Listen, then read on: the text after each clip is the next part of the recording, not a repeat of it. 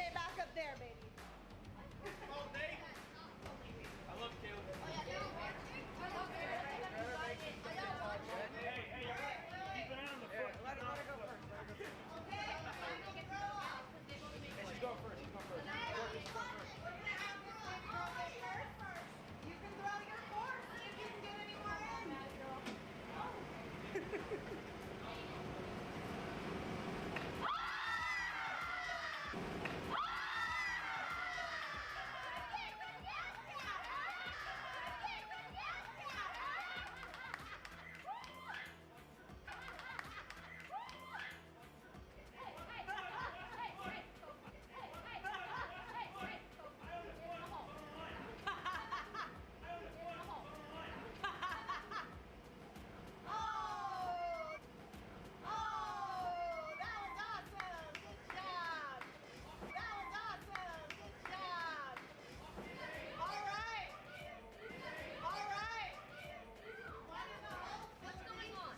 Oh my god.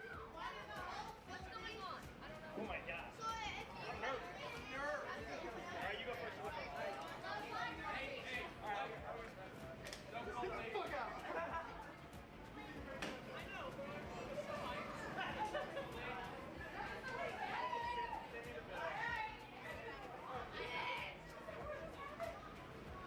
Oh, different.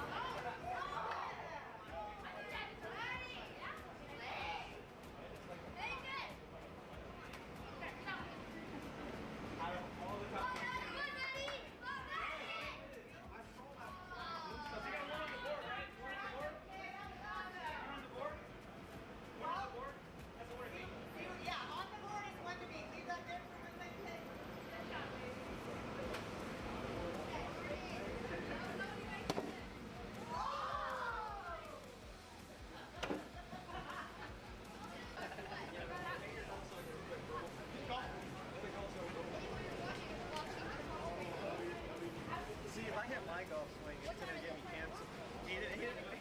No! We're just in the one. I mean, we can go back to there. Where the red guys? Don't worry about it. I got it. Yeah. If you want to play for a little longer, I was going to let them. Yeah. Nothing to win but the glory.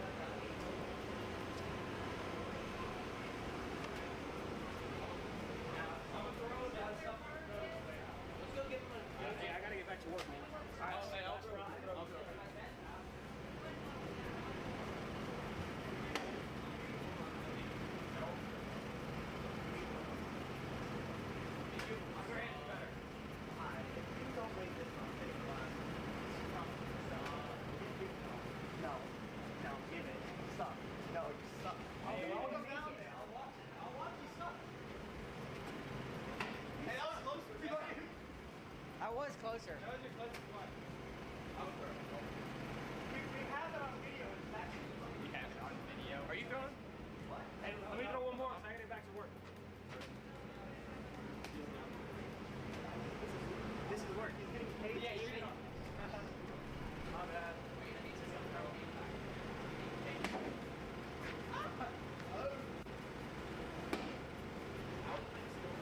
Dude, if the camera wasn't here, I really want to say something.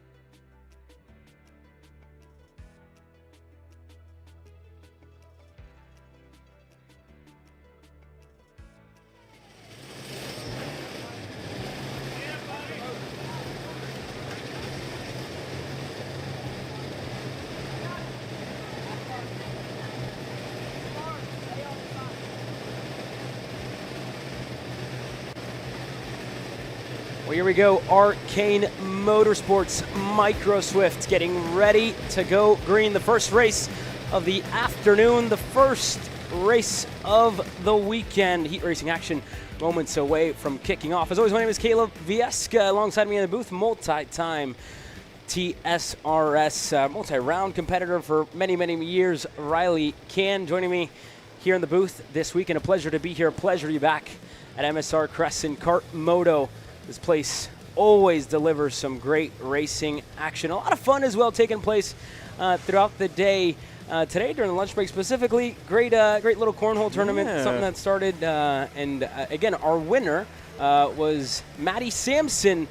She's the younger sister to Hayden Sampson, who's actually going out there on the racetrack right now. She was able to win, and again, if you guys were watching throughout the lunch break, she made one in the hole, and everybody went wild. That was down there on the grid. So really, really cool to see in a family environment here at TSRS. Yeah, man, I'm just proud of you for representing the crew well and giving us the technical dub on the track, basically.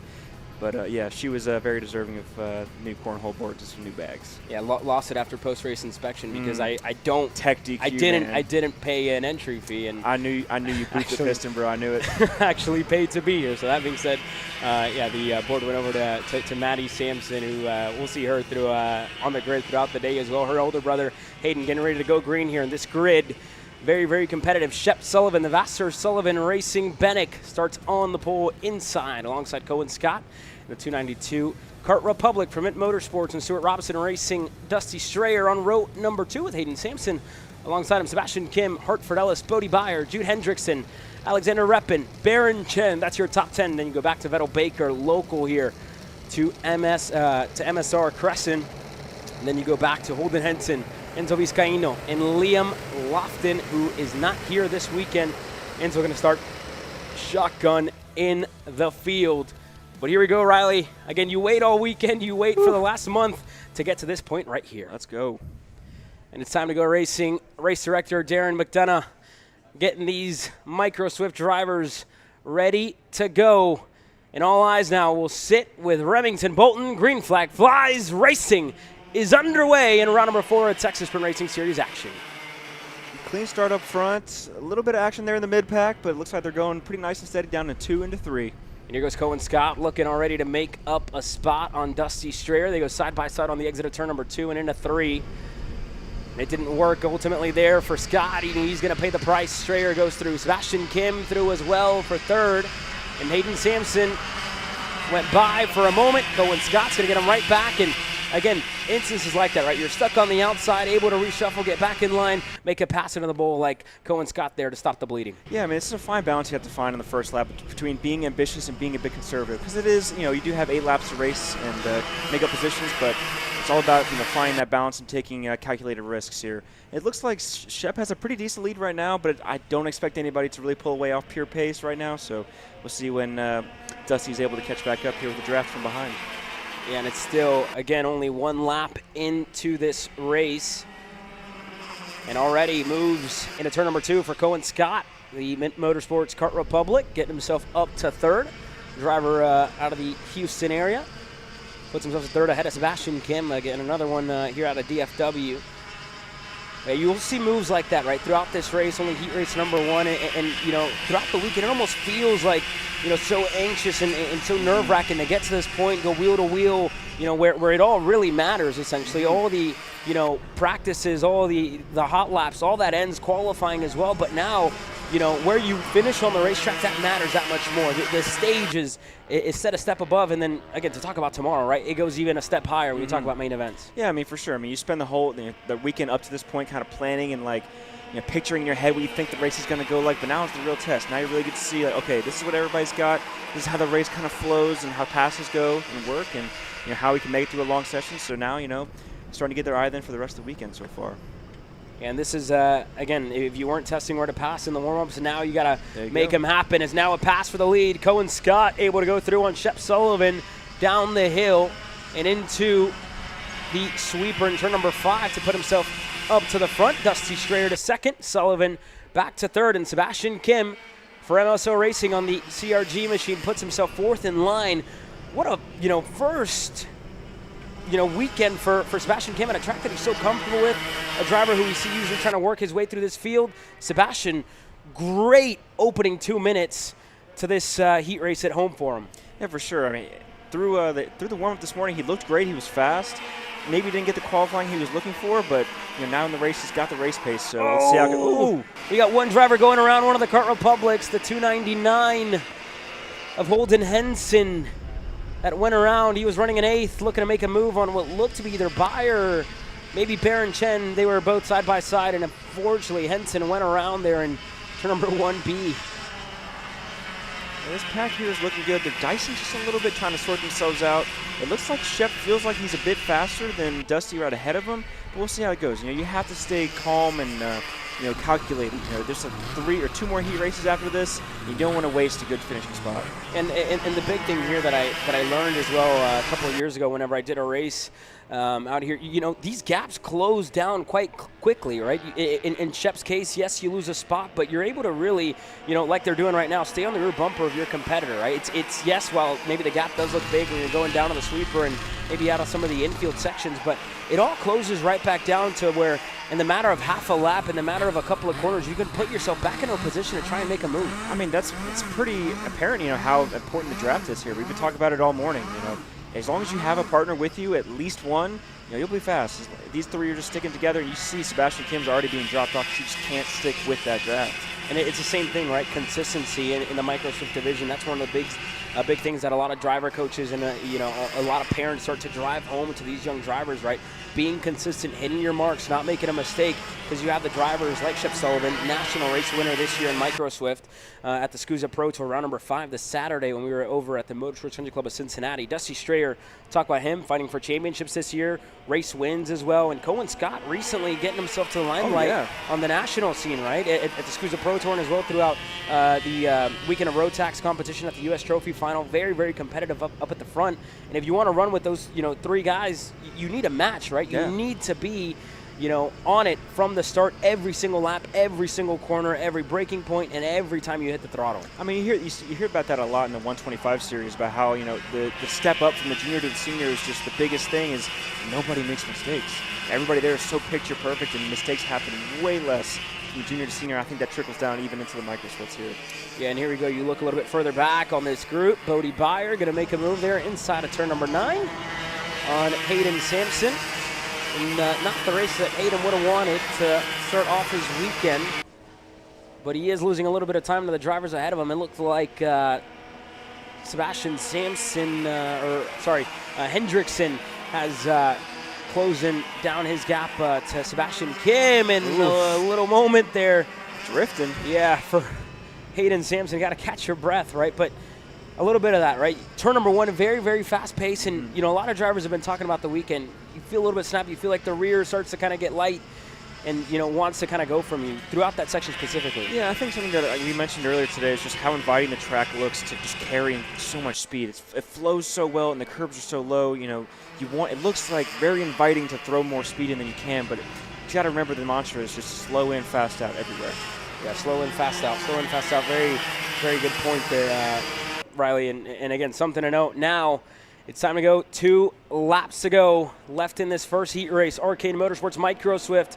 We're going to have a change for the lead. Dusty Strayer, turn number 1, with Shep Sullivan following him through. They're going to put themselves 1-2. Cohen Scott quickly back to 3rd.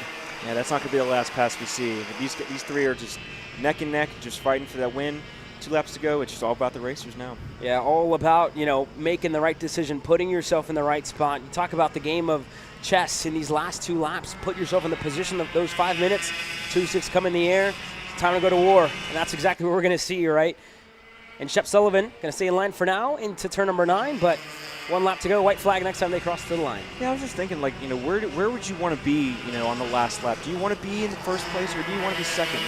I'm not too sure how defending will go here, but, we'll see in this last lap and how it goes. In my experience of watching races here, especially last year, and again, anything can happen. Usually the driver who comes out of turn number 10 in the lead, that can quickly change. Turn number 9, you talk about that too. There's moves, if you make a move down the inside into turn number 10, you make a move around the outside, set up a crossover on the straightaway, but the start-finish line is so far down that stretch that, again, it promotes a lot of drag races to the line. And now Sullivan looking to go a little bit quicker, or a little bit sooner, I should say. Cohen thought about it too. And Cohen wanted to go as well. In the third spot, didn't work for either of them. Back to the drawing board, 2 corners to go into turn number 9. And this is, again, the question that you asked, where do you want to be? Sullivan wants to be in the lead. Inside on Strayer, clear.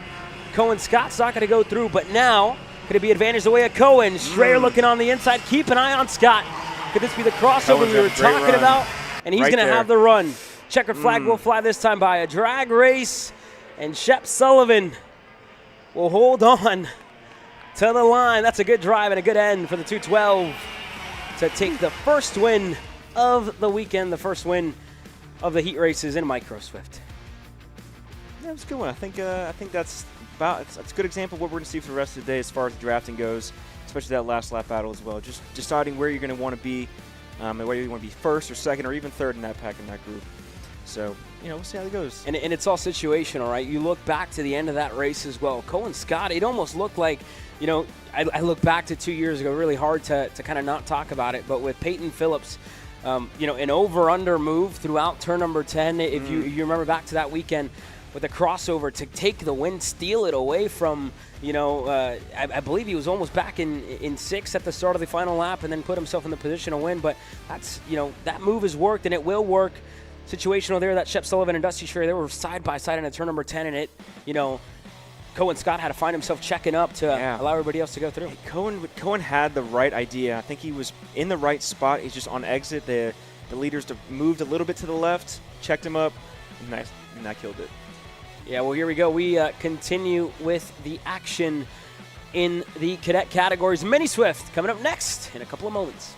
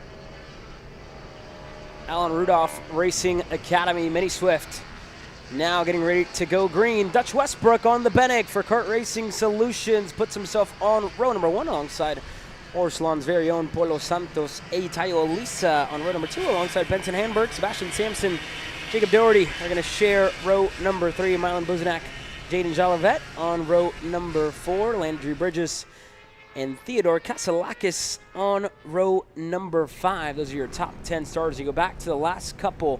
Eric Pokrovsky and Marshall Steves getting ready to start shotgun on the field. Max Santana and White not with us here this weekend, but keep an eye on Marshall. He's one of the drivers that's found himself closer and closer to the top of this championship fight. Spoke to Morgan LeBaron earlier on this morning. Didn't really get the chance to talk during the lunch break, but there was an issue for Sebastian. Couldn't get out there earlier on, or I should say couldn't get out there for the qualifying session. He's going to have a lot of work to do to try and catch up to the front of the field here, Riley. Yeah, man, I also talked to Morgan this morning, and he sounded pretty confident in his cadet driver, so yeah, we'll see what they can do here. Yeah, I think it's no secret, right? The cadet OTK side of things doesn't really have a big presence. Morgan's been big about driving that home, right? Having cadets on the OTKs here, and you see, their drivers running up at the front fighting for championships. We'll keep an eye on the starting grid here as they work their way into the tram lines. Dutch Westbrook is going to lead them to the green flag, and Mini Swift is underway. Great start from Dutch Westbrook. He's going to obviously be the benchmark. We'll see if Polo Santos or Ayatayo Lisa can even keep up here. But, yeah, I expect a big fight for P2 once Westbrook does get away. Yeah, well, here we go. They're working their way down the hill now. And like you mentioned, right, drivers to keep an eye on. Tayo, one to know, as well as Benson Handberg, who is in the 119. He's already got himself up to third. Polo is actually the driver that fell back a little bit. Talk about starting on the outside. That's kind of what hurt Santos there at the start. But Tayo, a great start for him. And again, continuing. Oh, and commentator's curse. My apologies there, Tayo, but great start to that race. And now we're side by side between the teammates. Door to door and an over-under. Benson Handberg, thank you very much. Clear for second. Yeah, not the greatest teamwork there, but it's still the beginning of the race. Long way to go, and we'll see how they can recover. Yeah, it's, again, very short main event, only 5 minutes plus 2 laps in this one. We'll see how long it takes them to work their way through. But Dutch, again, you give them the opportunity to run away from this field, and you do just that, a 58.209, fastest lap of the race on lap number 1, and it only continue to build and build and build. And we'll keep an eye on this second half of the group. Benson Handberg, we talked about him working his way through. Sebastian Sampson already up and into second. Benson Handberg, sorry, the driver in third, I should say. He's the other one on the OTK. And you look at Polo Santos, who's now back to fourth, and Tayo Olisa, the driver inside of the top 5. Two down to the inside here in turn 10. Santos keeps it. It's going to be a drag race down to turn 1. Almost 3 wide down the front straight. Yeah, Tayo had a thought about it, right, coming out of that final corner. But a move there by Polo Santos, you know, slowly trying to work his way through. And you look a lap ago, right, to trying to make that move. And it was, you know, a door that was closing. They were 3 wide. Tayo just made the mistake coming back up the racetrack. Driver on the outside was Sebastian Sampson, just able to, you know, pick up the leftovers on all of them and work his way through. And again, a little note for the teammate here of Sebastian Sampson is Marshall Steves, the driver of the 165. He's already up 2 spots to get himself up to 10. And a move now on the inside. Turn number 9, Polo Santos going to get himself clear. Tayo going to respond. What a move. And a great move, right? Talk about, you know, situational, taking advantage of the situation at hand. Tayo did just that. Yeah, I mean, did he even think that he was going to make that move? I don't know. Because that was such a late lunge. I didn't even expect it myself. But great move there. And it's really, again, gutsy move to go when your teammates going at the same time. Now the rest of the pack coming through. You look at them nose to tail, pushing each other along, and again, picking a lane, right? That situation right there is what we talk about this track being a lot of Talladega-esque. Even last night, right, watching the Xfinity race, picking the right lane throughout that finish. You know, when they're 3 wide, getting a push down that front stretch. You saw that exactly, right? You have 3 drivers that are connected, bumper to bumper, and then you have the outside where it was a better exit for Polo and company, but you know they're not connected and pushing each other down that front straightaway, which is why you see the move here out of Sebastian Sampson and Benson Handberg to go through. And then you got guys like Tayo Olisa, 2 for 1, turn number 9. That's been his favorite passing zone on the racetrack. This kid is on a tear. And I want to go back to when you were talking about situational awareness. Like, you got to understand that, like, you know, everybody's going to stay packed together. The draft is huge here. So, you know, making sure you're still at the front of this pack and not at the back of it at the right time, that's important. Obviously, you want to be more ahead, but, you know, it's going to be much more difficult if you make a move and it not work and then have to claw your way back up in such a short amount of time. And here we have, again, you saw the gap there. Dutch Westbrook, long gone. He's 4.5 clear of this field. And you got the likes of Tayo Sampson that continue to battle. It's brought everybody back in. The AR Academy Mini Swifts now back into the picture here with the, again, likes of Landry Bridges, talk about Milan Buzenak, as well as a couple more that have, again, joined the fight, joined the battle up here. And look at Marshall Steves now looking on the inside. Talk about the driver working his way from the back. It's all kind of come back his way, and you see him pointing forward, right? Goal in mind, continue to make moves. Oh, yeah. Santos as well as he goes by on his teammate in Jolivet.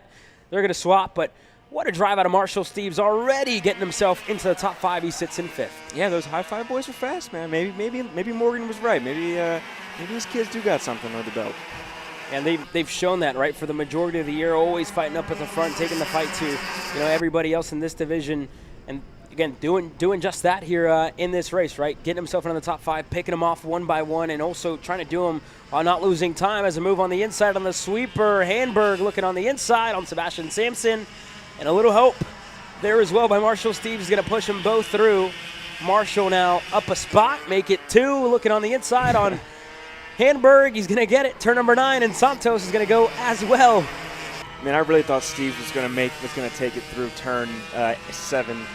as well. Just do 2 passes in 2 corners. That would have been cool, but a bit more patient than I would be. Yeah, and again, you can do that because of how much speed you carry into these corners, right? You talk about the 2-for-1 out of Tayo, turn number 9. You saw the amount of speed that he carried through there. I mean, you know, why not make that move, right? When it's available, when you can do it, maybe break a little bit deeper, but not losing time on the exit. And Tayo did that perfectly. And now everything transpiring behind him, building the gap to Marshall Steves and company. Steves up to 3rd, 7 spots gain, I believe more than that, sort of 12. So now he's up 11 spots if my math. Goodness, that is completely wrong. But up a good number of spots here. I'm doing what I'm good at here. 9 spots gained in this race. But, yeah, great drive by Marshall Steves. But, again, a lot goes on in these races. And just making sure for the likes of Marshall Steves, right, picking them off one by one and not losing time also continues to drive you forward to try and make them up here. And if you look at there, yeah, 9 spots gained. Math, not so good. Thank you, production. So far, so good here for Marshall Steves. Yeah, I was thinking about this earlier when you were talking about the draft and like making those passes real quickly through the corners. It keeps reminding me of Talladega Nights, man. Oh, in a big moment. No. 2 go around. One of the high fives, one of the AR Academy machines around in front of the field. And that was inside of the top 10. There's the 123 that's off. Jacob Doherty. Collateral damage. And again, just very good point, right? Collateral damage to trying to avoid the moment there by the driver with the AR Academy. That being said, he's going to fall down the order. And a look at the battle for second. Marshall Steves, turn number 9, going to get himself clear of Tayo Olisa. Yeah, he's just been on one. Cutting through the field, slicing and dicing. So Lisa goes back down. Is that both of the... Yeah, that's both of the, again, Orslon Racing machines that are right there in frame. You got Westbrook now taking the white flag, final time around. And again, you give him the opportunity to do so, to break away from the field. He's going to do just that here, Riley. This kid's been really, really good at this track, especially throughout the years. Oh, I mean, he's good anywhere he goes. Anywhere we go on the national field, he's always one of the front runners, so it was really no question for me that I feel like he'd just walk away with this anyway. Yeah, 8 seconds and gaining as he works his way through this infield section. The battle for second continues with the likes of Olisa, with the likes of Steves, Santos, and Handberg. But again, 2 corners to go here for Dutch Westbrook. And he's going to knock this one out of the park in heat race number 1. And we'll look back here as well as they work their way to the line with the battle for second. Checkered flag flies. This one going to come to a close. And the battle for second, Tayo is going to hold on with Marshall Steves. That's right behind him. They're going to go side by side for a moment, but it's Tayo Olisa who takes the second spot. Marshall Steves, hard charger. 9 spots gained. Polo Santos, Benson Handberg, your top 5. Sebastian Sampson, Milan Buzanak, Jaden Jolivet, Pokrovsky, Kasalakis, your top 10. And there's the moment there that we talked about for Milan Buzanak. I was actually crossing the checkered. Milan crossed. And race is over, guys. Yeah, it's in the grass, but probably going to have to get picked up here. That gives us a moment to step aside. Landry Bridges, Jacob Doherty then, and it was Landry Bridges, my apologies, the driver going around in front of the field in turn number 1 a little bit earlier. But that being said, quick commercial break. We return. More on the other side.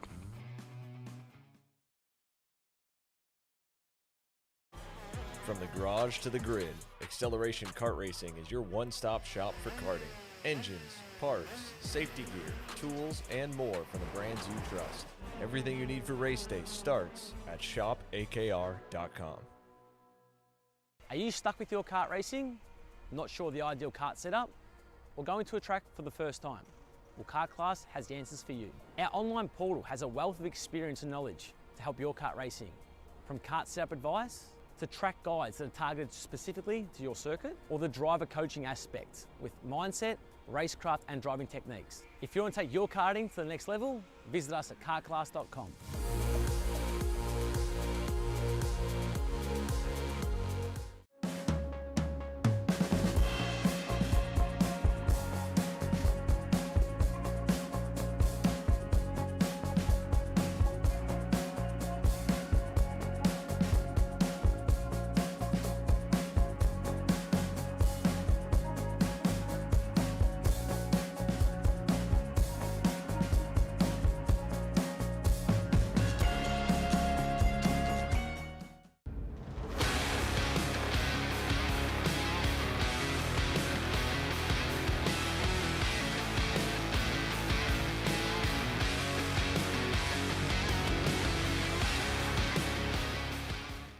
Chrome Motorsports builds champions every day, drivers who won on the world stage.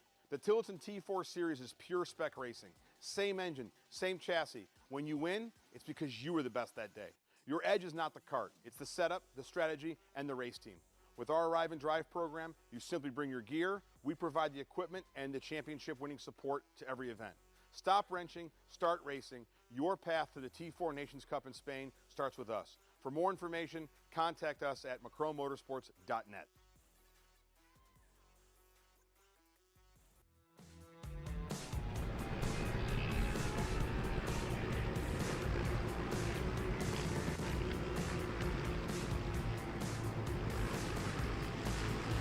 Tillotson Senior T4 getting ready to go green for heat race number 1. Caden Harder, driver on the pole position alongside Derek Wargo.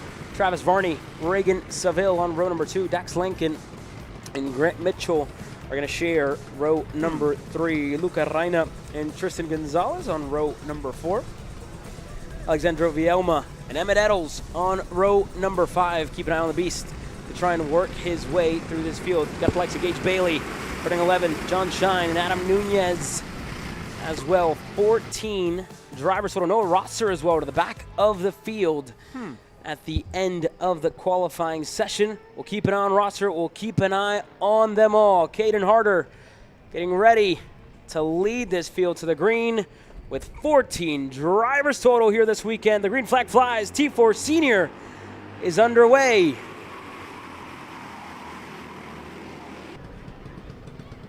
And a move already to the inside into turn number 2. Looking at least for Wargo. 3 of them together down the hill into turn number 2. And I think we might have lost just about 2 of them to start this one off. But down the hill, Harder with a great start, right? Pressure from the outside by Wargo, able to hold on. Yeah, that was a great start by the outside line. You don't really expect to see the outside line do too well, but Wargo was able to hold it around turn 1 into turn 2 and 3, and now he's still in P2. So great job by him being able to stay up front. And we'll see a lot of that as well throughout the weekend, right? A lot of drivers, if you're able to get a good enough start from that outside line, you're able to hold the outside and try and, make the pass down at turn number 3. A pass there, as you saw on your screen, and turn number 10, Derek Wargo able to get clear, and Seville, situations like this, right? We talk about them so much. You want to make a move, you got the momentum out of the corner, but with no help, it's hard to do so. Seville going to hit the dummy. It's tight there. Going to the outside, going to go back to the inside. He's going to make the passes. They're side by side now for third with Reina, and it looked like Vielma as well that were side by side. Sorry, that was Harder. Harder got shuffled back in the field. Seville through for second. Wargo, the driver, in the lead. Then Harder was having to, get his elbows out to just hold on a position there. Yeah, I wasn't expecting Seville to be so aggressive in the beginning because that they're all going to pack back up anyway. But I guess Seville feels like he has a nice piece under him so that he can still push Wargo up away. And that's one of the big things, right, that Reagan always kind of flourishes in whenever you see him race, whether it's 206 or as we've kind of watched him throughout the year in T4 Senior. He's always, he feel like he thrives, and talking to him a little bit more, he thrives, he feels like, whenever he's that lead car, whenever he's a driver kind of leading the pack, in control of the race. You talk about that, right? What the difference is when you're chasing somebody down, and a lot of drivers find, comfort in having a marker in front of you. Yeah. And then you have the discomfort that a lot of us feel, I think myself included, being that lead driver, the guy in front, the guy that's setting the pace, the guy that's setting the tone for the race, right? Yeah. And he feels like, that's a place where you flourish. But I think it's a toss-up, though, sometimes, though, because, being the guy up front, you're pushing as hard as you can, but when you're in second, you can kind of just take it back a little bit and just stay with them and not have to push your equipment too much. Save your tires, save your energy even as well on this super-duper hot day. And that's going to be, I think, one of the key points to hit here as well, right? Talk about these tires, the Maxxis tires for this division. Keeping those under you throughout the day is something that I think a lot of them that are new to this package are still learning, right? How to push, how to, lean on the sidewall of this Maxxis tire, how to, put it within the right range of window. But as we look further back in the field, a couple of drivers that have moved up. Noah Rosser, talked about the Team USA representative, the winner on the world stage in T4 Senior, putting himself a little bit further up the field, already into the top 5 after starting at the tail end. And you look at Emmett Eddles, the beast, already right behind him as well. He was 6th at the start of this lap, and I think Vielma was just able to get by ahead of him with more pressure from Gonzalez behind. Not going to work. But Eddles pretty good start for this rookie who talked to him as well during the lunch break. A little bit, looking for the right gear, looking for the right window to put this T4 senior in. He said, look, we threw the kitchen sink as much as, through the dishes, really, because you can't throw the kitchen sink at a T4 senior.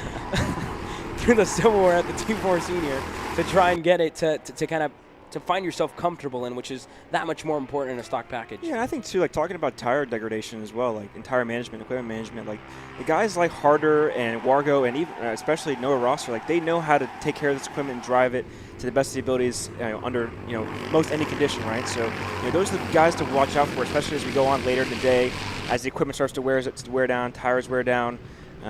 Yeah, I think too, like one thing I'm actually impressed by as well is like the guys doing double duty this weekend. It's so hot. Like I would be drinking water out the wazoo, and maybe even making a stop down here in the IV station. It's hot, and this takes a lot of energy out of you doing 2 classes. Yeah, and again, something you gotta stay ahead of yourself, take care of your body. Talk about being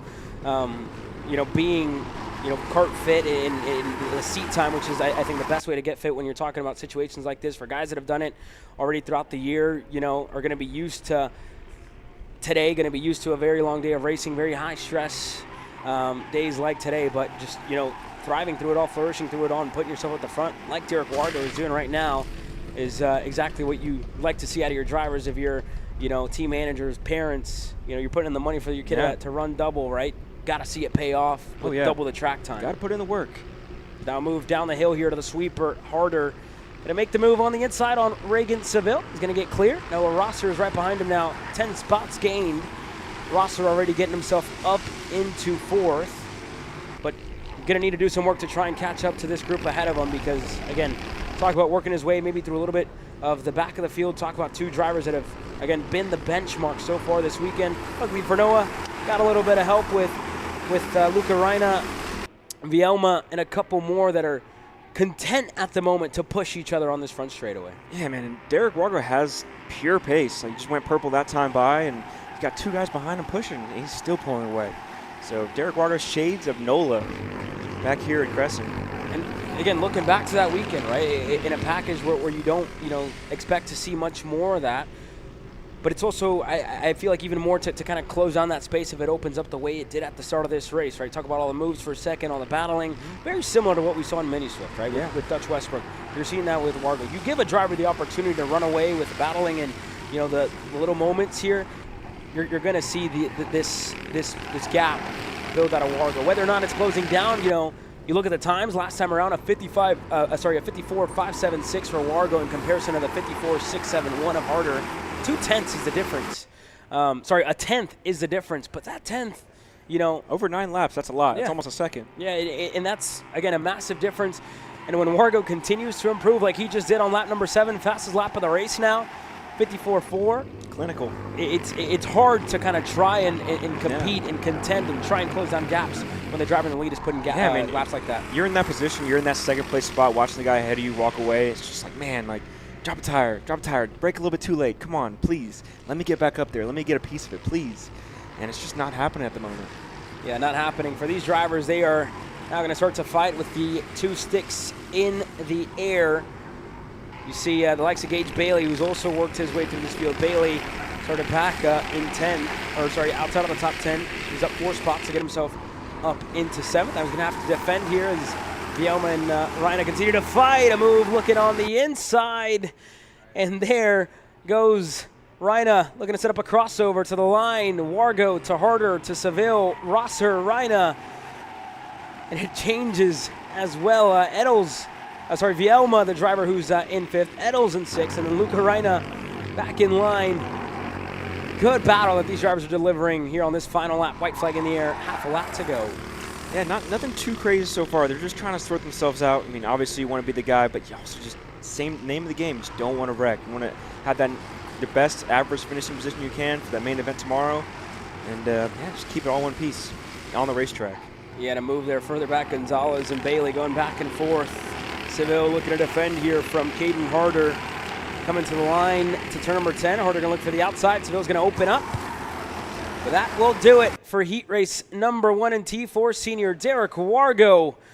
Lights out performance in the first one of the 3 in T4 to take the win. Seville across the line to finish second, finishing ahead of Caden Horder. Noah Rosser, fastest lap of the race on that final lap. He finishes 4th. Your hard charger, 10 spots gained. Vielma in 5th. Eddles, Reina, Gonzalez, Bailey, and Varney, your top 10. So I have a question. So do you think Wargo maybe have just put a target on his back? Because I feel like he didn't have that big of a pace advantage in the warm-ups or in the qualifying, but now that everybody knows that, okay, he can pull away by himself, is that going to maybe cause drivers to be a bit more aggressive towards him on the starts of the races for the next 2 heats? I think it kind of goes back to what we talked about a little bit earlier, right? Everything's situational, right? In the way that you go out there and the way that you approach these races, maybe situational that Wargo won. He wasn't the fastest on the racetrack in the end, fastest on the 3-lap average. Fastest lap went to Noah Rosser, and he started further back. Whether or not, we'll find out later on today when they go out for heat race number 2, 206 Kid Kart, presented by GR2 Motorsport, on the other side of the commercial break. Paulie Massimino wins the Wisconsin Grand Prix. James Overbeck on start number 2 gets win number 1 in OKN Stars. On track or off, Brandon Jarsekrak Racing delivers elite performance. Led by 4-time Pro National Champion Brandon Jarsekrak, our team masters driver coaching, data-driven analysis, and mechanical precision at every national event. Contact us today at BrandonJarsekrakracing.com. Welcome to the future of kart race preparation. Kart Sim Pro North America. Featuring laser-scanned North American kart circuits and precision-tuned kart physics developed using real telemetry, dyno, and tire data, Kart Sim Pro North America delivers the most advanced and realistic kart simulation experience available today. Whether you're training for race day, refining your lines, or shaving tenths off your personal best, Kart Sim Pro gives you pro-level insight without leaving your home. Trusted by world champions, coaches, and karting enthusiasts alike, this is where virtual practice translates into real-world performance. Experience the thrill, the challenge, and the edge. Kart Sim Pro North America. Use code CHASER20 to get 20% off today.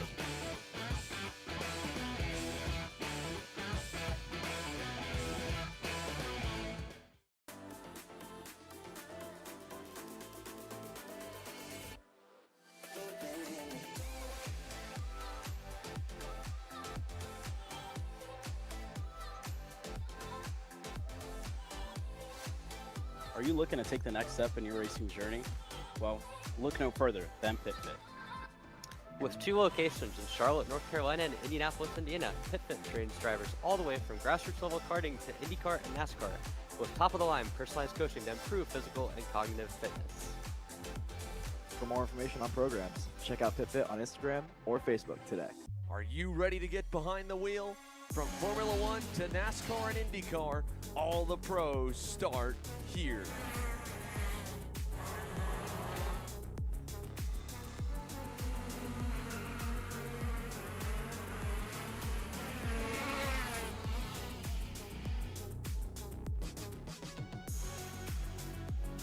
For more information, check us out online at mcckarting.com or call us and go racing today.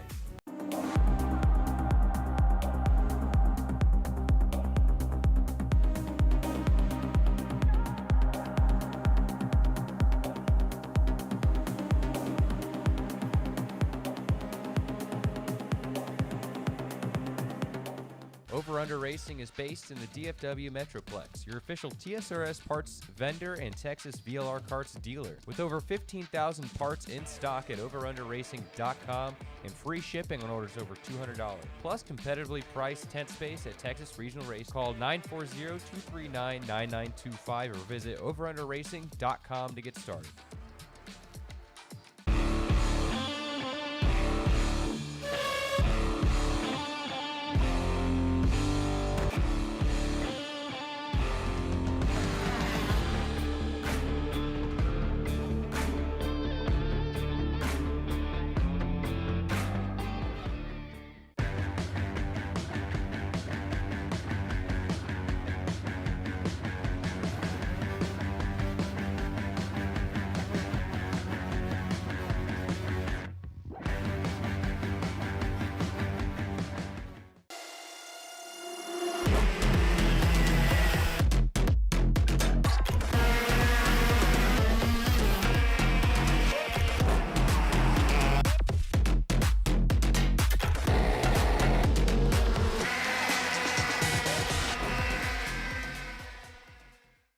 Hey guys, another Kart Chaser driver fitness episode with me, Chris G. And today we're doing some upper back movements. Here we go.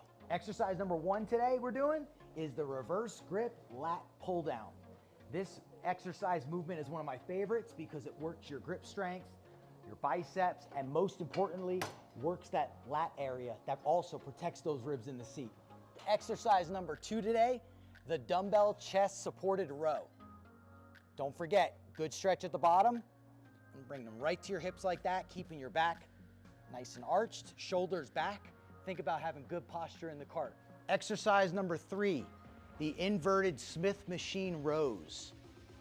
Grip strength, back strength, overall amazing workout. Thanks again for joining me on another Kart Chaser driver fitness episode with me, Chris G. Race ready training that carries into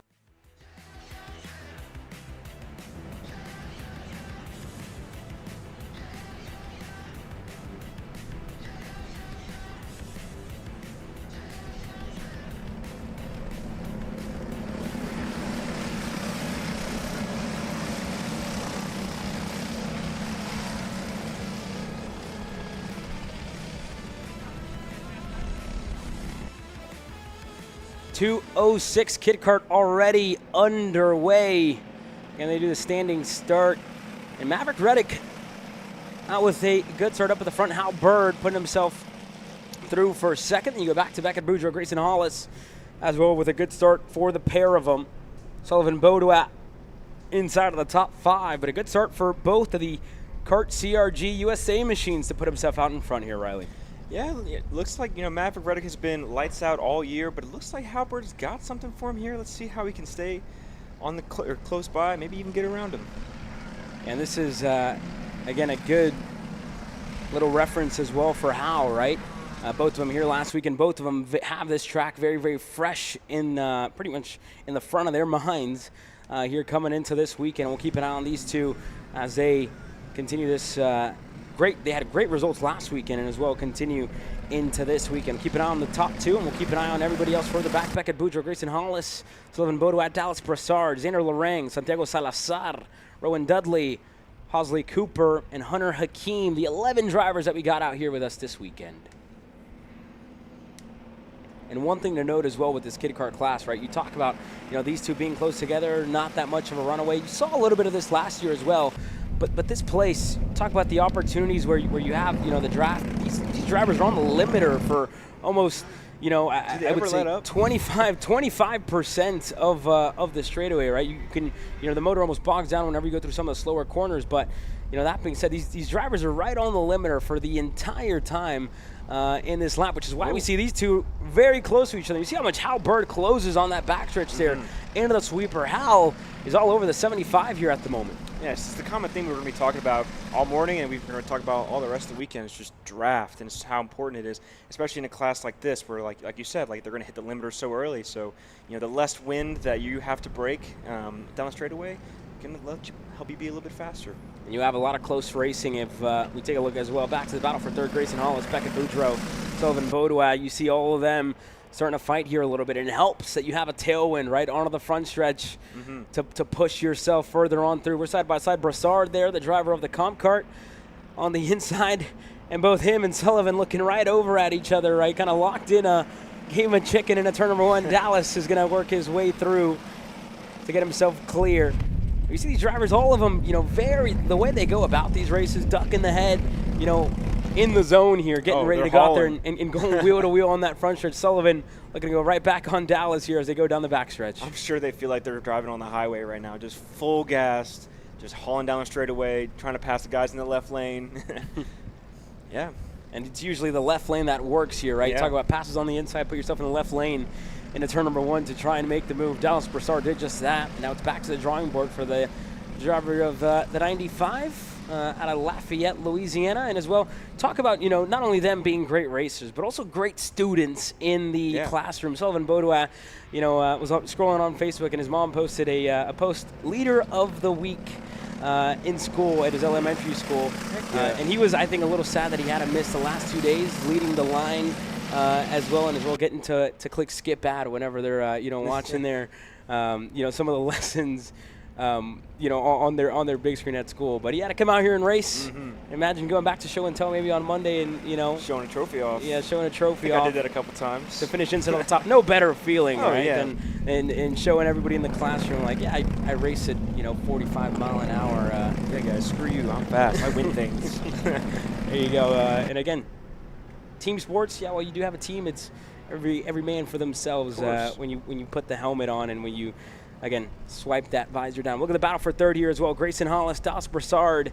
Talk about Broussard working his way past Sullivan Baudouin. Now has got Hollis in his sights as they're working their way into the bowl. And we'll keep an eye on Dallas here. He's been, again, very, very patient, which is good to see, right? In building yourself into these moves. Dallas has done just that. Did it in turn number 1, and now he's waited for a little bit here behind Grayson Hollis. I think Dallas might have a little better exit here. You saw the 97 a little low on the entry of 9. Dallas all over that rear bumper here, Riley. We'll see. Just, I wanted to say that, these kids, should be watching and studying the guys that go ahead of them. The senior guys, the junior guys, or even the cadets as well. But I feel like if I was them, I would just be studying the flowers and the rocks around, play with my friends. The only mode that these kids really have at the moment right now is just go really fast and don't crash. And look at this, side by side, turn number 1, Dallas Broussard, Grayson Hollis. They're right there, door to door, within one another. And again, Beckett Boudreau, the driver of the 95, my apologies. Sullivan Baudouin currently running 6th. The 19, again, from Lafayette. Beckett Boudreau, and the 95 from around the area here in Texas. But that being said, look at Dallas Broussard. Again, another move made for him already ahead of the 97. He's got the top 2 in his sights that are, again, just pushing each other along, bumper to bumper, nose to tail for Maverick Reddick and Hal Bird. And you see them, picture perfect teamwork right in between the two of them. And you got these drivers like Dallas Broussard having to pick them off, having to make moves, having to work for every single spot that's gained. Yeah, I mean, when you're with your teammate, you're 1 and 2. There's really nothing else left to do. I mean, you're going to have a good starting spot anyway. You don't want to have to risk a situation with your teammate because I know from experience that talk at the end of the race is not fun. Yeah, well, here we go. 2-6 in the air. We'll see what Hal Bird can do against the 75 of Maverick Reddick. But 2 laps to go. Dallas Broussard, we saw him take the lead of the second group for third a lap ago. And now it looked like Hollis wanted to try it on the inside of 1. And Broussard able to hold on. But the difference in line, right? You see drivers a little bit better on the entry, a little bit better on the exit. And, being around competitors, being around, other drivers, you see that visibly, right? Okay, what if I take the inside down? Now what if I try the outside? What does it look like on the exit? Was it better? Was it worse? Did I catch? Did I lose time? You see that all visibly, right, with your eyes. And this is all things that, they start to pick up from a young age, right? What line do I need to take? Where do I need to be? Right now, thought it was going to be a look on the inside for Grayson Hollis. He's going to wait a little bit longer, try it a little bit later. Yeah, to even go off on the lines, as you mentioned, we're talking about connecting straight lines, and in a class like this where you're on the throttle for most of the lap, I mean, carrying as much momentum as possible and making those radiuses nice and long, that's the way to go. And the lines you take here are so important.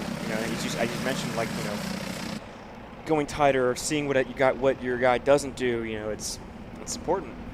Yeah, well, here we go. White flag in the air. Last lap in this first heat race for the GR2 Motorsports Kid Karts. And again, down on the low side here for Grayson Hollis. Doesn't lose any time, actually, doing that. Able to run, pretty close to the rear bumper of Dallas Broussard, who runs the outside, comes back low. There's also 4 spots gained in this race, might I add. You're a hard charger thus far. But a look with the last couple corners underway, Hal Bird with an opportunity to try and steal a heat race away from his teammate in Maverick Reddick. The 2 of them into the bowl. The 75 of Maverick for the 88 of Hal. 2 corners to go. And again, Hal's going to try and catch his teammate by surprise here. No defense just yet for Maverick. Playing the team game quite perfectly in between these 2 drivers with a corner to go. Hal, I think he might just be a little bit too far back. I think he will be. Maverick Reddick out of the last corner. He's got some company this week out at the front, and Hal Bird going to need to give it his all to stay ahead of his teammate. But the 2 Kart CRG USA Kit Karts go flawless in this first heat race. To finish 1-2, Broussard across the line in 3rd. Hollis to Boudreau to Baudouin in 6th. Rowan Dudley, a good move there on the final lap to go up to 7th. Santiago Salazar as well, up to 8th. Zander Lorang had an issue. You see him coming to the line. Unfortunately, there for Zander is going to finish 10th. You go back as well to Hunter Hakeem, the 11 drivers. Hunter, unfortunately, wasn't able to finish this one, or is about to. My apologies. Hunter Hakeem is about to come across the line here on the Pantano as he's working his way through.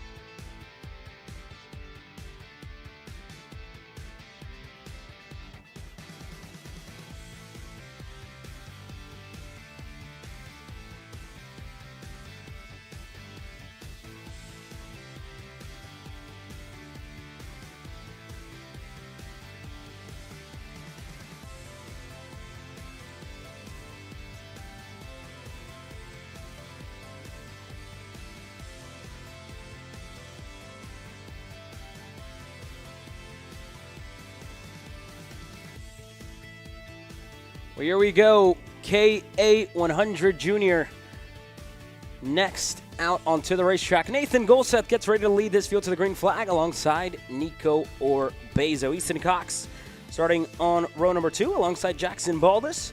Keep an eye on both of the High Five performance machines to try and, again, each of them go one row better whenever they try and, again, finish with an accumulative average better than the 2 drivers ahead of him to try and steal the front row from him. Luke Cruz starts back on row number 3 alongside Clayton Stiles.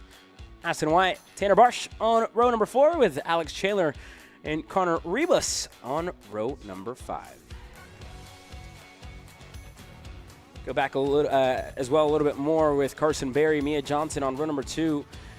Then Arthur Murad Jr., Cruz Rodriguez on that 7th row. Justice Pack, Hudson Thomas, Mason Berry, Nicolas Castro, Yannick Pereira, Emilia Gus Wonderley, Salvador Ruiz, Caden Smart, Andrew Jacobs, Danica Smart, and Theo Mitchell. 25 drivers total this weekend in KA100 Junior, presented by P1 Engines, that are getting ready to take the green flag. And it's Nathan Golseth on the trackside karting services GFC that's getting ready to lead them to the green flag here for all 3 of the heat races. Orbezo on the outside into the tram lines. For them all, KA100 Junior is into the start box and is underway for heat race number 1.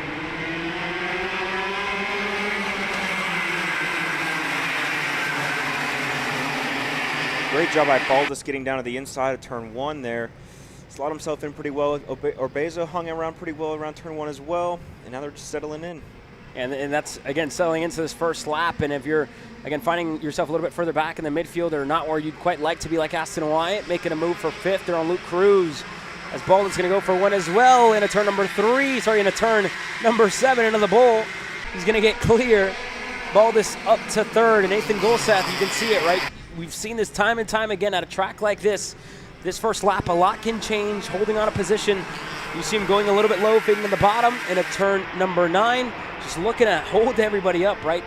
Try and pretty much hold position, hold your ground, and not let anybody else behind you work their way through, and also a strategy, right? You put yourself to the bottom, let everything explode behind you, and you run away with this race. Not quite going to happen here in the first lap. Yeah, I mean, the name of the game in the beginning of the race, just like this, is just risk management.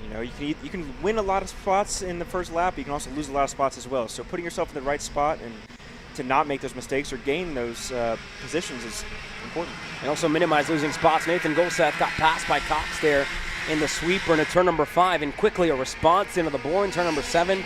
We talked about it, right? While you do get past, if you can get yourself back in line, it's easy to retake spots as two go off. Teammates. Styles and Chandler.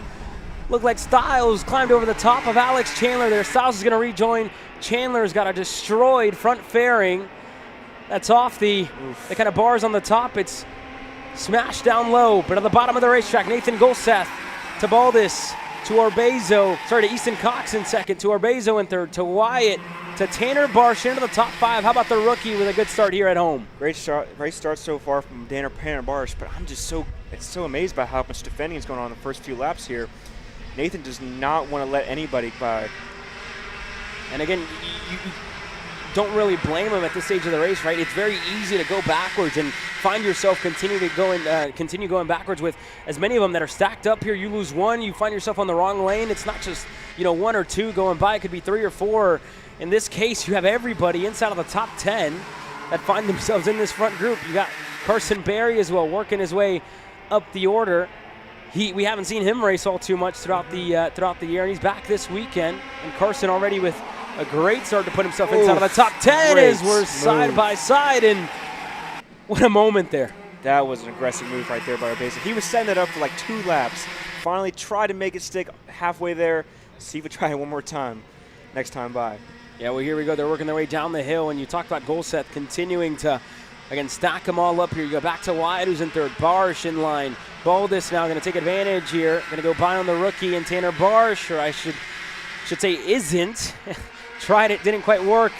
And they're on the low side once again into turn number 9. And this is where you have the rule of 3 kind of come into play, right? You got 3 drivers ahead of you going to the low side.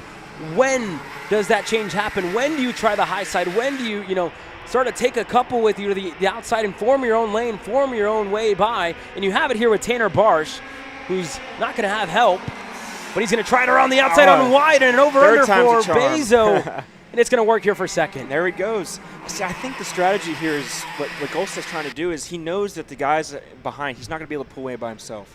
And so he knows that they're all going to draft behind him. So why not just cause chaos behind you and maybe get away that way? Maybe that's what he's thinking. I'm not sure. But it looks like Orbezo's pretty racy. We'll see. Yeah, and again, you saw it here last year, right? This is one of the tracks where he really kind of put himself in the limelight, fighting for a win in the main event in his rookie year in the junior categories. But it's a completely different Nico Orbezo from what we saw last year in 2025 to this year. Much more experienced. National race wins under his belt. Regional race wins under his belt as well. And, putting himself in the right situation, knowing, being calm under the pressure is the difference that we have this year out of Nico Orbezo, and how this can benefit him as well throughout the weekend and throughout the day to put a fight for the championship. You see him try the high side, try the low side.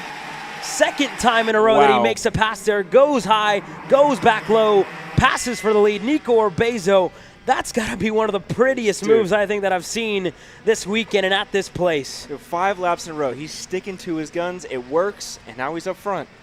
And now everything's kicking off behind him as well. Easton Cox stuck in a battle with Aston Wyatt. Baldus behind him. Look at Carson Berry working his way through this field already. Through for 6th. Carson on a tear. And now he's going to look to hold on for position. He's up 5 spots. Barsh to his outside, Cruz to his inside. Nothing there. Mia Johnson looking to set something up. But look, everything that's going on with the leaders, it continues all the way to the back of the pack. And Clayton Styles was off the racetrack at the start of this race. He is now back in the picture here with his lead group. I mean, dude, the entire pack fits on the front straightaway, and we're, 6 or 7 laps in, Again, this is why we love coming here. This is why we love seeing the way that this racetrack plays out, the way it races, the way, that it delivers the stories, how you go up and down, and it's a roller coaster of emotions for a couple. It's going to end early. 3 of them are off. Caden Smart, one of them, in the 888, it looked like. That was off either Caden or Danica. It was Danica, my apologies. She's going to be out of this race early, running down in 20th. Caden was in that group as well, running 19th. But we look back into the lead group. move on the inside. Easton Cox through for second. I wonder if Easton Cox has learned anything from being behind Orbezo the last few laps. If he's going to end up trying that move on Nico here, if he gets even closer to the end of this race. Yeah, and we'll see, right? And that's exactly what you get out of visiting this place time and time again. You talk about the amount of races that have already came here, the different packages, the different options. Talk about the Texas Karting League on the road tax side being here and as well coming here. DFW Triple Crown has been here already this year, and more moves as one on the inside by Nathan Golseth, but also racing here and trying that in other places, trying that last weekend if you were here for Cowtown, and applying it this weekend, right, for the big one that comes here every single year. You're seeing that. It's just knowledge of this place, knowing how it races, knowing the moves that are available, the situations that are available as well. Seeing repetition. Repetition is what's important when you come to the racetracks and when you see them play out time and time again. The battle for the top 5, Nathan Golseth, 2 for 1, down to the sweeper, puts himself back to the lead with a lap to go. Back to the bottom of the racetrack, too. See if it works for Nico again. He tried it, right? Defended well that time. Tried it. Went to the outside. Fool me once, shame on me. Fool me twice, still shame on me. I don't know, shame on you. However you want to call it. Nathan Golseth was not going to be, again, fooled like that again by Nico Orbezo, who put on one of the best moves we've seen here in a turn number 1. Orbezo still there in second with Baldus now the driver in third. And he's going to be the first one to try the outside. Not quite going to work in a turn number 9, but is going to have a good exit in comparison to the 2. Keep an eye on Baldus here. We talk about this high line being a little bit favored. He's going to try the outside on Orbezo. He's going to get him. And now it could be favored back the way of Nico. But keep an eye on Baldus to the outside. Golseth low. Baldus with a good exit. Orbezo around the outside. And it's going to be a drag race to the line. Nico Orbezo picked the right lane when it mattered most. He's going to take the win in heat race number 1 in K100 Junior. Super smart race by Orbezo. Aggressive, calculated, and he just stuck to it. He was persistent, and I got him the win. Again, you talk about elbows out racing, right? Making moves like that. Aggressive, like you mentioned, but being calculated, right? When you need to be, when you need to, lean an elbow maybe on somebody, lean on somebody, make a move. Does it, but also when you don't have to, brings it back, picking the lane, that was perfect. That last, last 2 laps that you saw is the growth, and I think the last year as well, the growth in racecraft that you see out of Nico Orbezo in the junior ranks. Great race there by Nico. Putting it all together, right? Connecting the dots, putting everything together, coming away with the win. What a way to close that one out in K100 Junior Rally. I mean, I think too as well. It's like this is the first heat of the weekend. You race behind these guys a little bit in practice and qualifying in the warm up. You try to see where they're stronger than you, where they're not. But this is the first time we're seeing each other under real racing conditions, and so now they know for sure how these guys are going to race me. Where can I make moves that they were making moves on me, and where can I improve compared to the other guy? And now, question I have: is it too early to show your hand like that for Nico Orbezo? Right, you had it in your back pocket for the last couple of months after coming here. Was Heat 1 a little too early to show that move? Was it, does Nathan Golseth now know, what you can do throughout that first corner? All to play for here later on. This is why I love this part of the job, right? You're sitting here asking yourself questions, asking, situations, what can happen, what comes next. That's what I love. It's my favorite part about this job and being here, sitting in this seat. Wouldn't trade it for the world. Coming up next, we're going to have more questions. 206 Senior Kart Racing Solutions. 2 bangers in a row. Led by Carter Kilgo. The year that Carter Kilgo's been on this year in 2026. Can't talk about it enough. We'll see him race. We'll see him go out there. Cameron Reed ready to come out here as well in a couple of moments. We'll keep an eye on, again, Cameron leading her operation here this weekend. Mikey Todd there giving her last little bit of advice or just support maybe, whatever you want to call it. She's the one that coaches them at the end of the day. And Derek Wargo, great to have Derek back with us as well. Not often you see an IPK on the 206 side of things, but, making it work. Just making it work. It's got 4 wheels. It's got an engine. It's got a steering wheel. You go out there and race, brake, throttle. That's all you need. All you need, putting himself to the front of this field, and we'll keep an eye on him. We'll keep an eye on a lot more as well. Paul Braden, what a qualifying for Paul, putting himself into the top 10, the 603 for Reed Motorsports. Looking to, again, help Cameron out a little bit, right? We talk about Cameron being up there at the front by herself more often than not. She's got some help. Chuck Jensen, one of the drivers, this guy old enough to be in Masters, showing the young guys how it's done here this weekend. Chuck starting inside of the top 10 as well. A great drive for Chuck over the years here at KartMoto here in Cresson. We'll keep an eye on him, work his way through. Weston Criddle as well starts a little bit further back. He is in the 654 GFC for trackside karting service. Keep an eye on Weston starting back in 12th. And as well, how can you not talk about reigning champion I shouldn't say reigning champion, 2024 champion of the Texan Racing Series, Bryce Frank, starting back in 13th on the AR Academy MGM. Can't really blame him. Showed up late yesterday, had really one to two sessions at the end of the day, and had to get up to speed quickly. We'll see how the, again, former champion of this series gets going here in the heat race. He's got to work his way through and talk about rookies. Levi Metter, rookie moving up, kind of outgrown the junior class, still old enough to be in the junior ranks. Had to move his, had to move up into the senior ranks. Add a little bit of weight to his Reed Motorsports CRG.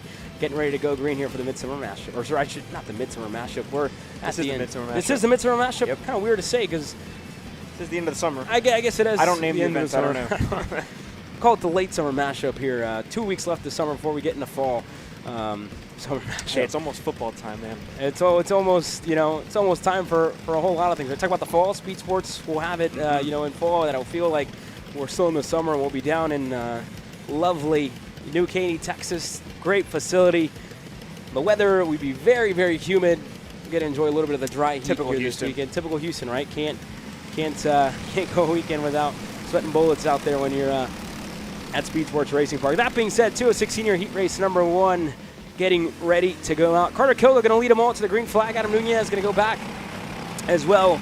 Scary moment for Adam, must be said, in the qualifying session, right? Somebody losing a weight, unfortunately, ran over it. Very, mangled bottom side, floor pan. Sight. Had to get it, fixed up, and that's why you missed the T4 senior race. Adam wrenching, working on his own stuff, doing both, and focused on the 206. Look, I got to get ready for this race. I got to, fix up my kart to go out there and do it. But great to see privateers like him right out here this weekend racing and taking part in the racing action. He's starting on 30th back. Davis Buck will be alongside him. It all comes down, or it all starts here, I should say. It all comes down to tomorrow in the main event. It all starts right here. Carter Kilgo, Jacob Oliver. I'm going to share row number 1. And again, you talk about Oliver with limited seat time, putting himself on row number 1, back like he never left. He's getting ready to go racing here. I mean, this whole top 10 is filled with such smart drivers, even through the whole field. Everybody's raced these classes so often, and a lot of them have been very successful. So, the racecraft in this series and this class has been really good this year. And again, I feel like I'm going on a tangent here before this race gets started because there's so much to talk about. There's so many drivers, there's so many stories, there's so many situations. Leading into these heat races, leading into the weekends, the preparation that they put into it. But again, everybody with a unique story. The one they're all going to want to get to is the one tomorrow, being the one, again, that they write stories about, being the hero in this story, being the one that wins the championship, or wins the main event tomorrow. And again, with eyes set on the championship as well, that's just around the corner. 206 Senior Kart Racing Solutions. Green flag flies, and we're underway for heat race number 1.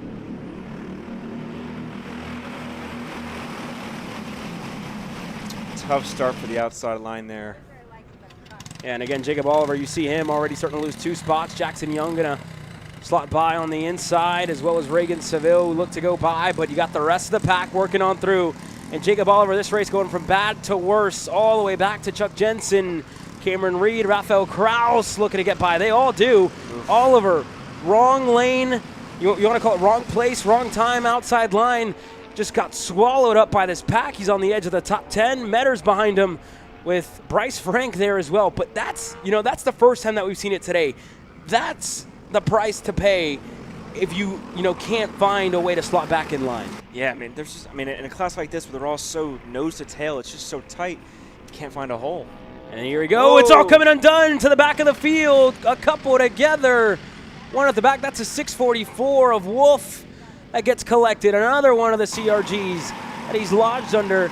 And it looked like 2 more. Grant Mitchell, I think, was another one of the drivers involved. Possibly Liberado Fuentes, Samuel Young, Abby Lindvall. Not sure if she was able to work her way through. Nick Miller looked to be as well back in this field. One of the drivers that potentially got collected there at the start of it all. But up at the front, you talk about 2 different stories, right? 2 different sides to this coin. At the head of this field, at the front, Carter Kilgo, nice and smooth, nice and quiet in between the top 4. Yeah, Carter's goal for this one is just to be steady, finish the race, finish well, don't make any mistakes, don't crash. And that championship is his. It's his to lose right now, and so he just got to play it smart. You don't win trophies in Heat 1.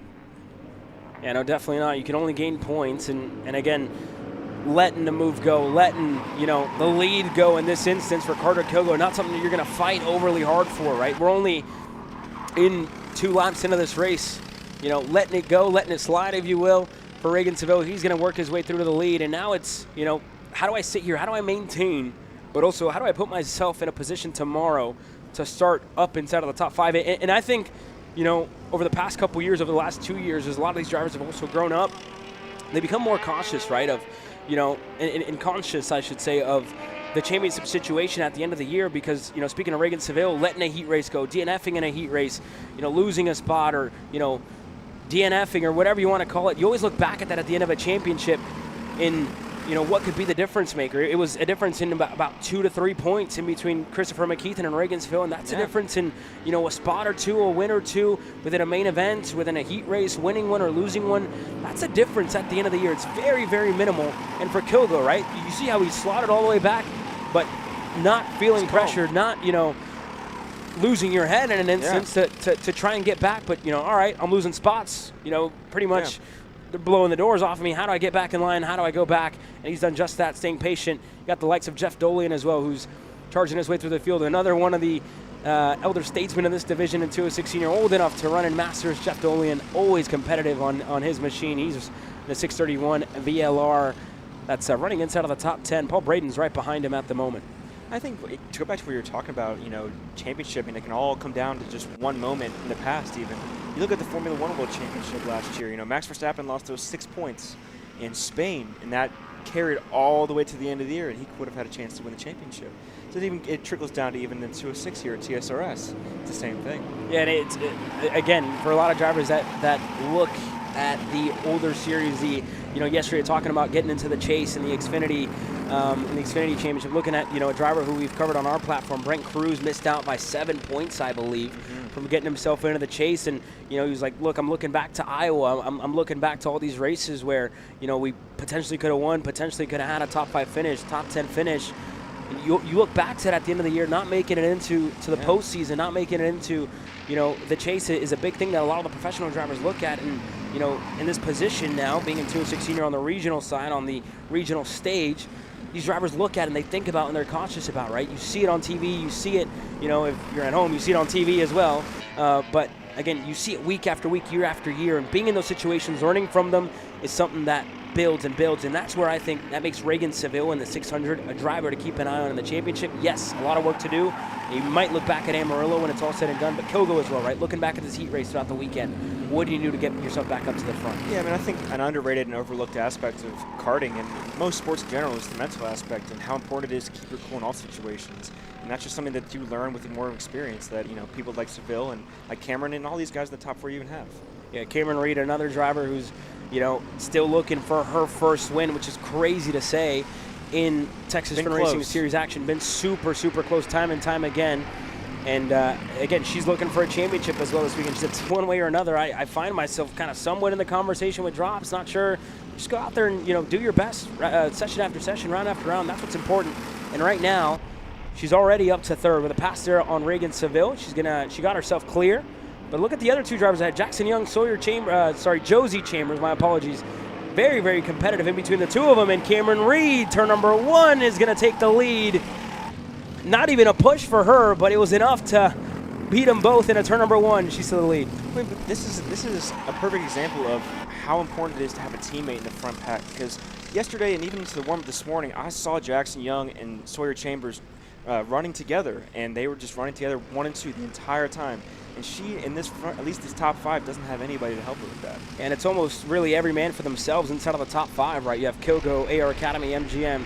You have Seville, only Trackside Karting Services, GFC. He's going to make the pass here on Josie. Looking on the inside, turn number 9. They're side by side, not going to work for Reagan. He's going to get passed in the process.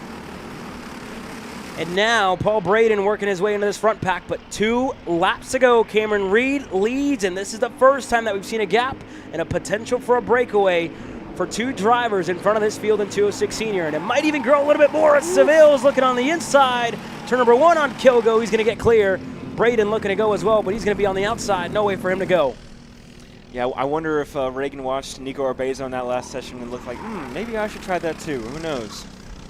And again, right, putting that in your back pocket, applying that here, taking notes, looking, watching, seeing how the racing goes. Jeff Dolian off the racetrack a little bit. See some dirt kicked up in the air, but he's still on the edge of the top 10 as they work their way through to the low side. Seville, he's got his hand in the air. I don't know if he's got an issue or what is going on with Reagan Seville in this one. Issue for Seville with 2 laps to go.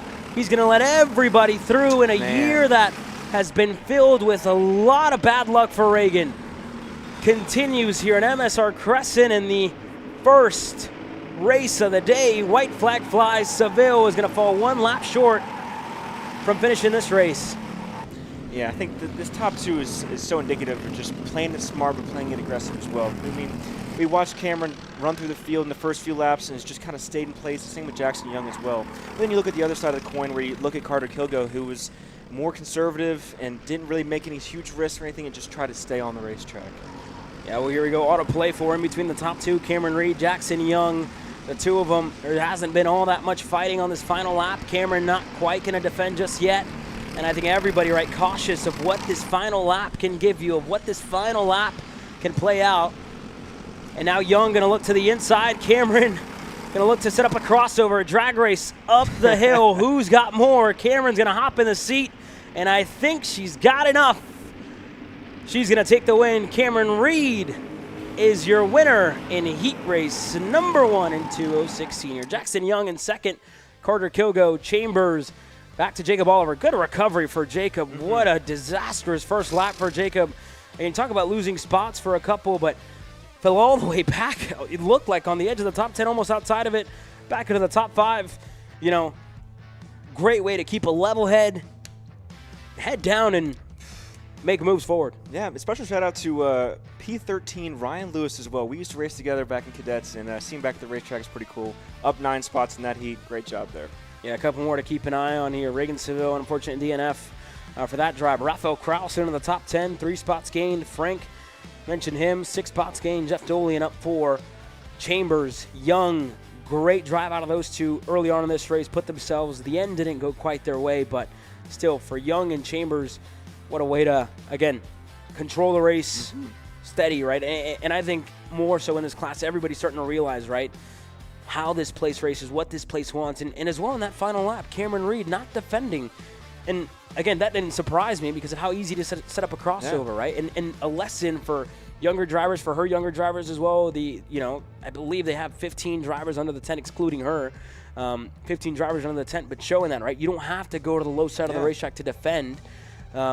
If you're on a one-on-one situation. Situation is a key word in that. Yeah. You look at the difference in K Senior. You leave the door open. It's a dogfight.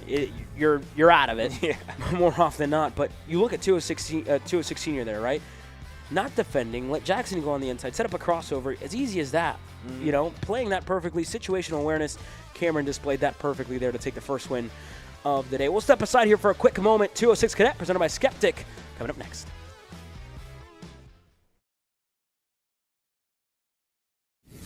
When it comes to innovation on the track, Odenthal Racing Products leads the pack. From the highly popular EasyGP camera mounts to our tough case to GoPro case, racers everywhere trust ORP for strength, reliability, and precision.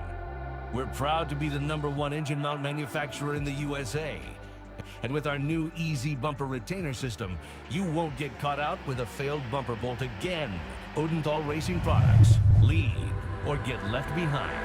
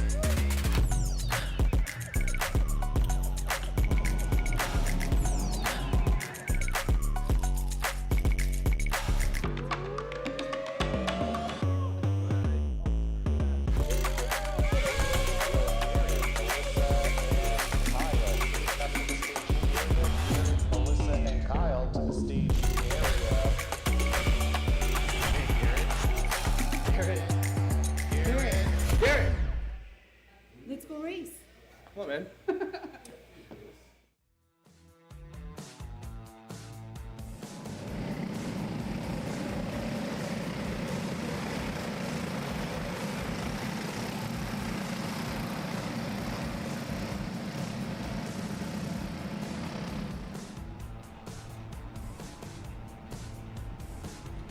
Here we go, heat race number 1 for 206 Cadet, presented by Skeptic. Getting ready to go green. Drew Blem, Dusty Strayer are going to share row number 1. Hayden Sampson, Marshall Steves, Todd to Westbrook to Sampson, Sebastian Sampson, that is, Haswell, Bodoa, and more. 18 deep in 206 Cadet. Green flag flies, and this race is underway. Whew, terrible start for Dusty Strayer there. That outside line was just super bogged down on the line. It looked like Drew Blem in the lead just got a great jump compared to the second place. It looks like Dusty just got caught sleeping. Yeah, and again, Dusty, you saw his hand kind of go up in the air as well, right? Just couldn't really get off the line, and I'm not sure if the green caught him by surprise, or if he was waiting to get on the start box, or flooded the carb as well, trying to get into the, there's no tram lines here this weekend, but the expectation out of the officials is to go over the grid spots that are placed for the shifters here. So that's your virtual tram line for anybody listening on, for anybody watching on from home or listening on here in the paddock, right? That's the expectation. And it looked like Dusty was in the middle, went back out, and I think the start kind of caught him off guard there, but still inside of the top 5. We're driving a driver get, disastrous start, whatever, race over, end of the world, but not Plenty really. Of time. Top Plenty 5, of time. still in a 5th. Dusty, while it wasn't the best, because we're expected to see him so far up to the front, but he's still running in 5th here at the moment with the win and the lead of this group, the lead of this race, still very much in sight with Drew Blem, Hayden Sampson, and Mikey Todd. Yeah, we saw these top 3 just pushing each other in qualifying, and I expect nothing less for this race as well. I don't foresee potentially that much racing between these 3. I think they're a bit smarter than that, especially after seeing what they did in qualifying. But we'll see. It can go anyway with these kids. And what better way, right? What better kind of learning opportunity than having the 206 seniors go right ahead of you, right? You have the senior division, the class that you look up to, whether it's a driver coach, whether it's a driver that you've been watching throughout the time you see at your club, or you name it. You watch that. You're watching the race. You're a sponge to all the information that's going on, and mentally taking notes as to what you need to do to go out there and do the exact same, right? If you're in Mikey Todd's seat, right, what do I need to do to go, repeat the result that Ms. Cameron just had in the 206 senior race, right? What do you need to do? And also, like I said, right, take a note of the position that she was in, the situation that she was in, and how do you apply it to your race is important. No, I mean, I remember back when I was racing in like S5 and S2 and shifter, back in the day, and I'd go watch Jake French all the time when he was racing, because I was like, okay, I know this guy is relatable to me, so I'm seeing what he does, situationally, how he makes a pass, or, his approach to the races and just in general, it's so important to, overlook and watch those guys that are ahead of you. Yeah, that's why you kind of have the ladder, right? Why we talk a lot about these drivers working their way through the ranks, and it was talking about Cameron in the junior ranks when we were starting here at the Texas Racing Series in those first couple of years that we broadcasted it. But list goes on and on. I've seen a lot of these drivers racing. Kid Kart, Dutch Westbrook, you called that race. Talk about the likes of Brody Stoffel, who was in that race. Kimo Ahmad was in that race. I believe Gus Wonderley, Oscar, was in that race. But like you talk about all these drivers and you see where they are today, like Pro Tour champions, national race winners, and looking at it, that was 4 years ago when they were in kid karts. And now in 206 Cadet, see them all over the country. Probably see them more than some of our families, but you see the progression, and we've seen it already through a lot of these other kids. Drew Blem, another one to talk about, right? Putting himself in situations year in, year out, and he's one of the you don't see Drew racing in micro or mini throughout the years. He's only in this as one goes around. There goes the 288 of what looked to be. I believe that was obviously one of that high five machines. That was further back in the field of Sebastian Sampson. My apologies there. Sebastian running in 5th, got spun around on the field as him and Dutch Westbrook were side by side. And now Marshall Steves going to look to go back by on Westbrook. He does in turn number 1. They're still going door to door. And Westbrook's finally going to have to make way and slot back in a line. Yeah, Steves had a great drive in the Mini Swift earlier. And so, seeing him lose 2 spots now is, I wonder what he's going to be able to do in this time. Especially, I think I want to go back to the point you were talking about as well, like the progression of these guys. I just want to make the point clear, like as well. It's just like it's so important to have a good support system around you, whether that be your parents or your mechanic or even just your friends as well, your coaches. You know how important that is in driver development, especially at this young age. You have so many great coaches around the paddock, around the national scene that develop these kids into who they are today. And again, the environment, right, that you put yourself into right now. Dutch Westbrook, talk about the environment. He's worked with DJ Ortiz over with Kart Racing Solutions since the start of his career. He's worked with the Bennick team, hasn't, moved around, hasn't bounced around from team to team, been loyal to both, DJ here in the DFW Metroplex, but also to the whole Bennick operation throughout the years. And, whether it's one, whether it's two, whether it's three, he's, always there fighting at the front, almost seems like outnumbered at times. And at the moment, always back and always happy to be back working together with DJ on this 206 package. And you see him, right, up at the front, and this race isn't as easy as Mini Swift was for him, having to make moves, having to work for it. And you see the move there on Dusty Strayer is something that paid off there for Dutch, but also pressure still right there with Dusty, pressure still right there with Marshall Steves, who sits in 6th. But now for these three, right, your mind changes. How and what do we need to do to catch up to the top 3? Because at the moment, you have the likes of Mikey Todd losing a little bit of time between himself and Hayden Sampson. It can change quickly, obviously, but not letting much more of that happen for the driver of the 217, keeping yourself right there with everybody else. They're going to get 3 more laps, just beat the clock, 20 seconds to go for more time. And look at this. Again, we're following along with the front, and it's a battlefield closer and closer to the back here, Riley. Oh, yeah. It's up and down the field. All these kids, they just love to race each other, and they're trying to go as fast as they can and make it up, almost, winning in their own respects. And yeah, they're just battling each other. And I think I want to see, how well Dutch Westbrook gets up to this first pack, because he looks fast now. He's up 2 spots already, and he's got a good crew behind him. So we'll see if he can catch Mikey Todd going into P3. Yeah, he's got a 2.5. Mikey Todd at the moment is a sitting duck, because on the way comes Dutch Westbrook. This might help Todd a little bit. Steve's going to go on the inside, but he's going to lose 0 time in making that move. Just lost about, half a cart length there, if you will, between himself and Dutch, but they're still right there. 2 laps to go. Drew Blem's going to put it to the bottom. This is going to help. And this is exactly, I know you were about to say, this is exactly what's going to help that second group get right back into the mix, and as well for Mikey Todd. Yeah, I think, too, I wondered as well, because, coming out of the last corner, it didn't look like Dutch Westbrook had the push that he really needed down the front straightaway to catch that group a little bit quicker and be there maybe more on time, because they're running out of time. 2 laps to go, so will they be able to make it? Definitely not with something like this happening. And they're side by side, and in the sweeper, Westbrook's just going to hold on over Marshall Steves. The lead is right there.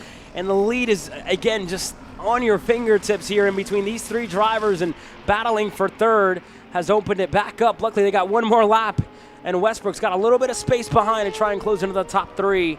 But for Drew Blem, a good and significant gap in between himself and Hayden Sampson at about 2 kart lengths. 1 now on the exit of turn number 10. Is going to heat up the battle with 1 lap to go. Blem knows it. Todd, Sampson to the high side. They're going to choose the high line. Drew Blem is going to look to hold on there side by side for the lead. And right on cue, Westbrook, Steves all coming right back into frame here, Riley. This ain't over. Mikey Todd looks good. He got brought back by Drew Blem defending into turn 1. So we'll see group of 3 now fighting for the lead. Well, here we go into the bottom of the hill, side by side. Hayden Sampson into the sweeper. Turn number 5 is going to take the lead of the race over Drew Blem. And now, where does that second group find themselves? Westbrook trying with everything that he's got to close into these top 3. I don't know if it's going to be enough. This will surely help. Todd on the high side. There goes Sampson. Blem to the bottom. And again, 2 corners to go. Mikey now going to have a look to the low side on Drew Blem. He's going to get it for second. Hayden Sampson going to have to hold on for this straightaway. Mikey, does he find a lane? He's going to find it to the bottom, side by side. Who is it going to be? And it's Hayden Sampson over Mikey Todd by 23 thousandths of a second. Blem across the line in third. One of the closest finishes that we've seen in quite some time. Everybody in this lead under a 10th. Dusty Strayer across the line in 4th. Marshall Steves, your top 5. Looks like Westbrook got pushed back. He P8 there. I wonder what happened those last couple corners. I want to say as well, I think Mikey Todd played it really smart there. I think he could have forced the issue a bit more, especially in the last couple corners, but smart move, finished the race well. It's going to go good for the heat points going into the final tomorrow. Only heat race number 1. This is the start for all of these 206 cadet drivers early on in the weekend. More racing action coming up next.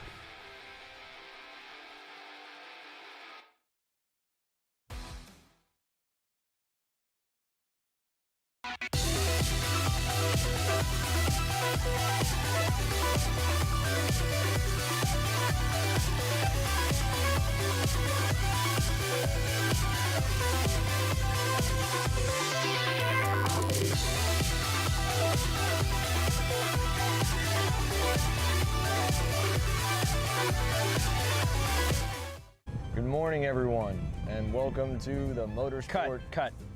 You all right, man? You sound way off. What? I don't know, you sound like you're asleep still. Is the age finally getting to you? You're only how old, 42? Dude, I'm 27. I'm not even 3 years older than you. Well, that's pretty old. Well, that's 3 years away from Masters, dude. You need a little pick-me-up. Try a Perico. It's a healthy energy drink alternative. Do you walk around with these in your pockets? I actually do. Always two, one for me and clearly one for you. Whatever. Not that old, dude. Did it help though? Yeah. Pericazo. And you are that old.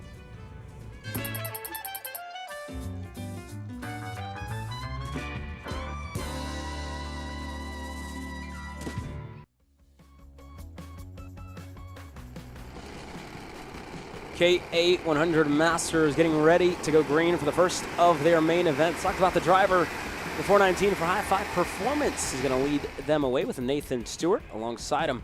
On row number 1, Randy Rogers, Shane Burkett on row number 2 with Gary Glanger and Kyle Piepenbrock on row number 3. Scott Cherry, Miguel Meir, Kogan Wright, Matthew Cherry, your top 10 with Din, Nakan, Stupay, Hester, Wynn, Hubbs, Hutchins, all taking the green flag. 17 drivers total. K100 Masters is underway. Great jump by Stewart. It looks like that outside line with him is right there. Huge jump already in a P1 around the outside. Great job from Nathan Stewart. Yeah, what a way to take the lead around the outside, right? Being calm, being confident, being decisive in the move, trusting that you warmed up your tires enough on that outlap, right? Talk about that time and time again. Outside line not preferred. The groove kind of opens up where really for the outside line it'd only be the inside 2 tires that are on that groove on the rubber, but you know, to work your way through to get that move done for Nathan Stewart, what a way to take the lead of this race. I think too, one thing we saw in qualifying was that you mentioned tire pressures. Nathan Stewart, remember, did the shortened qualifying session, only ran, what, 3 laps? And so maybe that's something that they did here where they went a little bit higher than tire pressures, fire off quicker at the start of the race, and try to manage the best you can throughout the rest. Well, this race fully underway. We talk about a couple of drivers that have some work to do in this first heat race. As Randy Rogers got some work to do here. Shane Burkett pretty much, again, just kept him on the edge of his seat, kept him alert, right head on a swivel here for Randy on this second lap. As Burkett tried it into turn number 1, tries it down the sweeper into turn number 5. He's going to get it done for 3rd. Way to knock the rust off for old Randy Rogers there going into the corner. He's still new to this. He's coming back. He's got to wake himself back up, grab the experience back to him. But it looks like he's doing fine already. Yeah, and again, right, just getting yourself back into the groove. And you talk about seat time. You know, how many times do we say that? Repetition, having the reps. You know, here where a lot of the other Masters drivers having a little moment there for Shane Burkett. And that, you know, we see that happen very often at this place, right? You overcharge some of these corners. Maybe you hit the curb on the inside of 10 and 9. You know, whenever I did have the opportunity to drive this place, something I noticed, you hit the curb a little bit too much, you'll find yourself just getting washed out wide and, you know, fed onto the rumble strips, and it's hard to bring it back on. And that drop-off, it'll, again, suck you right up and, again, take you off the racetrack, and having to come back on, a lot of time lost there for Shane Burkett. Yeah, I think it was something we mentioned earlier, how inviting this track is to throw so much speed because it's so wide and the curbs are so flat. You feel like you can carry so much more speed than you really actually can. And so it's easy to throw the kart off the racetrack, especially with those slippery exit curbs. And, again, that'll be something that we see throughout these last 2 corners, right, where you really have to overslow, where you have to be, you know, timing the throttle and make sure you're not getting onto it halfway through the corner. You end up, you know, overcharging the exit and finding yourself washing out line, dropping a tire, losing time, getting dust onto the tires. And luckily for him, if you do it in 10, you got the straightaway to kind of scrub him off. But again, if it's anybody else, you're in that lead group, you got grass going on the racetrack like we saw in K's senior qualifying, you know, all things to note. and keeping these Iveco blues under you. And this is where the temperature as well starts to rise. Heat race number 1, the first time that you're really starting to kind of demand a little bit more out of the tires, where it's, you know, hotter, where you're in racing conditions, where you're braking a little bit deeper, where you're making moves, having to defend, pushing, you know, making sure that in the back of your mind you're thinking of that. You're thinking of this Iveco blue tire, and especially that right rear, I would say. It's making it pay off on the long run throughout the weekend. Yeah, it's just finding the balance of how hard can I push without overheating the tires. Remember what we said, like with Nathan Stewart potentially maybe being on higher pressures, all speculation obviously, but you know, it could play a factor because you can heat those tires up, you know, shave the top layer off of them a lot quicker, and just slide around the track more, start losing spots. Yeah, well, here we go. In the situation of Daniel Howie, right, you talk about kind of being in that comfortable position. You're able to relax a little bit. You're able to brake a little bit sooner and you know, slow down the corners just so you're not getting in the back of your competitor, right, the driver in the lead. You know, he's almost in that good position, able to brake a little bit earlier, able to, you know, cool his stuff off maybe a little bit more, being behind the driver in the lead and Nathan Stewart, right? If you watch, you know, a lot of the Formula One broadcasts, it's vice versa in that stuff. If you're in karting, you're the driver in second. You have time to breathe. You have time to cool your tires off. You're not overheating, you know, because you don't have, you know, exhaust like you do or exhaust coming out of the back of the car like you do in Formula One. But here, it's time where you can breathe, slow down the corners, back them up a little bit more, and build back up. I mean, there's so much pressure on behind you. You know, you're leading the race. The entire field is right behind you. There's so much pressure. Your heart's beating like crazy. Adrenaline's pumping. But when you're in second place, you can kind of chill. You're like, okay, as long as I stay behind this guy, I'm still going to be in second. You know, it's going to be okay. So that's kind of the advantage, especially at a track like this, the temperatures like this. That's what's so important, you know, especially as we go on throughout the day into Heat 3 when the tires are all worn and asphalt's hot and the rubber's all greasy on the track. And it's the complete opposite for the driver in third and Randy Rogers, right? Because you're looking at the two guys ahead of you. And this is where you see, do I have enough to keep up or do I not, right? And your head's on a swivel looking back, you know, where are the guys behind me? So you got Kyle Piepenbrock, who's right there in fourth. Glanger's right behind him as well. Miguel Mir, Burkett, you know, talk about all these fast drivers that are in line. If you're the driver in third, if you're having a push, if you're having a, you know, let a little bit more out to try and keep up with the two guys in front of you, then you find yourself in a nerve-wracking situation under pressure where your head's on a swivel looking over your shoulder. So, but for Randy, he looks comfortable right now. I will say, might need a little bit more throughout some of these corners to just keep up with these top two, because visibly at the moment, it looks like the 473 is working a little bit harder to stay with these top two. Yeah, for sure. I mean, if you look at the body language from all three of the guys, it looks for sure like Nathan Stewart's pushing hard. It looks like Daniel Howie is nice and relaxed, and it also looks like Randy's pushing a little hard as well. You can see, even within the toe of P2, he can't really keep up as well, so he's definitely having to push a little bit harder, and especially holding off Piepenbrock behind. And again, 2 laps to go. Hold position. If you're in the situation of Nathan Stewart, gain a spot. If you're in the seat of the 419 in Daniel Howie's case, and if Randy Rogers, again, this is where you need to be careful. This is where you need to be, again, decisive and very critical in the way that you're making moves and going about these last 2 laps. Because, yes, you want to gain a spot, but you also don't want to find yourself going backwards. Yeah, I mean, the plan is this, you know. You race, you know, most of the entire race, the first 8 laps of the race, or 7 laps of the race, you're just racing to be at the front for the last 2. Once you see that 2 to go, that's about the drivers, that's about getting to the front of the field and fighting for the win. And you're seeing this sense of patience as well for everybody further back. Randy Rogers, it looks like Daniel Howie had a look over the shoulder. Randy pointed forward, and I think the 473 wants to try and make his case for the lead of this race here with a lap to go. Courtesy of Remington Bolton, 1 left on this 3/4 of a mile track that delivers great racing action, where it's up and down, where it's a roller coaster, literally and metaphorically here. But Daniel Howie hasn't yet showed his hand, hasn't yet shown signs of wanting to go for the lead until just then. Little look there. I don't know what pulled him back on it. I can see it happen again though. I can see him going back here, maybe in turn 9. Well, here we go. We're about to find out. Daniel Howie, 2 more opportunities to try and take the lead of the race. Nathan Stewart not playing defensive. Howie as well. As he try the outside, they're going to stay in line, and we might have a drag race at hand unless they all were content with where they were. Checkered flag will fly. And a very quiet, very smooth, very calm start, I should say, start to the heat racing action in K100 Masters presented by High Five Performance. But Nathan Stewart The Jake French Racing Sodi Kart is going to take the win over Daniel Howie, Randy Rogers in third, Piepenbrock in fourth. 2 spots gained. He is technically your heart charger, and crazy to say because only 2 spots shows you how quiet that race was. But look at the gaps, right? Top 6 within a second of each other. Miguel Meir coming across there in 6th as well. 2 spots gained for him. Shane Burkett, fastest lap. And it shows you, right? Nobody making moves in that final lap. Hard to pass in his Masters division. Burkett, that one moment, that one mistake defined the rest of his first heat race. Yeah, and I think these guys know more than anybody. You don't win trophies on Saturdays. So I feel like, more often than not, the Masters guys are usually pretty reserved until we see them on Sunday. Yeah, well, 206 Junior is coming up next, presented by Orslon Racing Machines. We're almost past that, first little heat race, the first round, I should say. The Saturdays here at the Texas Racing Series feel quite long, but they fly by very quickly, especially at this place. Talk about the action that, this place gives us.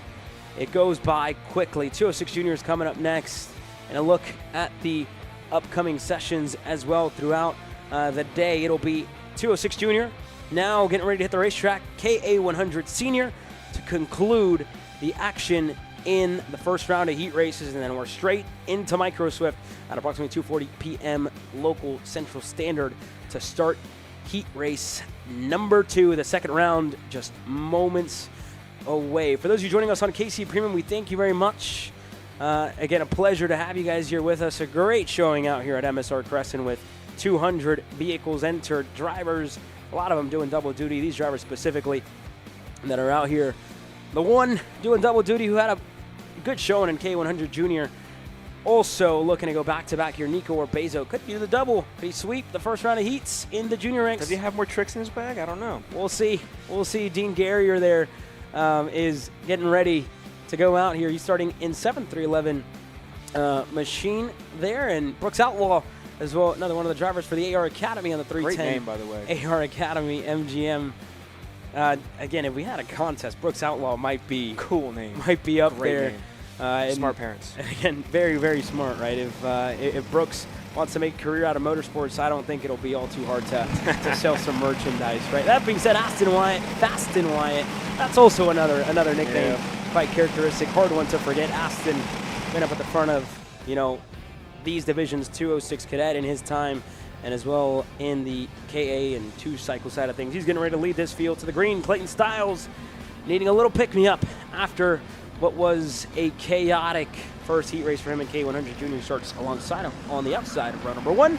Nico Orbezo and Chandler, the Iron Rocks on row number 2 with Chambers, Johnson, Garrier, Root, Brooks Outlaw, Jensen and Willander, Malika Mohammed, Isaac Miller, J.J. Moser, Caleb Roberts, Jackson Sampson, Titan Cookson, Max Estrada, Dylan Silver, Thomas Smith, Francisco Reyes, Pasha Ali, Adrian Vargas, and Jalen Galoo Falls, the 20 through drivers total that we have entered here in this one. Reyes as well qualified further up to the front.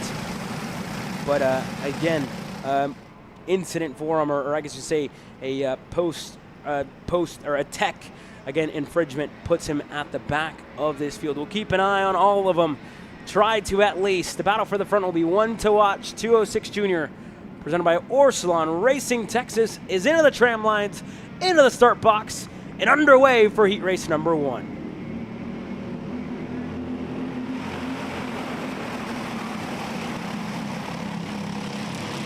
Once again, that outside line just gets caught out in turn 1.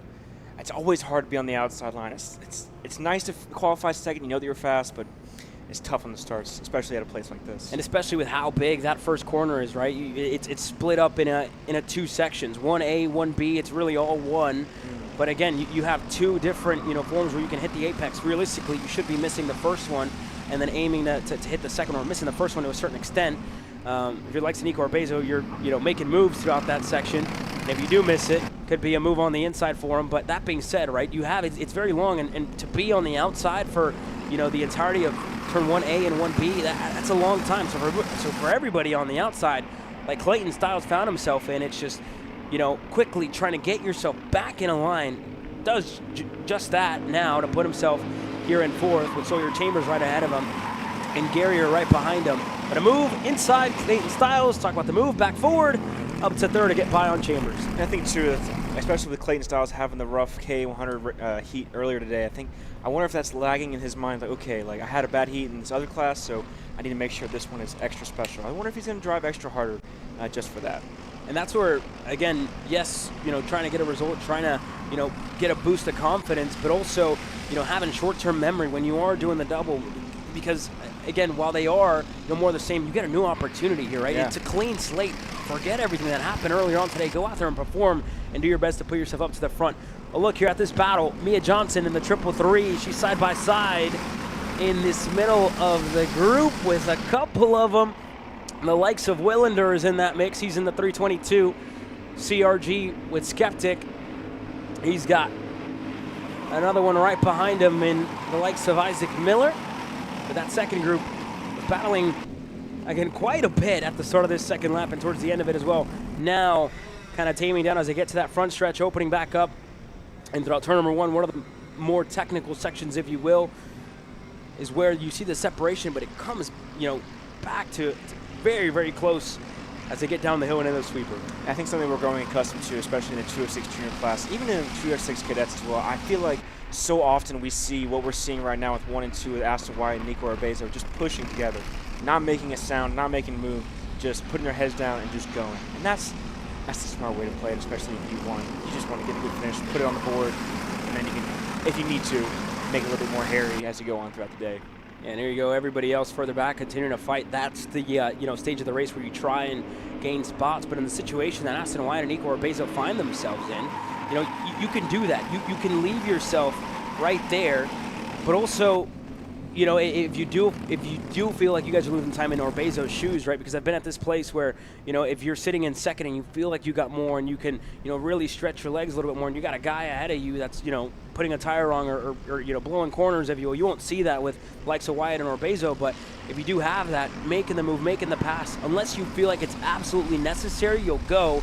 At the moment for Arbezo, that could be a possibility as he looks over the shoulder there, not because Aston White is driving a bad race at the moment, but because that second group in Styles and Sawyer Chambers are closing in. Yes, you mentioned that as well. Like sometimes you're behind somebody, you feel like you're so much faster than them. That can be deceiving sometimes because you're in the draft, you're in their flow anyway. So you might make that pass. We see it so often where the guy in second makes the pass and doesn't go anywhere else. They even go slower. So that's the pitfall you kind of want to keep yourself out of, is making that pass too early and not trusting the guy that's ahead of you. These guys race so often together that they know when the guy's fast, the guy's not. Yeah, well, here we go. They got just under 2 minutes to go, +2. And again, that second group has the likes of Silas Root, also for Reed Motorsports on his CRG. He puts himself 5th in on the racetrack, leading that second group with the likes of Chandler and with the likes of Dean Garrier as well. And now a pass for the lead. And again, there was pressure from behind from his teammate in Clayton Styles and Sawyer Chambers. Time to go for Nico. Did just that in turn number 9. Now puts himself up to the lead. And for Aston White, holding on, looking to get himself back to second. It's side-by-side. Styles, unfortunately, running out of room as they were side-by-side on the exit of the corner. And while he did lose time, again, important to keep your head down. You are still right there with the top 3, right? And a big gap to the drivers further back that are, again, 5th and 6th. While the situation didn't go your way, keeping your hands on that steering wheel, keeping your mindset forward, as unfortunate and as, unsatisfying as that was, keeping the big picture in mind that, I'm still in this race. Yeah. I'm still in 4th. Everybody else further back has a big gap behind. Yeah, we still got a lot of time left. And I think Arbezo in that situation was just like, okay, well, I'm about to get past, so if I don't go, they're going to get me, so I got to go up front ASAP. And again, that situation as well, the last one, turn number 10, always one of the most difficult ones to call for race control, right? You got a driver on the inside, a driver who's equally alongside him on the outside, and, on a corner that comes onto a straightaway, you run out of room there for one or the other. Something's got to give, in whatever way it's seen. That'll be something to know post-race. But that being said, Wyatt with a good move now. Turn number 10 puts himself to the lead, looking to leave no doubt Chambers in 2nd, Arbezo in 3rd, and now he's going to try the high side. Whether or not it'll work in the 206, we're about to find out. A little bit too far back. 2. Unfortunately, Nico better than 1 in this package. Yeah. Hey, he tried it 5 laps in a row in K, so I expect him to try at least one more time going into turn 1 this next time by. Well, here we go. They're working their way down the hill now. Chambers is going to have a good look down to the sweeper, but it's been, I think, this year more than others. I find myself kind of questioning as to what's going to happen, right? I don't know, because this is obviously the third time that we've been out here. You know, you look back to 24, it was new, it was, you know, fresh on everybody's minds, but this year it's almost, you know, repetition. Everybody's been here. Everybody knows what to expect. Everybody knows how you have to race out here. And that's why you put yourself in a situation where, you know, I have a question as to how this one's going to end. So I think that was an interesting move there going into 9 from Orbezo, because you saw Chambers make the pass on Wyatt going into 9, but Orbezo didn't follow him through. I wonder what he's thinking. Well, here you go. Wyatt, unfortunately, is going to end up on the outside. Orbezo is going to go through for third, and a pass as we're side by side for the lead. Nico Orbezo, high side. I'm calling his pass, him getting passed right now, and he's looking to make the move. Didn't work out that time by, but he's in third. Wyatt further back with Garrier now right behind him, and he's side by side with Alexis Silas Root as the rest of the pack up at the front is battling for the lead, and Chambers off the racetrack. Orbezo following suits. And both of them continue. No spots lost for either of them. And one way or another, Clayton Stiles still in the lead of this race. And Orbezo now knows pressure, move, inside, clear for now. Orbezo looking to hold on after, again, running out of room. Inside, turn number 10. Silas Root looking to set up the crossover. What a race this could be if it finished like this for Silas. And to the line, Clayton Stiles is going to get it. Who comes across for second? It's Nico Orbezo with a checkered flag flying that time by. Wow, what an aggressive last few corners. Wow. Insane the way that 206 Junior finished. And again, how many drivers completely off the racetrack, right? Just no room. You're side by side with your competitors. And again, keeping your head down, keeping your hands on that steering wheel, coming across with it. Stiles off the racetrack on the exit of 10 a couple of laps ago. Why it's important, head down, hands on the wheel, forward, hungry, you know, methodical in the way that you drive. The race isn't over until that checkered flag flies. And in the end, Stiles, like it never happened. Like it never happened. Back. 206 Junior delivering a great first heat race. I would not want to be the stewards right now. And again, a lot to look at, right? You know, wouldn't want to be the likes of Robert Venable and the likes of Darren McDonough. A lot of work for them to do, you know, every weekend. And the corner workers as well that are working super hard here this weekend with the Texas Sprint Racing Series, trying to catch all the action, trying to catch all, you know, all the coverage, you know, using, you know, the video replay system as well in here with everything in race control. And again, the hard work that Brittany Lobo and her staff put into putting this series on is one thing to watch. And it doesn't get more difficult to catch everything than when KA100 seniors out there on the racetrack, because this class, every single time that they've hit the racetrack in 2026, it's been fireworks. Every time they hit the racetrack. Every time. Every year. And where they finish, we have no idea. Peyton Phillips, round 1 winner, getting ready to lead this field to green alongside Sawyer Roussel. Got to get out of the picture of K100 Junior. Now, man. We're in K Senior. Sawyer Roussel going to be one to keep an eye on, and Jose Carlos Hernandez, who really needs a weekend here to come full circle. It's been bad luck after bad luck for Jose, and as well situations, you know, where he's maybe not made some of the best decisions, you know, as he said and as he's kind of told me off the racetrack, looking to put everything together here this weekend. Ibrahim Din, you look at the surprise that he put on us a year ago when we were out here, and, you know, even 2 years ago. This weekend puts himself at the front. Something about Ibrahim, something about this place here in Cresson really suits Ibrahim very well. The Orson Racing Machine is going to look to put on a show here today. Yeah, I'm excited to see how maybe aggressive this gets. I expect a bit of defending, just like we saw in KA Junior, but who knows? I haven't known Peyton Phillips to be as defensive as maybe what Golseth was like in KA Junior, but who knows? You know, this is just comparing apples to oranges at this point. Championship points leader Landon Skinner on the 917 for Trackside Karting Services GFC finds himself buried in this field, buried in the terms that he is on the edge of the top 10. He will start on the second to last row inside of the top 10. Back starting 7th, I believe. Keika Hawanio, happy birthday to Kekai. And again, not often we see him in a seat. And again, a driver who has experience here in the Dallas Metroplex, running over with a Crosslink Motorsports operation over in the Formula America Series, Formula 4, multi-time race winner on that, and again, a driver with a lot of talent who unfortunately, you talk about this story, right? Motorsport's an expensive sport, the reality of our sport. A driver with, again, didn't quite have the funding to put together at the end of the year. He is, again, bittersweet, heartbroken about that, but getting back into the seat this weekend is like, look, I want to prove to the world that, I can compete as long as it's got a gas, as long as it's got a gas pedal, as long as it's got a brake pad on the steering wheel and 4 tires.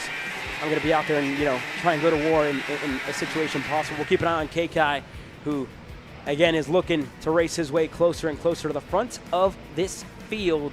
But Peyton Phillips, where he, again, ended a year that was up and down, a roller coaster year for him. 2 years ago, back in 2024, an over-under move to take the win.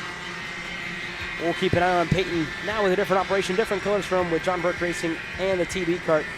Anything can happen. Phillips is going to look to keep it somewhere in the ballpark of the top 5. Yeah, I mean, these top 2 are just, they've been fast every weekend, just haven't caught a break. I mean, Phillips was obviously, he won in speed sports and has had a couple good results, but just couldn't catch a break. Same with Roussel. Roussel was potentially the man to beat back in NOLA, just couldn't put it together. So those 2 guys, I'm looking to see them put it together this weekend.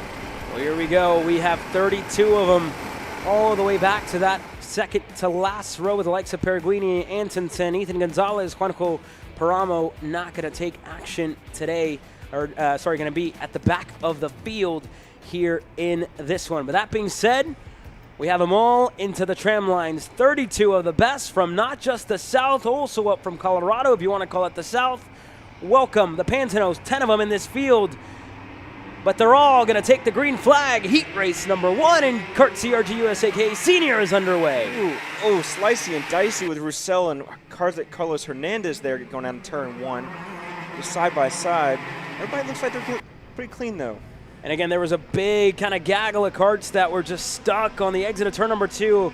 Not sure if we kept all of them or if they're all able to continue, and I think they were. But a lot of them having to check up, and now the first pass for the lead of this race is going to be Sawyer Roussel, who's going to take control over Peyton Phillips, and now quickly going to put himself to the bottom, and Phillips quickly looking to respond, not going to be quite there. Tried to sell him the dummy there going in turn 9, but Roussel did not fall for it. Yeah, definitely not. And again, you got the rest of the pack working their way up. Cohen Summers, what a start for Cohen.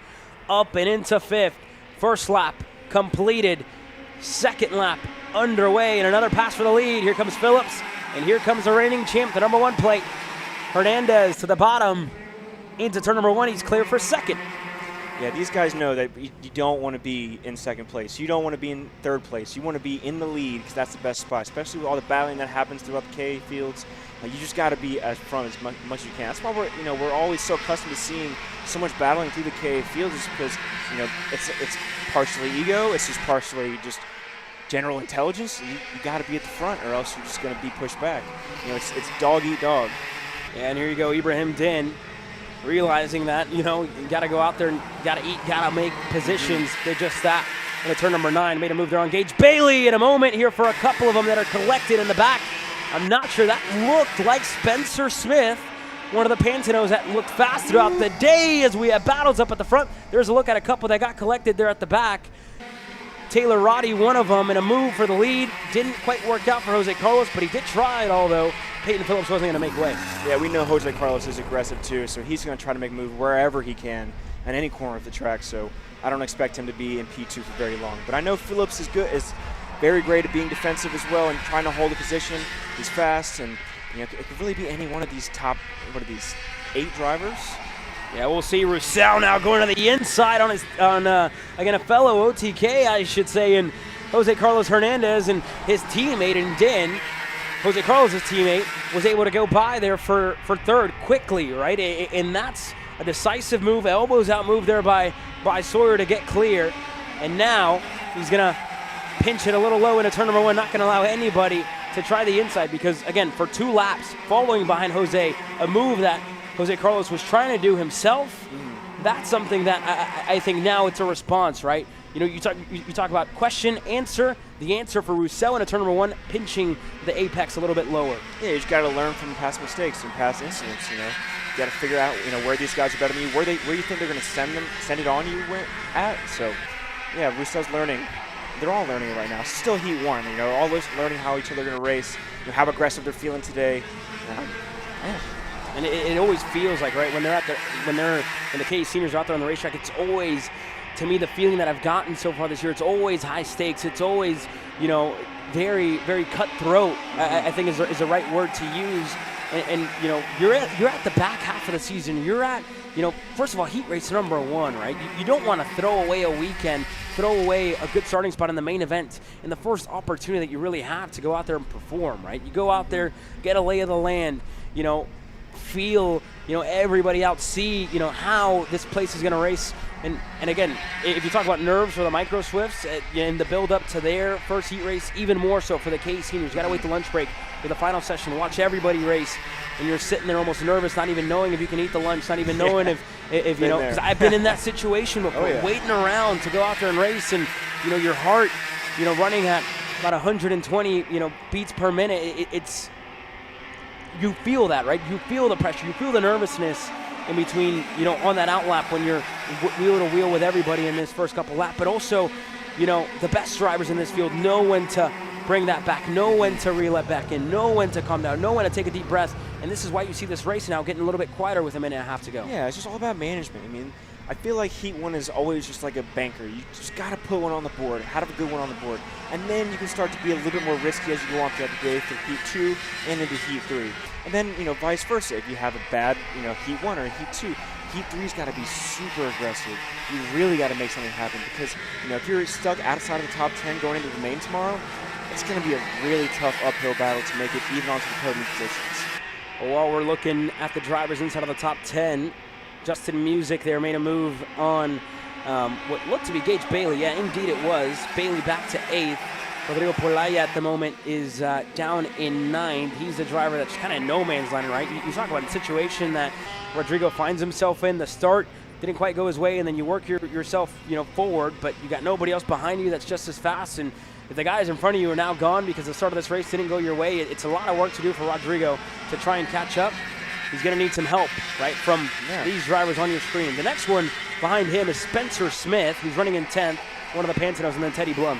I think one person I want to highlight so far is someone we haven't talked about yet, the championship leader, Landon Skinner. He's been super methodical and just nice and calm, making passes when they appear to him and not trying to force the issue. Moving up slowly and slowly as we go. That's what a championship leader needs to do. Just play it safe, but play it smart. Yeah, well, at the moment, we're seeing a little bit of separation, which in a way almost catches us by surprise, but also not really, right? As you do have the very draft-dependent, racing in 206 Cadet, where it's more maybe depending on gear and a little bit as well on driving. You have this, right, where you have now the difference. Maybe I would say it's highlighted a little bit more on the equipment, right, on where you find yourself on the power band, where you find yourself on the carburation, because it's that much more important here, right, with how lean or how rich you're running it. The gear as well, I think, shows a little bit more. And in the build-up of those 5 minutes, you're seeing the spread now in between everybody, right? Phillips, Roussel showing to be that little bit better on speed, whether it's a 10th or 2. And then Jose Carlos maybe missing a little bit to those top 2. But it's very, very fine margins what separates this lead pack. The driving is even, right? But the equipment side of things, I think, comes more in a picture of how, as a driver, feeling everything happen in that seat, right? How do you dial it in to go a little bit better to keep up with everybody? I think that's why it's so dog-eat-dog in those first few laps, because you know that, like, if the guy gets free air and you know that he might be faster than you, you can't let him get away. That's why you have to pass him early and get under their skin a little bit. And that's how it's got to be. And you see it now. I mean, Phillips is faster than Roussel, and Roussel was aggressive in the beginning of the race.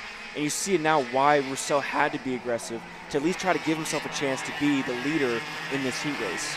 Well, they're fighting here further back as they're getting ready to come to the line. Ibrahim Din made a pass a little bit earlier, and he's quickly, again, not left that much room on the outside of the racetrack. Cohen Summers went by, and Din off the racetrack. Summers is in 7th. Music.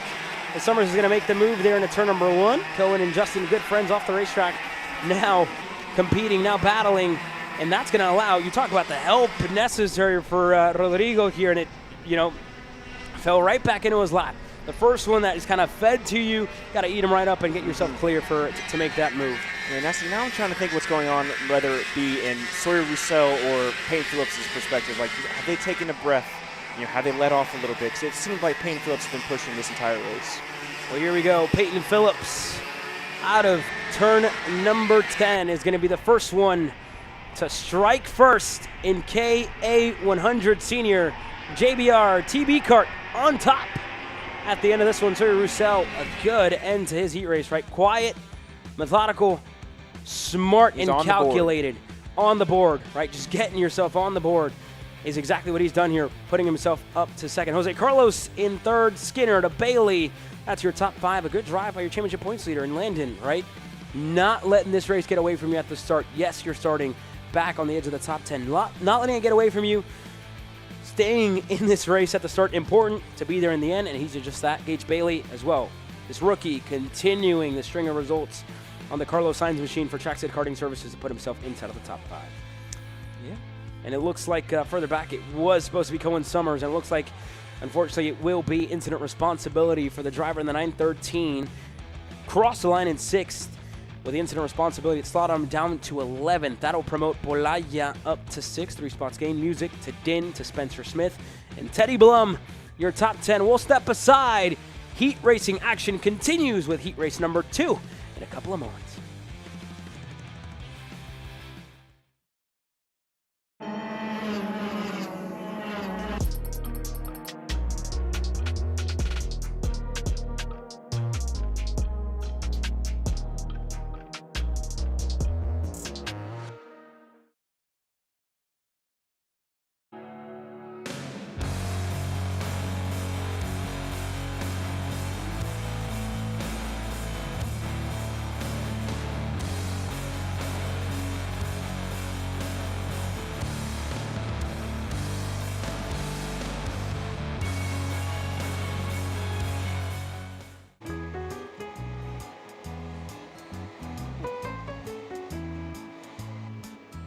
Gee, looks like we're missing the engine. What the hell am I supposed to tag? What do you mean? It's my Greyhound. It's all I need.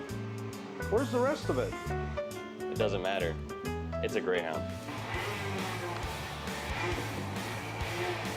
You gotta make weight. Okay, you're good.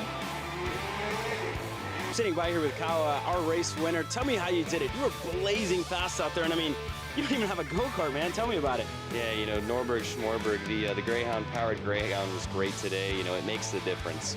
And the team's been working really hard back at the shop, and, you know, just shout out Greyhound. Thank you, Kyle.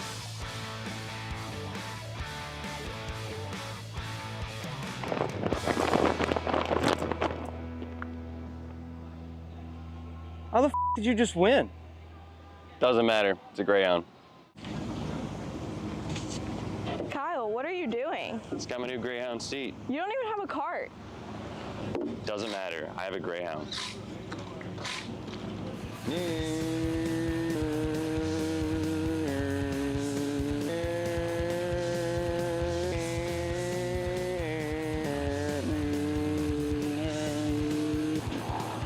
the f is Kyle Cuthbertson?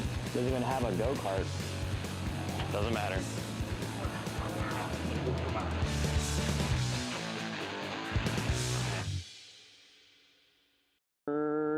Cuthbertson threw on Turney. Turney in the dirt. From the garage to the grid, Acceleration Kart Racing is your one-stop shop for karting. Engines, parts, safety gear, tools, and more from the brands you trust. Everything you need for race day starts at shopakr.com. Karting isn't just speed. It's control, precision, freedom. At Atlanta Motorsport Park, Kart Freedom isn't just a team. It's where drivers are made.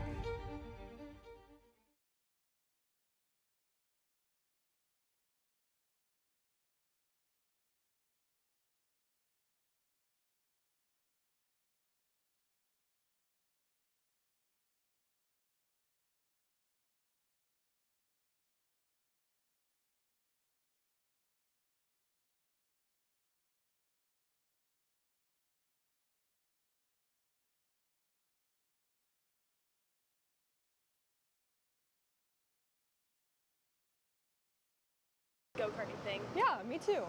Oh my gosh, can I show you this cute dress I just got? Yes, of course. Oh my goodness, it's so cute. I just love shopping. I love shopping too. Oh my gosh. Wait, did you guys say you like shopping? Of course. Well, dude, I have the perfect place to do that at. Shopakr.com. At ShopPayKR.com, you can get free shipping on orders $200 or more. You can get anything you want, like MXC rims, gloves, rib vests, shoes, anything that you need, all at ShopPayKR.com.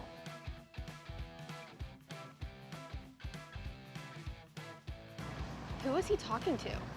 No idea. But we're gonna have to check it out. Sounds like a great deal. Sure does.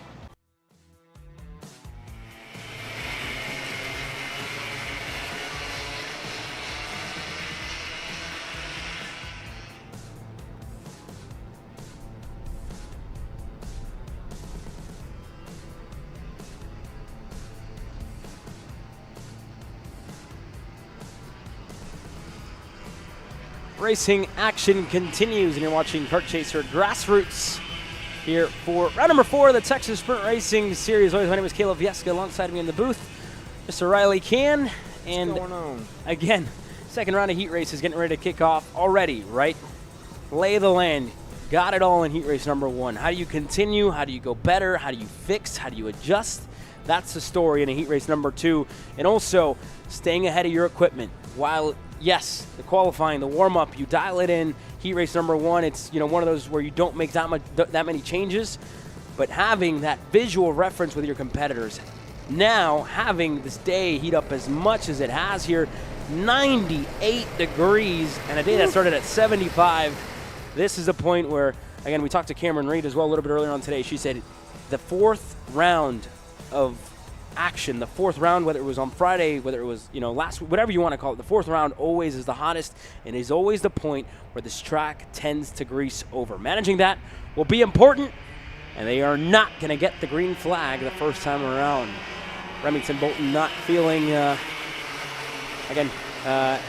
happy with the way that the micros were getting ready to kick this one off. Wanting to give him another opportunity to get gridded up, but like you mentioned, right? Talk about this one, Riley. You've been in this situation where, racing in the DFW Metroplex in the heat of the summer, and races where you get yourself up to 98 degrees. And how do you stay ahead of the chassis when, yes, you might be winning races, when you might be, comfortable, but it'll be a different racetrack in about an hour and a half time when you get back out there. I mean, honestly, I think it's less chassis and more just tire pressures and gearing that you change. You might have to, you either take away or you add teeth depending on the way the track's handling, and as well as with the tires as well. You add more air, you take air out.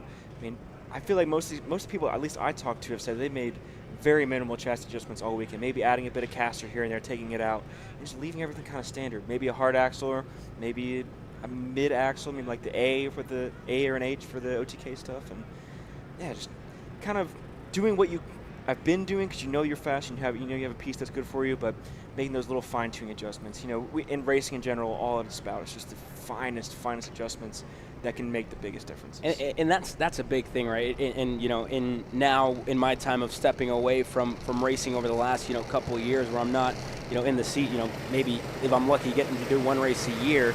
But, one of the biggest things that I've learned as well, after Friday, if you don't have it after the 3 heat races, more often than not, you got to take big swings at it. Same thing, now picking up a new hobby, which is why I mentioned, right? Picking up a new hobby now in golf. If you don't have it when you're out there on the range in the morning, you're probably not going to have it when you're on the first tee, getting ready to tee off, on the golf course. That being said, it's a lot more dry and a little bit more fast pace than a game of golf. Micro Swift, presented by Arcane Motorsports, is underway for heat race number 2.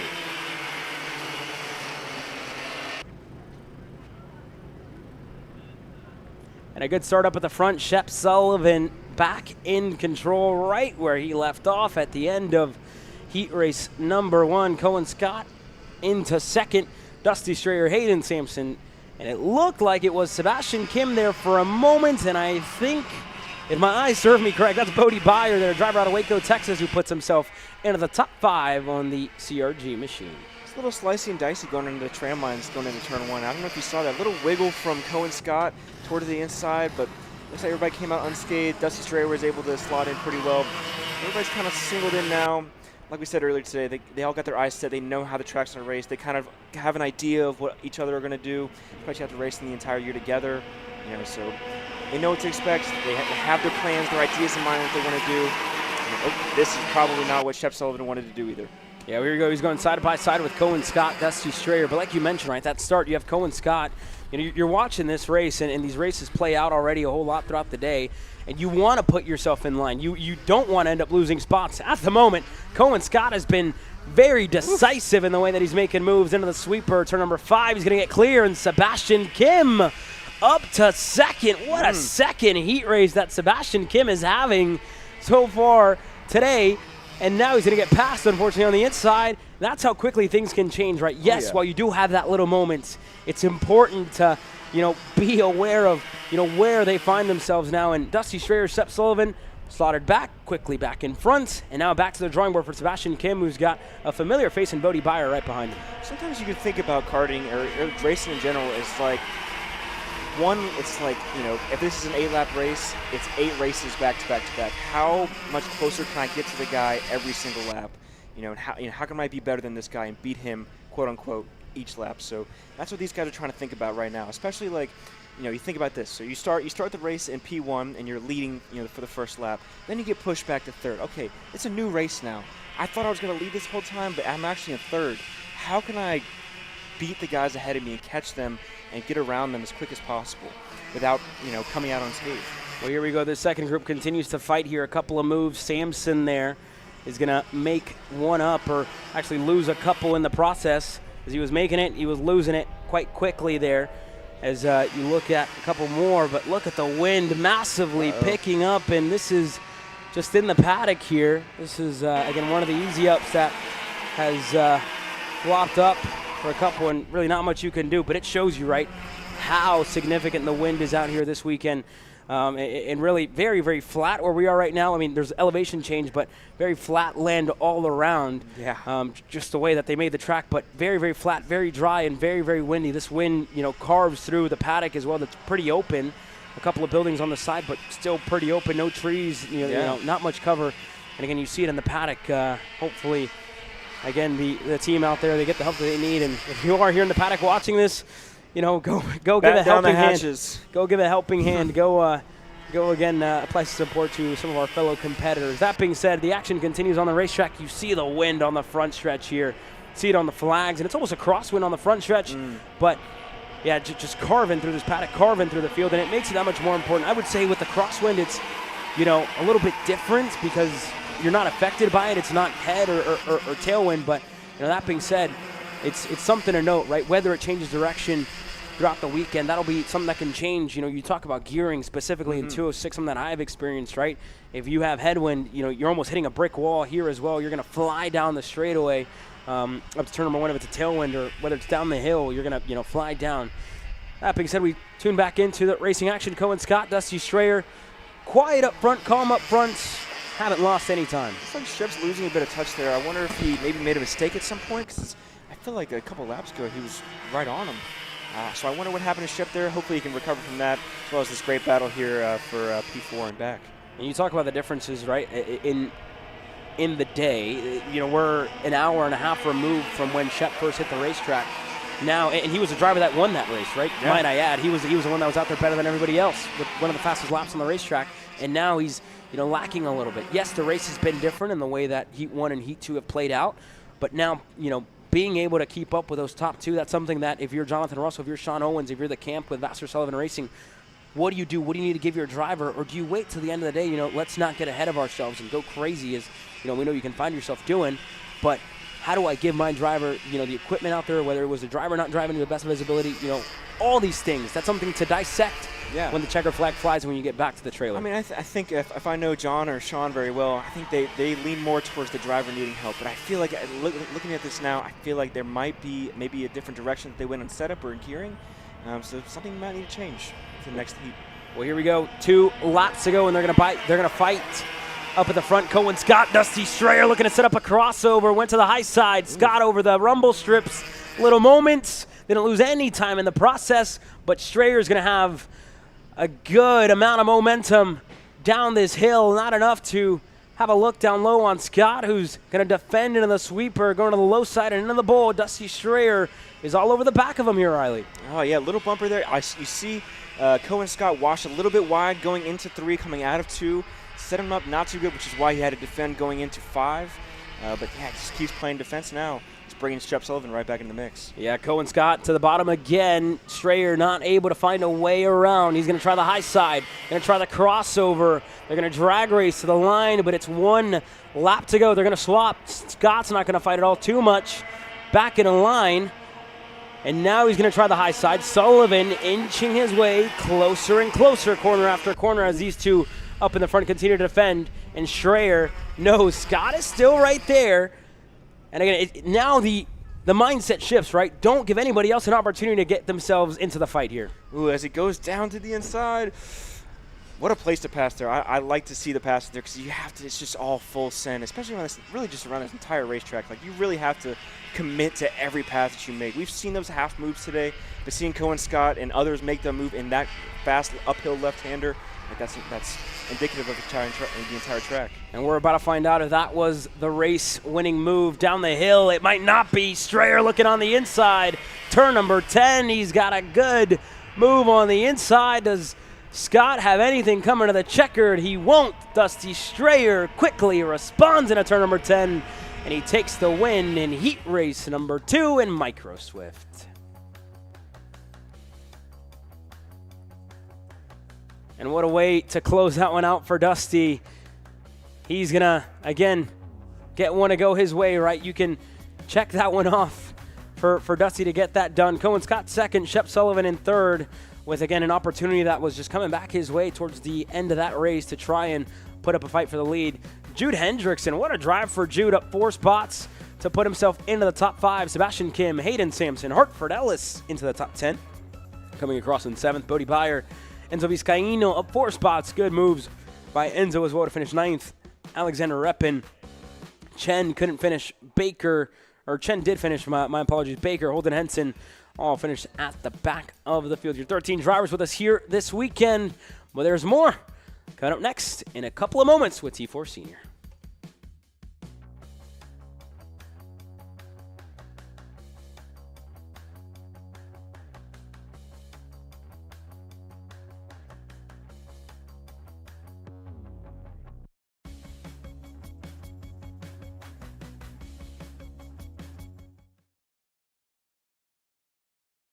Are you stuck with your kart racing? Not sure the ideal kart setup? Or going to a track for the first time? Well, Kart Class has the answers for you. Our online portal has a wealth of experience and knowledge to help your kart racing. From kart setup advice to track guides that are targeted specifically to your circuit, or the driver coaching aspect with mindset, racecraft and driving techniques. If you want to take your karting to the next level, visit us at kartclass.com.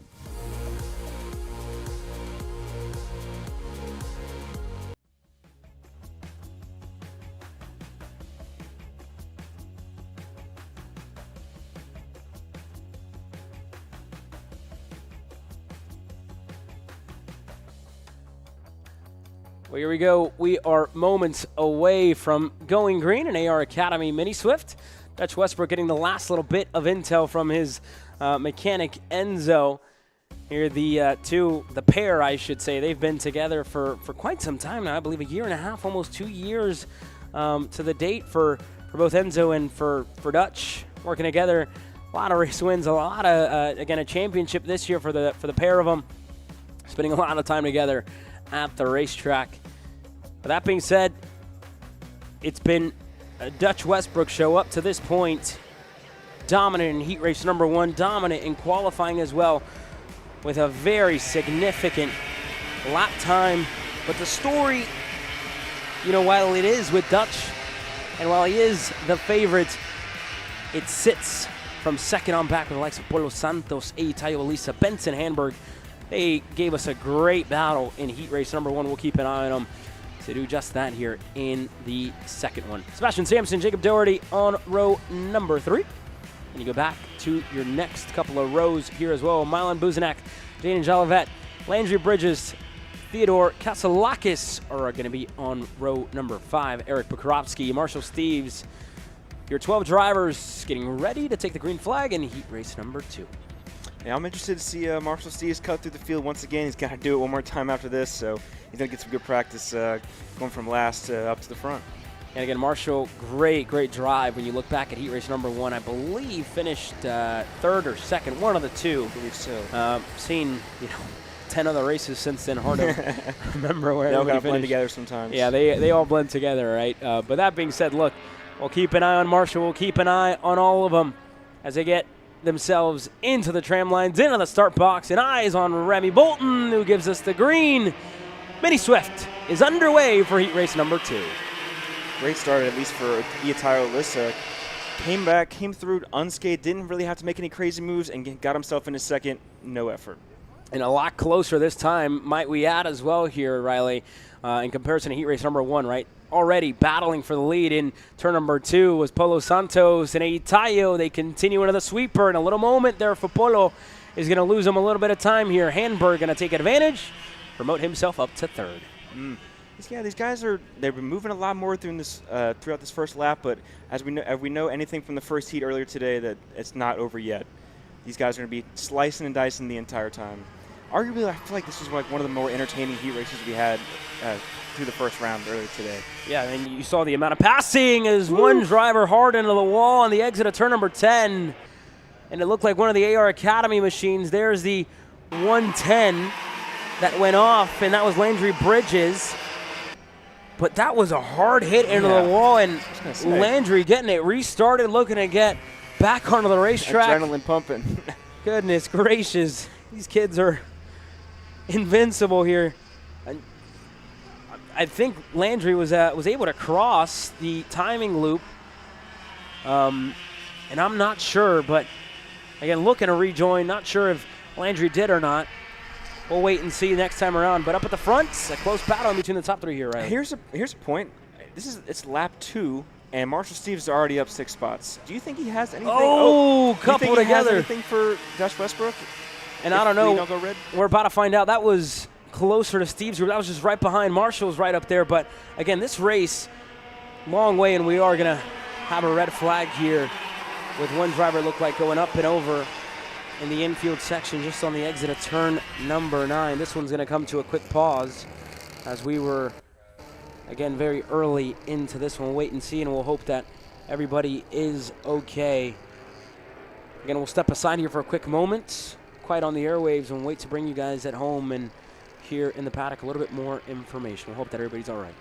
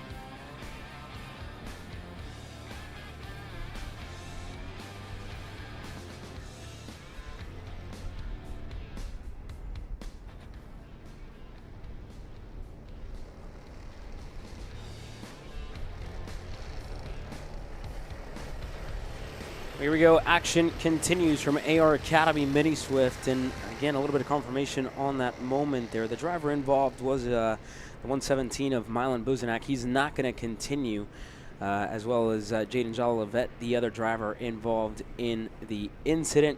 And again, racing action will resume here. They will be in a single file restart. They're going to get gridded up here on the front stretch. We'll wait and bring you guys official confirmation with the result of the incident, and as well an update on Milan here in a couple of moments.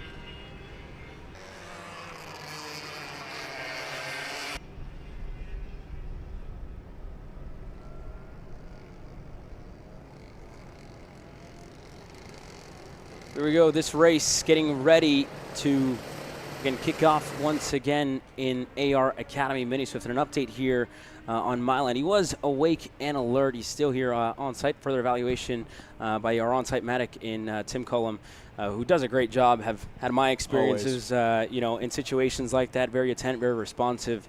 But again, Milan still getting checked out. We hope that he feels better.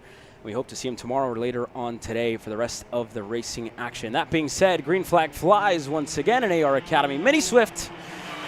And we're back underway. Dutch Westbrook leads them away in a single file restart that will continue with what was just a little over 4 minutes to go, plus 2 laps. This one was only 1 minute in to the round to this second heat race for these drivers. Yeah, I could imagine how antsy and sweaty these kids are getting, just sitting there ready to race, especially after going just those 2 laps, just a little taste of racing action, full speed. But yeah, I don't think that's going to be a problem for these guys. You know, they're all kids built like rubber, they're infinite energy, so they'll get back to it in no time. And yeah, we'll see how they go slicing and dicing. Yeah, well, here we go. It's again the single file restart's always, you know, you find yourself in situations where yes, it's a single file restart, but it's a little harder to make moves in comparison to starting side by side. And you know, forget everything that I'm saying. Tayo Elisa, Polo Santos, the leader of the race, and quickly it's going to change. Tayo, turn number 1, just at the end of it, a little wide there. Santos on his rear bumper, able to get himself to the low side, able to take the lead, and Dutch Westbrook back to second for the first time this weekend. I'm sure that caught Dutch off guard for sure, but and Tayo just felt like a hero for just that split second before just washing out too wide in the marbles. Oh, here we go. Dutch goes right back on him, and we're right back where we started. And now, right, pressure back the way of the 2 Ursulans that are right behind him. Tayo quickly back to second. Dutch, again, knows pressure at hand from drivers behind. Tayo off the racetrack once again.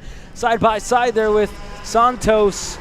And he's going to fall a little bit down the order. But the battle up front, you talk about the, again, great drive that Dutch had in the first heat race. The qualifying session where he was almost half a second clear. Not the case in heat race number 2. It's going to be a dogfight from here on out. Santos back to the lead, and pressure still well on its way as Santos washes out a little bit wide. Westbrook back on the attack.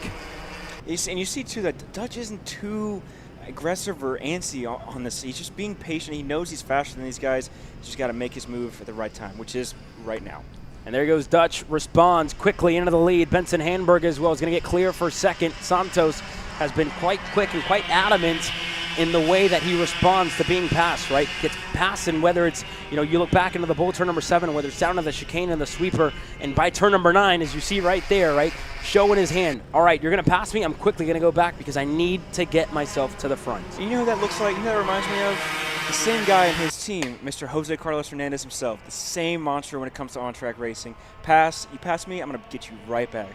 And that's, again, a quick way to respond, a great way to do it, but it's also, you know, being mindful of when you're going to retry and pass, because yes, while you are passing, you're getting passed for second.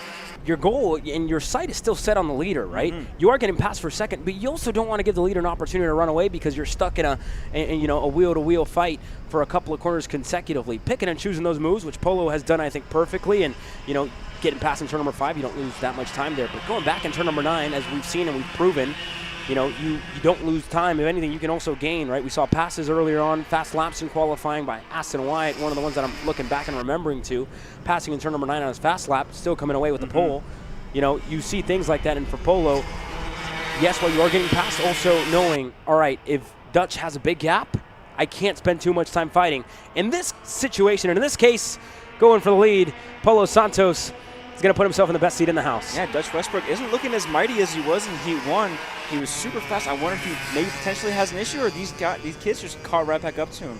Everybody found something in between the first and second heats, and Polo Santos looks like he has some pure pace. Yeah, I wouldn't say an issue for Dutch, but everybody else found an answer, right, to the speed that Dutch had at hand in that 130. And how do you know, we talk a lot about this track being different right now at the heat of the day, where, you know, kind of tapping the limiter on 100 degrees, you know, Fahrenheit out here, which is a reminder to everybody here in the paddock. And if you're watching, you know, drink a lot of water. There's IV station here inside. Keep yourself hydrated for these kiddos as well, right? This track is going to react a lot differently. In the cooler temperatures, if you feel like, you know, the grip is in the car, let's say in the case of the Bennett, right? You have a lot of grip in there. If everybody else is maybe running a little bit free, and you know, you try and put more back into it. Now what we're expecting this to be the grease over point of the day with the heat. You know, it changes scenarios like we've talked about earlier on, and you're seeing, you know, races that were straightaways away from each other are now bumper to bumper, door to door, in between everybody inside of the top 6. And even back to the top 7, Landry Bridges, talked about that driver having a spin earlier on. Mulligan back with a single file restart up to the front of this field, and Santos is going to hold up Dutch Westbrook. It just looks like Santos just has the pace in the last sector of the track, but gets eaten up in that first, you know, 1, 2, 3, 4, and 5 corners. But through these hairpins, Polo Santos is fast. And look at the difference here with Dutch Westbrook as well, right? You talk about the straightaways. It looks like maybe everybody else has a little bit more. And then out of the, one of the slower sections here, turn number 7, turn number 9, he looks like he shoots out of a cannon, right? Able to get a good exit out of these corners to put himself up at the front. So what we could be seeing here is a difference in gearing in between the drivers here at the front of our field. And now Marshall Steves, it's brought everybody right back together, and it's put him under fire once again after having to work his way through this field. White flag in the air, 1 lap to go. Polo Santos in the lead. I want to see what Hamburg has for this, because I don't expect Westbrook to stay behind. I think he's going to end up catching Santos by the end of this race. But Hamburg's right there in the catbird seat, just ready for it. Ready for whatever happens. And again, picking your move is going to be that much more important here with 3 corners to go. They're working their way into turn number 7. Westbrook going to go to the high side. Santos a little lower. And this is exactly where I was mentioning. Westbrook really good on the exit. And you see him on the bumper now. Can he try the outside? Is a crossover going to be at hand? It's going to be a move around the outside for Dutch Westbrook, and moves for the back. Benson Hamburg dropping a tire off the racetrack. Dutch Westbrook, count him out, knock him down. He'll get right back up to the front of the field. Dutch Westbrook is going to win heat race number 2 with a spectacular move around the outside in turn number 9. Man, I feel like every time we watch Dutch Westbrook race, whether that be here at TSRS or on the national scene, he's just constantly making those outside lane moves. And right there in turn 9, one of them. He left nothing on the table. No. Nothing on the table, right? And for everybody else, when you're fighting with somebody who's that fast and, one way or another, you can't find a way to stay ahead, can't find a way to get one over, it drives you a little bit more. And what we will expect to see in heat race number 3, it should cool off to a certain extent a little bit later. Hopefully. But what a drive, what a second heat race here in Mini Swift, presented by the AR Academy. And again, great drive. And again, we send our well wishes to Milan. Hopefully he feels better. Hopefully we see him back on the racetrack with us before the end of the weekend. But again, catching our breaths here. Mini with a barn burner to close things out. T4 Senior coming up next.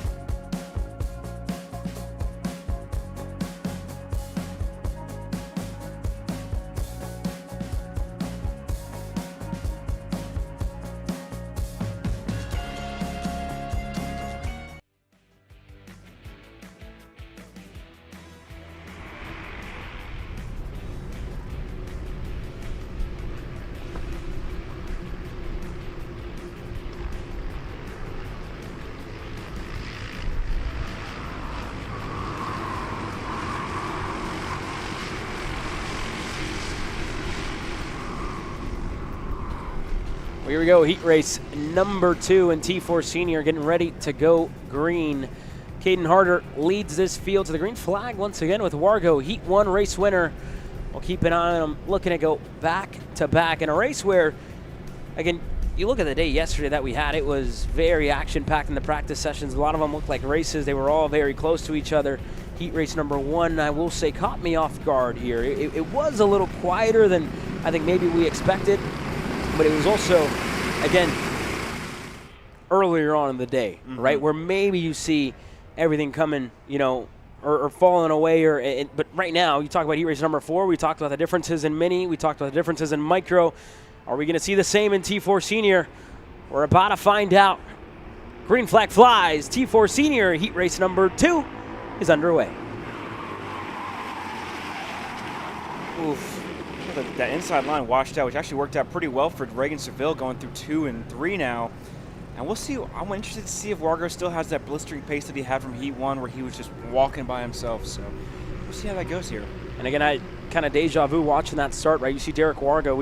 You talked about it in heat race number 1 at the start. Try and hold on to it on the outside. Try to put himself on the inside of turn number 2. Couldn't quite get there in comparison to Caden Harder, but it's a very similar, again, situation. And with a pass by Reagan Seville, exactly what we saw in heat race number 1. 2 for 1, turn number 9. We're watching the exact same race play out for these drivers in the lead as they continue to fight. Everybody else is a lot closer than what they were the first time around. Noah Rosser didn't have the best of starts, but he's still right there within sights of everybody in front of this field. Harder to the outside, Wargo to the inside, who's now going to take the lead of the race. And Seville is off the racetrack, went to the outside. Not sure if he was trying to make a move there as we were looking in for the pass for the lead, but Seville off the racetrack into the grass with a lot of work to do in the next 4 minutes to try and regain. And someone we didn't get to see in the first heat as well is Travis Varney, because he had an incident here in turn 1 in the first heat. So him being up front now, I'm interested to see what kind of pace he has compared to the leaders. Yeah, good opening lap by Varney. Grant Mitchell as well, another one of the drivers who had a little incident at the start of the race, puts himself now into third. That's the driver there with the over-under racing suit, races with over-under on the 206 side of things. See them all kind of sporting their own suits, but that being said, very, very close and, kind of continuing this trend that we've seen time and time again this weekend, or I should say to start off the first 3 heat races, while heat race number 1, it was separation between everybody. It's a lot closer, packed, and I don't want to speak too soon because Derek Wargo, they have given him open room, right? And we saw what happened in heat race number 1. Could it be an exact repeat? Does anybody else have an answer? Are they going to fight? We're about to find out here in the next 3.5. Yeah, for sure. It looks like, as it stands right now, Wargo still has that pace that he had earlier today. We'll see what Harder or Varney and Mitchell are able to do to try to catch back up. But Wargo in free air is unstoppable Dangerous, right right? Dangerous duo, right? You put him out in front, give him an opportunity to breathe. Even when he was behind Caden Harder at the start of this race, it was visibly, the difference was visible in how fast Wargo looked and into how fast Caden looked. Wargo was, all over the back of him, and Harder was having to work to stay out in front, whether it's the tire preparation in that opening lap, all these instances, what it could be that has Wargo starting this race off perfectly and leaving everybody else behind towards the end of the race, not given an opportunity to respond. For Noah Rosser, this race is going to end early. He's into the pits for the 531 Team USA representative for a couple of years running. 531 is going to be out. Been a tough day so far. Yeah, that day to forget really for Noah Rosser, right? And again, you see his name in any field that you go to, in T4 Senior, himself being an ambassador, racing overseas on the T4 side of things, all over the world, racing and promoting this package. He comes to the state of Texas and, not quite what he would expected and having to work, I think, a little bit harder and, ending early here in heat race number 2, not the way that he would have wanted to start his stint here in, again, the South.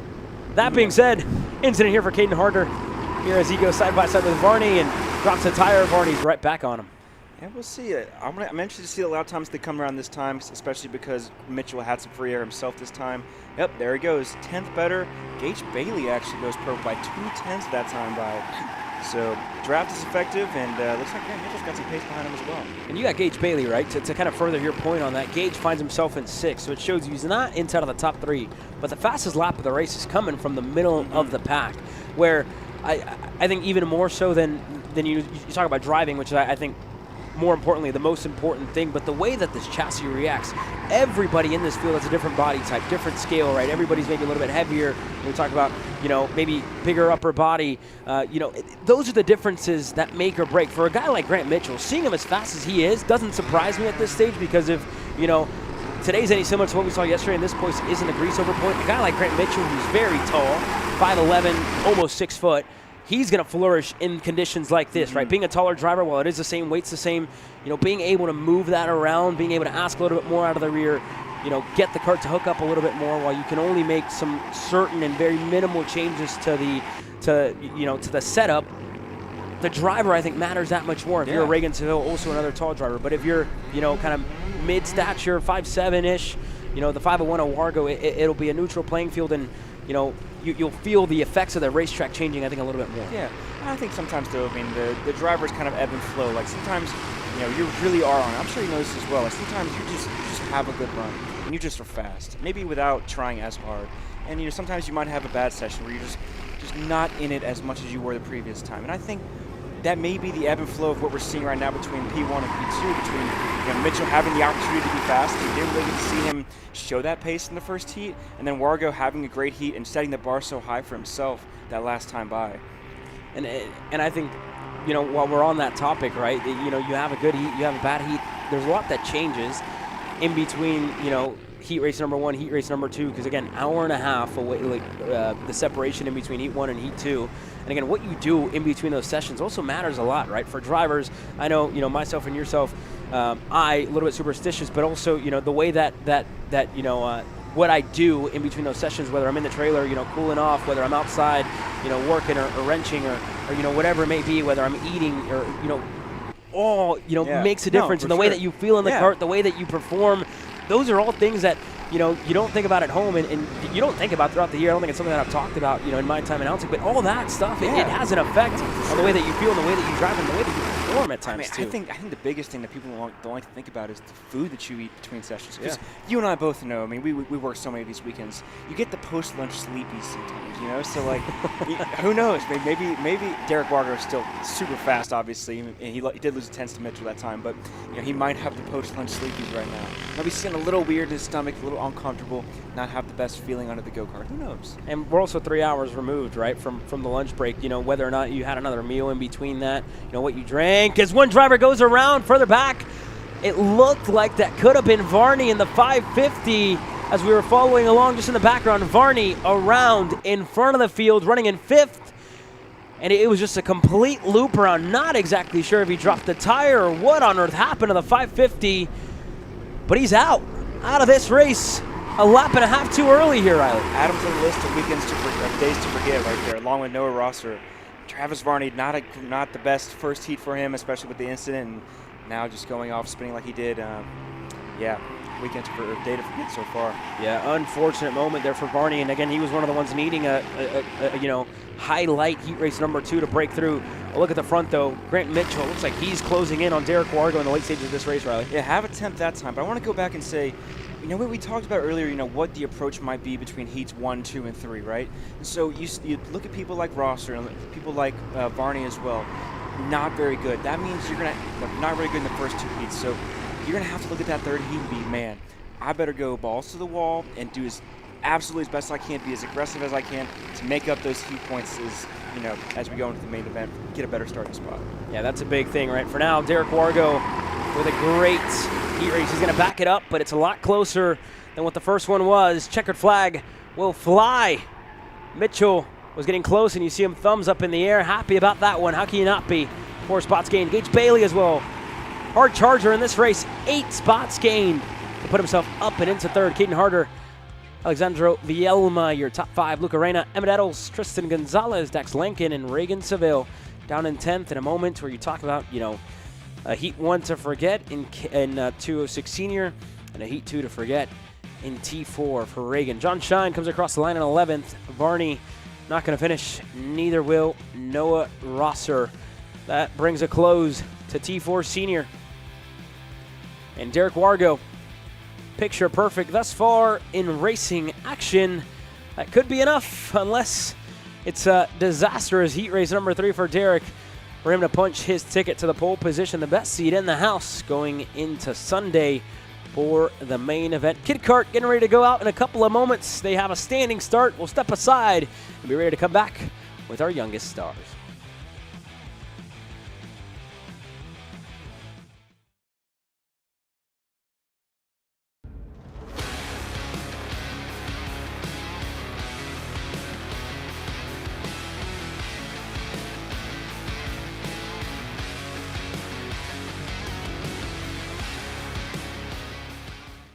Cresson Motorsports builds champions every day, drivers who won on the world stage. The Tillotson T4 Series is pure spec racing. Same engine, same chassis. When you win, it's because you were the best that day.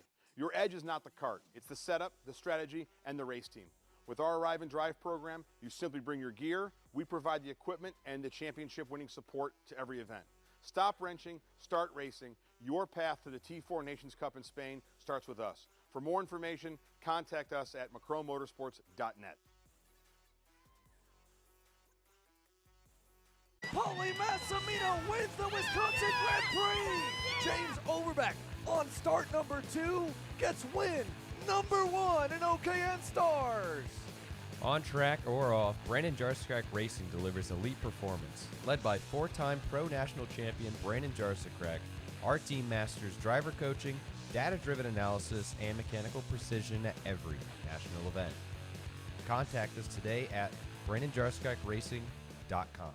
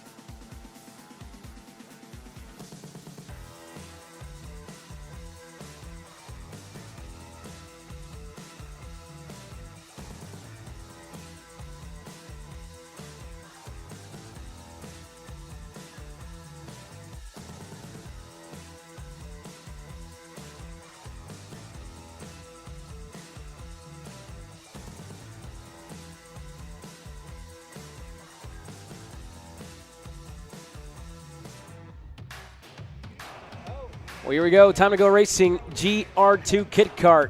Moments away from going green. We get a good look at that inside line. Maverick Reddick leading him to the pole. He's your Heat 1 race winner. Look at those tires. And as well as everybody else. Yeah, these tires, I mean, the biggest difference, right? You're able to scrub the tires as well when you get back, able to clean them. Like one of my earliest memories in karting is watching my dad do that. Like, I remember like the smell of it and just like, I don't know. I always thought that was like the coolest thing ever. Yeah. Yeah, well, you got everybody working their way through. You look at Sullivan Baudouin as well. If again, I'd be telling my teachers, right, to watch me on Kart Chaser. Heck yeah. It'd benefit us, right? Get your teacher to pay the please give me an excused absence. Premium membership, excused absence. And that being said, you can shout him out on a post-race interview every now and then, right? If you're able to win on the national scene. But that being said, these Kid Karts moments away from going green. You got just about 11 of them. My apologies here.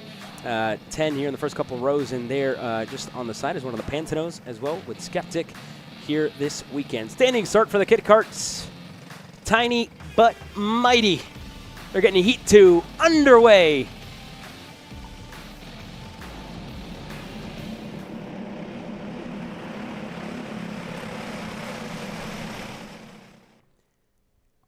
And a good start for the front row.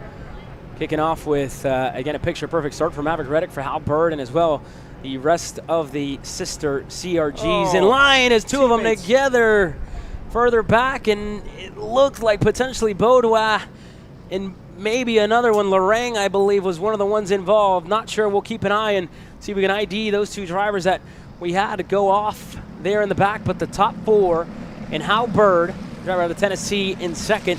And you go back as well to Grayson Hollis in the 97, Beckett Boudreau in the 95. And it looks like the two drivers that we had off the racetrack able to rejoin, but looked like they were, again, looked like a high five just there for a moment as Hal Bird with a little mistake on the exit of 9. He's going to get past. Hollis is going to go through, and now pressure from Beckett Boudreau representing the MSL Racing banner. Going to look to make a move for third. Only a lap in. And Reddick leads over Hollis, over Bird, over Boudreau, over Brassard, Salazar, Dudley, Hosley, Cooper, and indeed, so the two drivers involved, Sullivan Baudouin, Xander Lorang at the start of this one. Yeah, well, not the best moment for Hal Bird. He had a great first heat, being able to hang with Mav Reddick. You mentioned to me that Hal is only 5 compared to Mav being, what, 7 you said? 6 years old, yeah. So a lot of these drivers, right, you're seeing them come into this class a lot younger. Usually you get the lay of the land at 4 years old, and then when you're first able to compete in Micro Swift, usually standard across the board in SCUSA as well, you're able to race at 7 years old. So again, a lot of them are young, and Maverick's still 6 as well for how he's 5, the start of their careers, right? You talk about how much time they have, but learning early, 5, 6, you know, a couple of them 7 years old, 8 years old as well, that are racing in this division. And if you want to race at the 6-year mark, you need to find a waiver, which, you know, most series don't give them out anymore. But again, you have to ask, you have to apply, and you have to go through it's almost it's a long application process to try and get approved for one. But if you win the championship, in the case of Mav Reddick, if he's able to win the championship here this weekend, we'll see him in the Micro Swift division to close off the year at Speed Sports Racing Park. Wow. Yeah, I was just thinking, because like I feel like, you know, as they get older, when you look at the classes like this and classes like Mini and Micro Swift, you know, 1 year in the class and 1 year age difference is so much experience difference and so much mentality and strategy difference and speed difference. You know, there's so much happens, you know, in those early stages of karting. And, you know, as you get older, you know, age is maybe makes less of a difference in terms of just like your overall, you know, speed and ability to be fast and go win races. And, you know, thinking about, you know, the difference between Reddick and Bird, you know, being 6 and 5, like, that's such a crazy vast difference between the two, you know, in such a short amount of time. And then you flip the roles as well, right? This time last year, Maverick Reddick was 5 years old racing in this field, and as well for a couple of them, right? The way that they grow within that year is a big difference. This is one of the biggest things that it takes to kind of get them into, right? Hal Bird at the moment, making a move into turn number 10.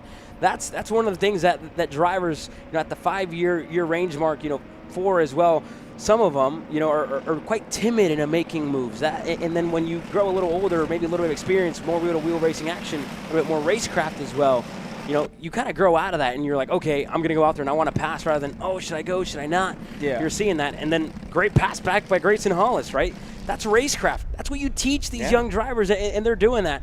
Great work by Hollis, great work by Hal Bird, and Beckett Boudreaux, and everybody else in this field, right? The fact that they're doing what they're doing at such a young age, whether it's 8, whether it's 7, whether it's 5, I mean, tip of the cap to them all, because it's not easy to go out there and do what they do. Definitely not. And I feel like, too, like I feel like as you get older, your friends on the go-kart track become less and less friends on the go-kart track. Like, oh, maybe they're thinking like, oh, I don't want to pass this guy because we're buddies. I don't want to beat him. We're just having fun out here. But you get into like the minis and then the juniors and the seniors. Like, you know what? Screw that guy. I want to pass him. I want to beat him. I want to beat my friends on track. And it's as well, right? At an older age, you realize that as soon as the visor goes down, while you are talking to somebody on the grid, it's just. It's you and him or you and her, whoever it might be, that you could be speaking with on the grid, hey, let's try and do this. But as soon as that checkered flag, as soon as the green flag flies, it's, every man for themselves. You're out there running your own race. There's nobody else sitting in there in the cart with you. And these two, again, while they, might hang out, in the trailer or wherever it might be, they're going out there, going to war side by side. We were passing each other back, looking at each other, and when it's done, it's always important, right, to find that balance. Thumbs up, and hey, great race, great way to close that one off. All in good competition, But I still want to beat you on the racetrack. Correct. Here's a look further back at a couple of drivers. Sullivan Baudouin, he's again the driver that we talked about at the start. Issues for the 19, getting this one started. And this 8 years old here. He's getting ready to move up the ranks, but still very, very small for an 8-year-old, right? Going back to what you eat at home, eating your vegetables, drinking milk, protein. Protein as well. As Hal with an issue. No. We looked away. Hal Bird. Not sure if he went off the racetrack. Him and Grayson were side by side for, again, a good little bit of this race, a good little portion. And Hal now sits back into the 5th spot. And with some work to do to get back up to the likes of his buddy Dallas, as well as Beckett, and as well as Grayson. And that's how, again, that's racing, right? And going back and bringing it back for heat race number 3. Things that you learn how to bounce back, right? They're going through it all. You put these kids through every situation possible. You look at where they'll get to, right, in a couple of years' time. So Hal Bird's still a long way to go for Hal, but putting himself through in one of his best weekends that we've seen here at the Second Racing Series to date. But the likes of others as well, putting themselves in the top 5. Dallas, this is some of the best stuff we've seen out of him. 3 spots gained, hard charger, making 3 moves. I mean, oftentimes you go out there and you're scared to even make one. Going out there and making 3 in this short span, great way to start off this race for Dallas Brazard in his comp car. Yeah, this group of 3 here could get pretty hairy as we go on, as I feel like they've closed up the last couple laps, especially with that incident with Hal Bird. That 2, 3, and 4 group is getting pretty dicey here. And then we look just in the midfield, 2 laps to go for all these young drivers. 3 nose to tail in this second pack. Grayson Hollis with Beckett Boudreaux in tow, Dallas Broussard, and then Hal Bird. And then Rowan Dudley, the driver who also has gained 3 spots in this race. A good drive so far for Rowan. Look at the Euro lean. In the number 7, into the corner. Getting into the groove of things. He's got a 7. You should give me your Uno hand. There you go. And again, that could be very well what they're doing, whether it's playing Mario Kart when they're in the trailer, running around. Do you know the rules of Uno in Kid Karts? I'm not sure. Probably do. That's a straightforward game. The way you play it is always different from household to household, living room to living room. But again, whether or not the way we play it, you can steal a hand from somebody. Usually gets quite hectic. But for the number 7, he's out there stealing spots. Do the same way we stealing do. Lap times, Up man. 3 spots, stealing lap times, personal best as well. You go back to personal best lap and lap again. I might add for Rowan, who's running in 6th.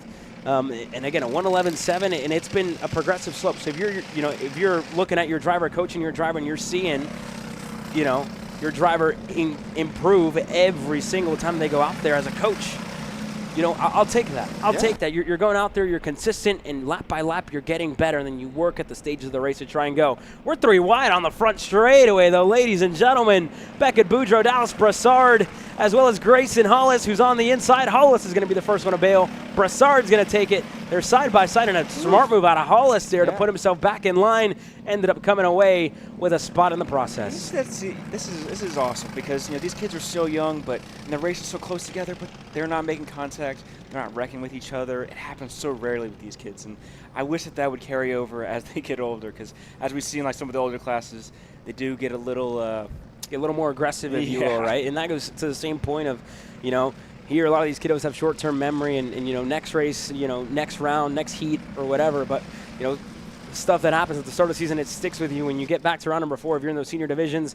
And kind of the point that you made, right? Whenever you become in the heat of competition, while you are hanging around at a young age, you almost grow apart when you're out there and everybody's trying to go out there and win. Mm-hmm. Speaking about winning, Maverick Reddick, my apologies, going to take another one here in this one. The checkered going to fly for Mav, who's going to fly to the win here with a significant gap. Just at about 5 seconds ahead of the rest of the field. Dallas Brassard passing on that last lap. We talked about that. Who's actually going to get moved a little bit further back. So, again, could be something post-race for Dallas, who's back to 7th. Grayson Hollis in 2nd. Beckett Boudreaux, Hal Bird up to 4th. Rowan Dudley, your top 5. Sullivan Bodua. And you go back to Hunter Hakeem on the Pantano in the 22, coming across the line to finish in 11th. And as well, just received a text message here as well. But again, Brittany just gave me an update here on our driver, series owner Brittany Lobo just gave me an update here on Milan Bozanek, saying that he's alert and happy to be here. And again, we hope to see him throughout the weekend. Good to see that he's doing all right, in good spirits. Hope to see him hopefully rejoin us later on in the weekend. Whenever he's ready, whenever he's healed up, whenever he's ready to go racing again, we'll wait and see him, and we'll welcome him with open arms on our broadcasting as well. I'm sure the rest of his competitors will do the same. Chapter closes with Kid Kart. That's the end of their 2nd heat race. Coming up next, it's KA100 Junior, presented by P1 Engines.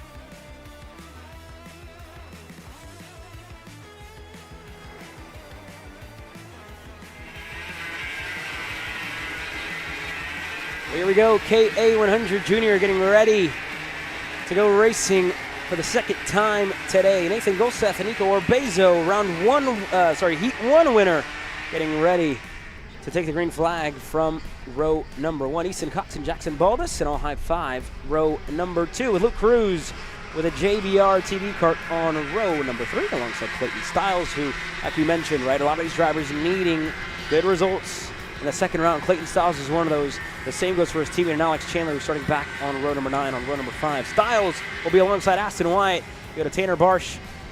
Stiles will be alongside Cruz. Aston Wyatt will be alongside Tanner Barsh. Alex Chandler, Connor Rebus, your top 5 rows, your top 10 starters, and 25 deep here this weekend in KA100 Junior. And the story in heat race number 1 lied within this top 10. And as well with Carson Berry, one of the drivers that caught us by surprise, racing his way from outside into the top 10. Been away from the seat for quite some time, focusing on school sports while his brother Mason does all the racing.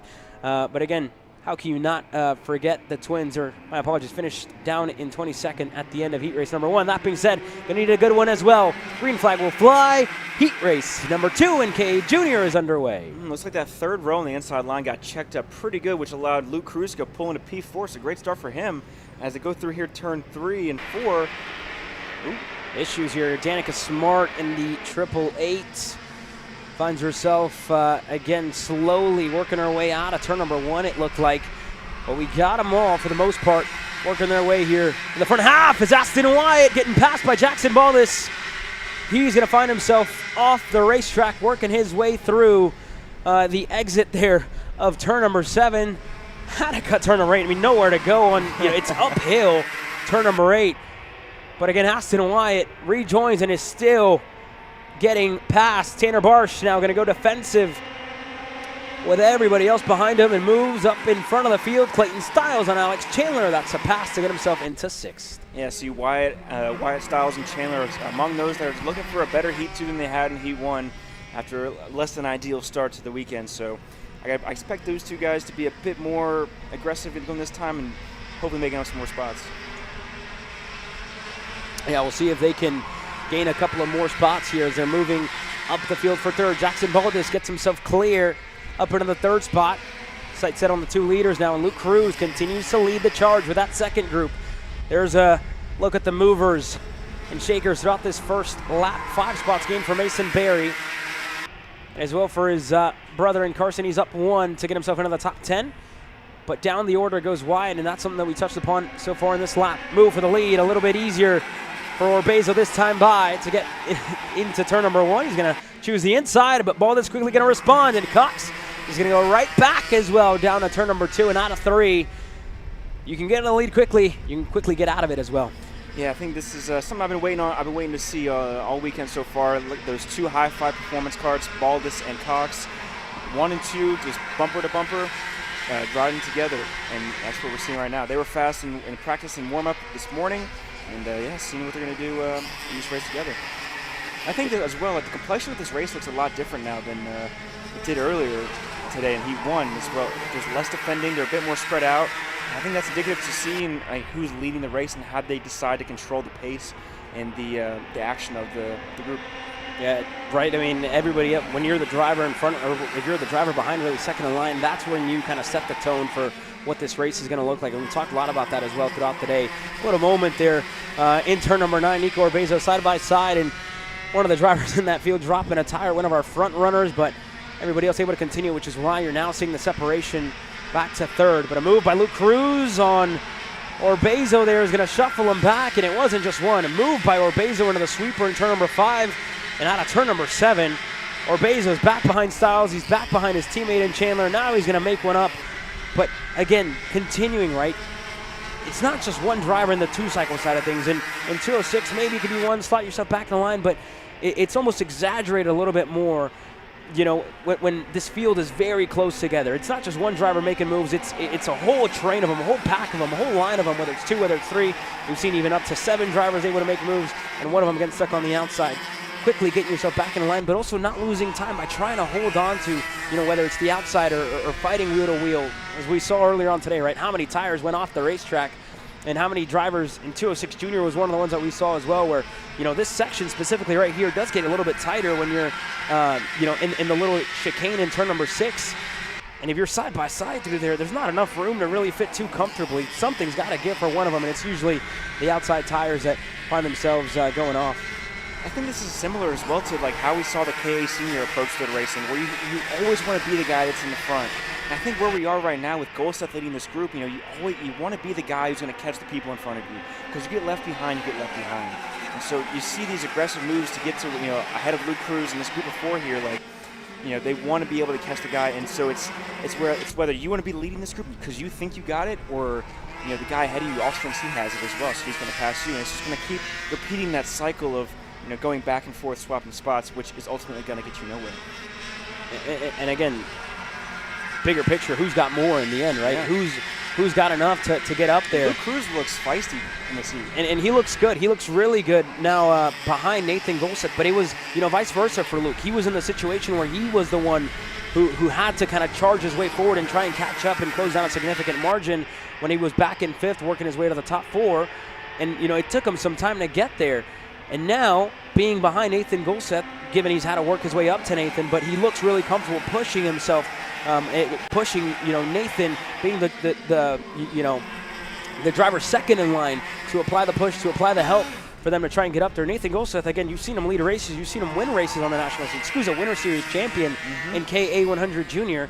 You're going to trust a guy like that to again take you to the promised land, in this case being 1 and 2, trying to go better than Jackson Baldus and Easton Cox, because you know the two of them aren't going to fight in this stage, right? We saw it in Amarillo, we've seen it throughout the year with the, again, progression that Jackson has had throughout the year, and as well the speed that Easton has had. The High Five Performance team, I must say, in 2026 has turned it up. Oh, for sure. Because they are at the front more often than not.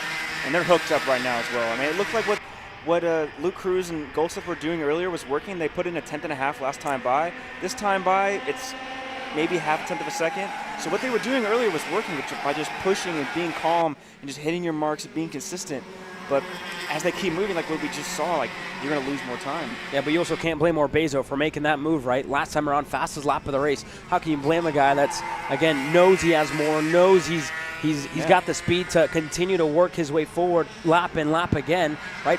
Why would he sit around and wait with the two drivers ahead of him? You got to go. You got to run your race. You got to move, and he did just that. Now, you see he continues to do so, and while Nathan Goldseth was struggling to close on in the top two with Orbezo at hand, you see the difference now. Throughout this last half a lap that Orbezo's led that group, he is closing in with the two leaders, and you see it on the straightaway now. A lot closer than what it was before with 2 laps to go, and as this battle continues to get to where it's going to get to, half a second, this is about to, at the end of this lap, it's going to heat up, but the battle that is already kind of blazing hot is that second one with Alex Chandler and company. Aston Wyatt, Luke Cruz, Tanner Barsh, Clayton Stiles, Mason Berry. They're all fighting to get themselves into the top 5, and it currently sits in the hands of Alex Chandler. It just looks like Cruz is just fighting to keep his head above water right now. It's as the group just kind of just eats him up everywhere. So he's just falling off now. And it looks like once he got left behind by Goldseth and passed by Orbezo, like he's been going backwards, unfortunately. Yeah. Again, not the way that Cruz would have wanted this race to go, and it was just a difference in a move, right? Orbezo passed him, could never really find his footing once again, and that race has since gone backward for Luke. Aston now finally able to push ahead, but with the moves, Nathan Goldseth, again, using Orbezo to his advantage, right? I'm going to close into these two with the help of Nico. Now I need to go into turn number 7. Nico, no, I did all the work to get here.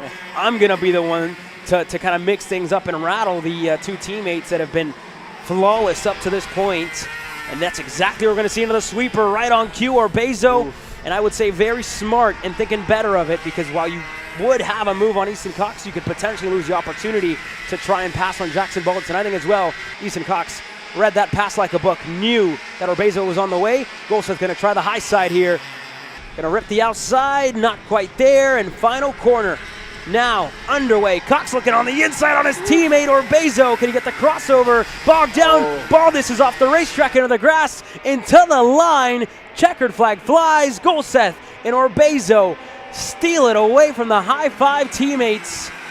Orbezo wins it over Nathan Goldseth, and again, working together to close a gap that looked almost impossible to the last 3 laps. It closes right on in as one driver gets collected at the back of the field.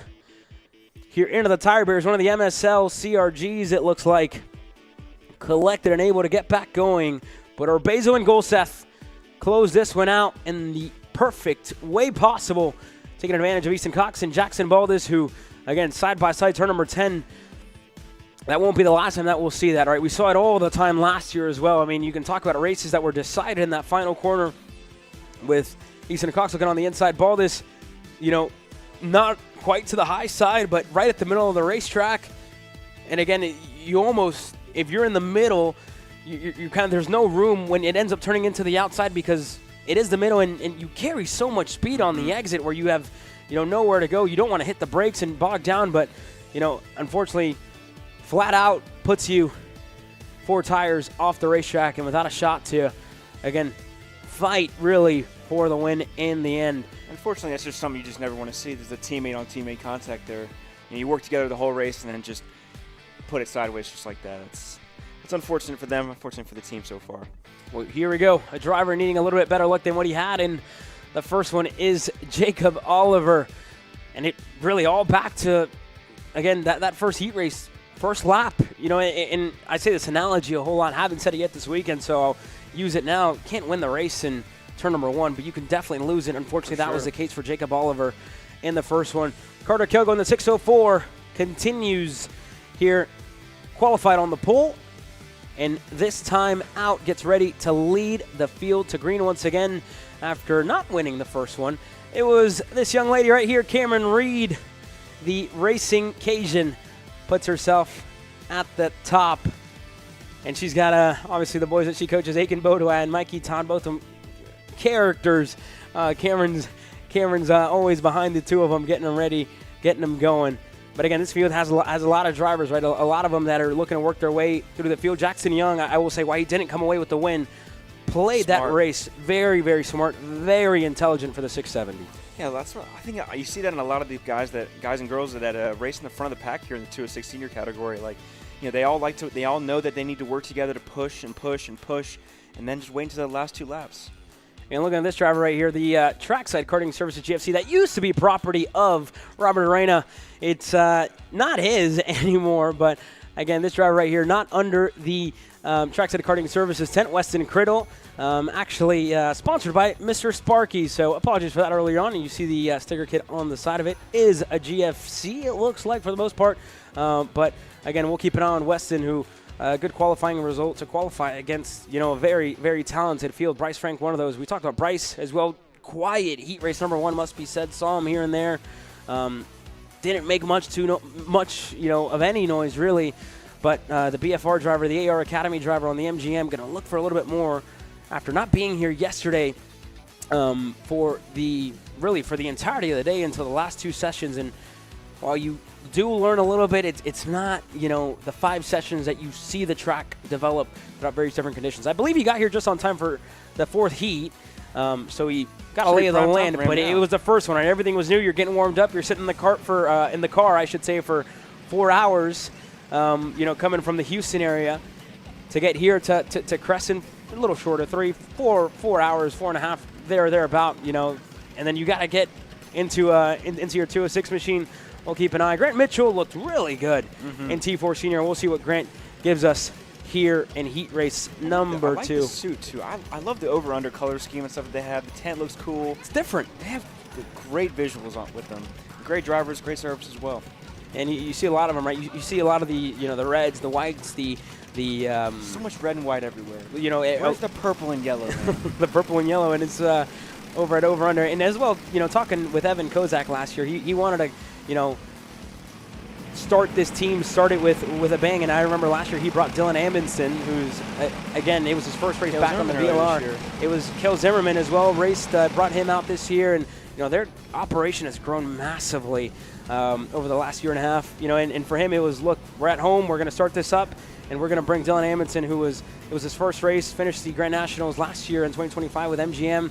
And again, getting ready to start his 2026 campaign in 206. Now with his own operation as well, Dylan, on the national scene. But again, the VLR being the dealer here for them, and again, a variety of chassis that we're seeing in 206. Talk about the Coyotes that were here with us last year, and even some still here with us this year. The VLRs, the MGMs, talk about the Brell Arts, and everything under the sun that you have that's out here, right? We'll see. It's anybody's game. It's very, very even. 206 Senior. You got to get ready for this one, Riley. Got to love it. We're in Daytona this weekend for NASCAR, KartMoto this weekend for the Texas Sprint Racing Series. So, gotta love pack racing weekend, man. High-speed racing where everything matters just a little bit more and where you want to win, because, again, other places, while they are technical and while there could be a lot of situations that come your way, this is definitely not one of those places, right? Whoever wins out there on the racetrack will be the best. And again, you'll earn that win when it's all said and done. 206 Senior getting ready to go into the tram lines, getting ready to kick this one off.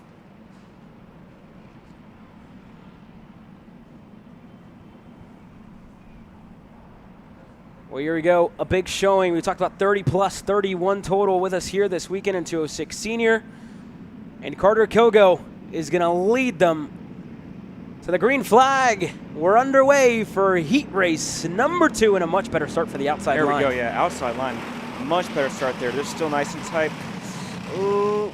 And a couple of them going off. Cameron Reed, one of them. Reed off the racetrack, and a lot of them collected here. A parking lot. Mitchell collected. The 672 as well collected in the midfield of Holton Edwards, it looked like. And more. Abby Lindvall as well involved. We talked about Weston Criddle involved at the start of this race. Mitchell, one of the notables inside of the top 10, but that was just on the edge. Big moment for a couple of them. Nice and clean inside of the top 5, but for Cameron Reed, who started in 5th, again off the racetrack with a lot of work to do in heat race number 2. And Oliver, talk about, complete 180 from what we saw out of him earlier on in heat race number 1 in that opening lap, taking advantage. Heat race number 2 puts himself up at the front. Yeah, definitely not the ideal start for Cameron Reed, but remember we were talking about earlier, heat 1 was a banker. She got that banker in. Obviously not ideal to be off in the first lap of heat 2, but as you see the pass for the lead, Carter Kilgo going to the front. And again, Carter Kilgo, Jacob Oliver, the two of them trading positions here. And again, both of them swapping around. Here comes Oliver looking back on the inside. Turn number 5 into the sweeper. Oliver's got some help in Reagan Seville. And there's Chambers and Rafael Kraus on the TB card. Elbows out for Raf, putting himself into 4th. Ooh. And Kilgo with a moment as well, climbing over the back of somebody. Did he go off? And it looked like he just slowed down a whole lot, but he was passed by a good number. Chuck Jensen is clear. Frank got by as well. Jackson Young, who was shuffled down the order, now racing his way back up.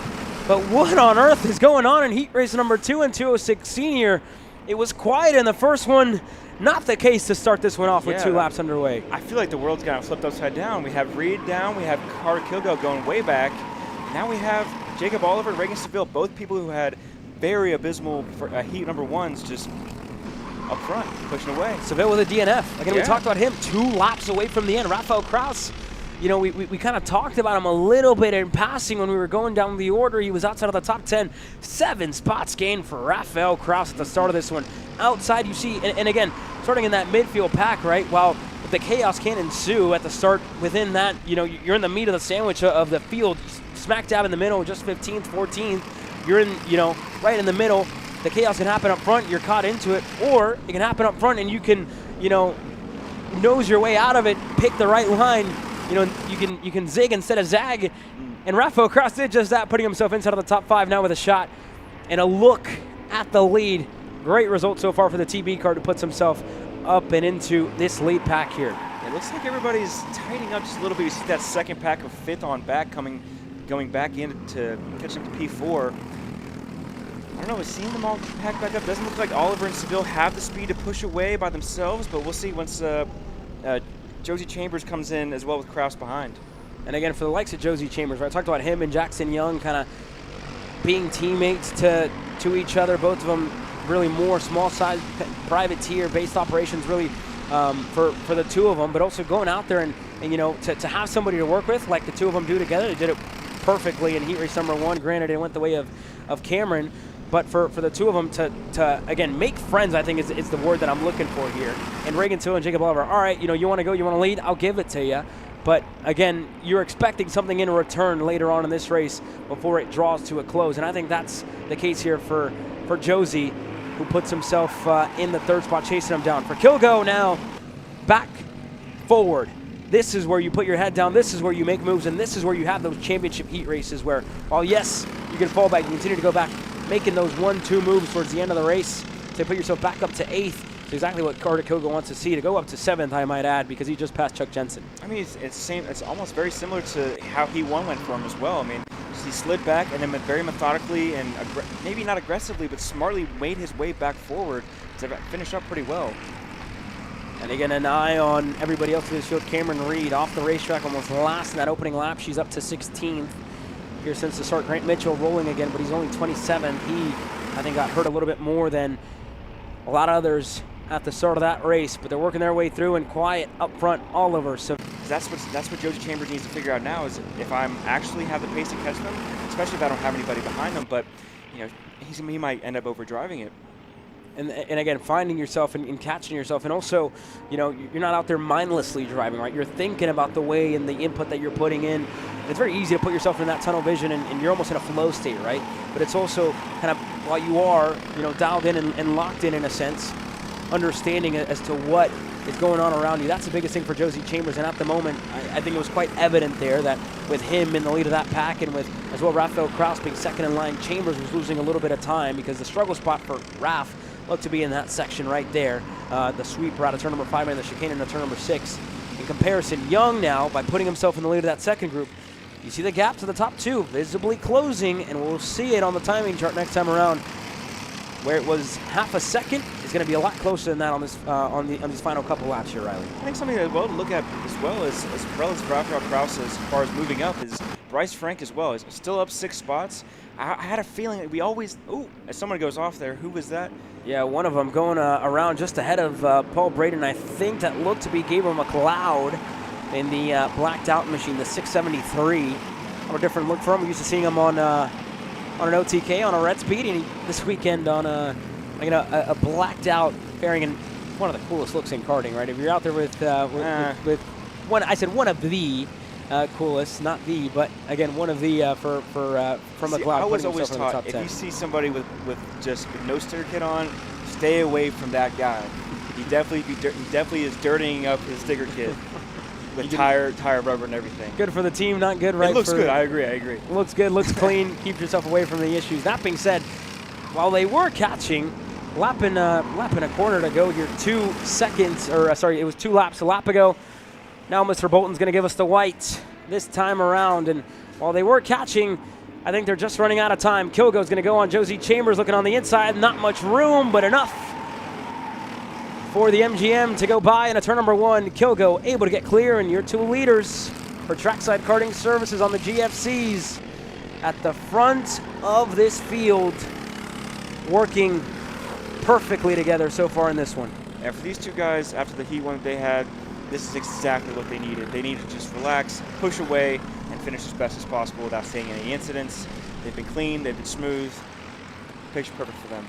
Now how it's going to end up, right? Is Reagan going to make a move into turn number 10? Always a driver that wants to be the first one out, always a driver that wants to lead, always a driver that is out there to win races. Not going to be it for him this time by in turn number 10, not going to enforce the issue.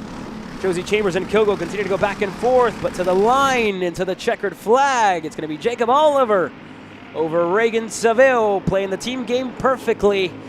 2 peas in a pod, winning that one. And you look at the rest of the pack working their way through as well. Just a little bit further back. Likes of Chubby Ramirez and a couple of more. Reed back up to 12. And Cameron Reed, damage limitation, 12th with a win, and a 12th that puts you just in the 6th place margin on the average. We'll see. She's going to need a big-time final heat race as well to try and put herself within those first couple rows here. But again, anything can happen in the main event tomorrow. Usually people play a little bit nicer throughout the start, right? Not want to lose the race in the first lap. We all seem to go the other way where people are way too aggressive on the start. Yeah, again, you see it go the other way. So, I don't know. We'll see. But to close this one off, 206 senior Oliver is your winner to Jackson Young, and it looks like a penalty assessed to Reagan Seville for something at the start of this one. That puts him back to 12th. That promotes Reed up to 11th. And again, for Seville, who I think more than Oliver needed a result here, he is down the order and only 1 protest available for these drivers throughout the weekend. Seville has his available. We'll see if he decides to take it or not. I don't see why not, right? Again, a main event tomorrow. Got to keep your nose clean. But that being said, Seville, not sure what or where it happened. I know like incident for somebody else as well, because they just shuffled again. Cameron Reed just popped up to 10th on the timing pylon here. But that being said, Oliver on his return to the seat here this weekend with the package he's familiar with is going to take the win. And coming up next, it's going to be 206 Cadet.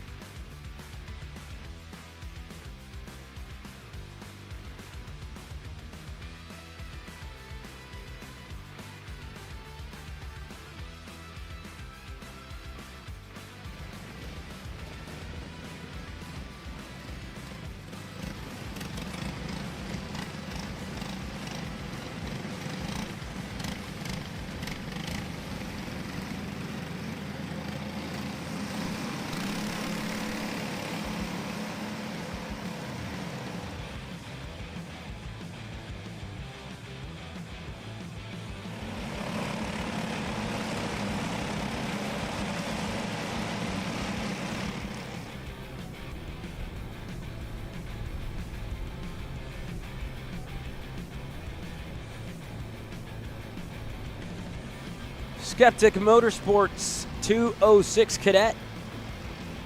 Now working their way out onto the racetrack. Led by Drew Blem once again this weekend, and a good result for Drew as well earlier on today throughout his first couple of heat races to put himself closer and closer to the top. And we are over the hump here in the day. We are almost to the end of the second round of heat races 206 Cadet, and after them only 3 more in the second round before we race our way into the third round.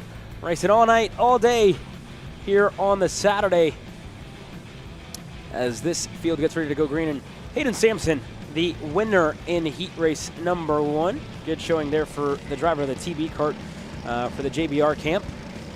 He's the one that is going to lead them away, or he's going to lead the second row, I should say, on the inside line as we get ready to take the green flag here. Once again, we've talked about a lot of these young stars. Dusty Schreier was up at the front as well throughout this one. We'll watch them all as the wind, and you can see it's not nice to some of our camera guys on shout out to the camera on crew. the scaffolding, and a huge shout out to all of them. We're not going to get the green this time by, but a huge shout out to all of them and everybody at track. And because again, the superstars, unsung heroes, are behind the scenes working their tails off for us here this weekend. All of them racers themselves, and as well looking to bring you guys all the live coverage in the heat of the afternoon here in Texas. No joke for everybody working here trackside with the Texan Racing Series, and mechanics, whatever you want to call it, as well our camera crew, right? They again, the heroes of our broadcast, if you will. Couldn't do without them.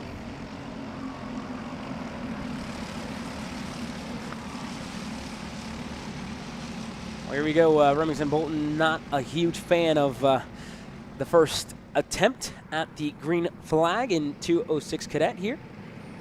And he sends them around one more time. And they got them all lined up again. But time does start, so while, again, the start was a wash, and I believe I've been getting it wrong, it feels like 5 minutes because, again, the time starts in the first lap, obviously a lot longer than the rest, but they only really have, it's 7 minutes plus 2 laps is the entirety of these heat races. It feels like 5, but again, at a place like this, if you go to a place like Amarillo, it feels like an eternity when you're sitting there watching. The racing's been so good here all day, so yeah, I mean, it's like flown quickly. by. It's flown by, and I don't. Flies when you're having fun, Caleb. And I don't want to speak too soon because what if again we see 0 passes in the back half of the day for heat racing? I doubt that's going to happen. Don't do that. How can it not happen, Ricky Bobby? But again, we'll see. We'll see what this one gives us. I'm sure it'll be just as good as the first one. And again, 206 Cadet. You look at the last 2 years and this year specifically, I mean, this field continues to grow and continues to get better. All of them really, with the amount of drivers that move through and up the ranks. And, it's great to see the level and the amount of competition that we have in between all of them. That being said, Race Director Robert Venable gets them all in line. Green flag flies. 206 Cadet. Heat race number 2 is underway. Looks like Dusty Stray was a little bit out of place there going through the tram lines, and that definitely reflected on how we started here, sliding all the way back to P5 from second place. So not ideal for him, but as we've seen before, it's not too difficult to make your way back up front. Yeah, and again, Dusty mentioned him. Now you talk about it, right? Losing a spot, now looking to gain him. He's going to do just that from the outside line. Slotted back to 5th behind Mikey Todd. Now quickly getting himself back up to 4th. Todd left pretty much nowhere to go, and you got 2 drivers right on the inside, like Dutch Westbrook and like Dusty Schreier. But we got them all inside on the top 6. Marshall Steves as well with a good start. And side by side, further in this field with Vargas and what looks to be Baron Chen fighting for position in turn number 9 here, Riley. Yes, it's interesting too now because we see that the dynamic trio of Blem and Sampson and Mikey Todd from earlier today from Heat 1 and qualifying, the dynamic trio are now broken up. And in a moment here, contact in between Westbrook and Blem. Westbrook passing on the inside, and just a very kind of awkward looking, but again, just wheel to wheel, and it was just enough contact to pop Blem up into the air and send him off to the wayside a little bit. Didn't go off the racetrack, which is best case scenario in that situation, and is still right there on the edge of the top 5, right behind Marshall Steves. And a pass for the lead while all that was happening. Dutch Westbrook takes control of this one. I mean, so far, even through the first lap and a half of this race so far, it looks like Dutch and Dusty are just hooked up. So if they push away, I wouldn't be surprised, but I also wouldn't be surprised here if Mikey Todd goes back in on him and make this a trio as well. And now if you're in the shoes right at Dutch Westbrook, right, you were just in a situation earlier on today where you had to defend, and now you got two drivers in the back of the field that get together. But if you're in the situation of Dutch Westbrook, right, they obviously took the fight to you in Mini Swift. You know that maybe the speed that you had on hand isn't quite there, and as well, he's had to work hard in 206 Cadet, very tight-knit class, and a little bit you don't see margins like you do in the two-cycle side of things. But for Dutch, you want to stack this field up. He's going to leave the door open. Mikey Todd's going to take the lead of the race, and that answers my question, right? Now do you answer as a driver in second? I think in a class like this where it's so draft and pack dependent, like, you would lose more if you fight it than if you just let it go. You just got to let it go and pick up the next part. It's because I don't know if you remember this old, I think it was a Sunoco commercial from Jimmy Johnson. He said, it's not about how you start, it's about how you finish. And I think that's what Dutch Westbrook is thinking, as well as Dusty Strayer as well after that start he had. And again, like you mentioned, right, it's about the way that this race closes out. Same for Drew Blem, right? Already making moves, looking to go back by on.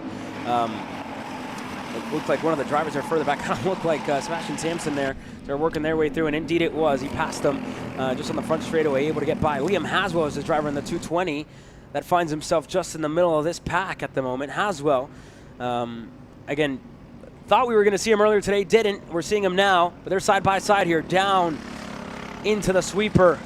Westbrook's going to take the lead of the race again. Strayer back in a line, and Mikey Todd slots into third.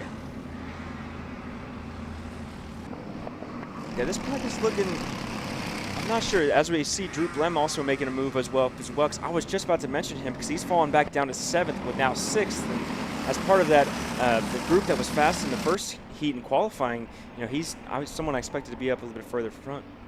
Yeah, well, here we go. You mentioned, again, all these drivers kind of changing and shuffling for position. You're at that stage of the race, right? You're getting closer and closer to the end. The start, again, it's cut short with the again, false start, if you want to call it. You got to go around again. So that being said, this race flies by a lot quicker for these young drivers, right? If you want to build, if you have those 7 minutes, if you're used to it, you're quickly snapped out of that because you got to go now if you want to be in line within those last 2 laps. But again, we're close. We're just right there. So where they are is what it's going to look like. Whether or not they can get ahead of Dutch Westbrook, we're going to find out here when Remy Bolton gives us the 2-6 in the air. But the rest of the pack's still right there. Drew Blem, can't count him out after the moment earlier on today. And Liam Haswell, he was definitely not with us earlier on today. Didn't see him out there. He is out there right now, running inside of the top 10. Not sure if there was any further, conflict today, sports or whatever you want to call it for Liam, but he's joined us here. He is based here in DFW, so good to have him with us for the first time that I've seen him personally today. But here we go. Pass for the lead, and as quickly as Dutch Westbrook led this field, he's quickly shuffled back to 4th. Strayer is through, Todd is through, Steves goes by as well. See, that's the thing in these draft classes, you're spending the most of the race just waiting and waiting, and you see that 2 to go, and then the first domino to fall has to be the P2 up to P1. It has to be. And then everything else just starts to play on. And it's fallen, into the favor now. Mikey Todd, right? The driver ahead of you makes a move. Time to go. Time to take the lead of the race, and now being aware of the situation that you're in, making the right decisions, making the right moves, knowing when to go to the bottom. And again, we talked about the one-on-one battle, not defending whenever it's just, just mano-a-mano, but you got, all the way back to 7th with Liam Haswell. This is a different situation. If you go to the bottom, if you stack them up, I think it's more certain that somebody's going to fall you to the low side, as we're seeing it here. Todd goes low, Strayer went to the high side, but you look where it all kind of falls together. It's Marshall Steves, the one that decides what's going to happen to Dusty Strayer. He chose the inside line, easier to pass there, gets himself through for 2nd, and now the outside line is Strayer, goes back to 3rd. Yeah, you just got to do what the guy in front of you doesn't do. It was getting a little hairy there between Sampson and Westbrook going through turn 1 as well, side by side. I feel like I saw them touch wheels as well, but it looks like they're still going okay. And we'll see what happens here. P2 as Marshall Steves needs to make a move in order for Dusty Strayer and Sampson to make a move as well. Well, here we go. Final couple corners, 2 to go. Turn number 9 right here. And Todd's not going to defend, looking to set up a crossover. Just like his coach and mentor, Cameron Reed, did a little bit earlier on today, but he's got a driver keeping him company on the outside. Sampson looking on the inside. Todd did get a good exit. Is it enough? Coming to the line, Mikey, low side, high side. Does he have the run to the line? Mikey Todd, not quite 49,000ths of a second. And it goes the way of Marshall Steves. Got to catch our breaths here in the end, but Marshall gets it done for High Five Performance. And these 206 cadets have put on a show for us today, even in the cadets and the minis and micros. Great shows, especially in the final lap as well. So, yeah, exciting. Can't wait for Heat 3. Yeah, good drive there out of Marshall. Talk about him racing his way through the field. Last to first, almost last to first, I should say. No problem at all. Yeah. 13 spots gained for Marshall Steves. And Hayden Sampson as well. And Hayden Sampson. What a drive, you two, working their way through this field. And you got to go back and check that, because I believe the race select wasn't exactly correct. They did start a little bit further up in the field, so catching us off guard. We are, again, not doing... Day's catching us off guard. It's long. That being said, we need a break. You guys definitely need a break. Let's hear from our partners, KA Masters, when we return.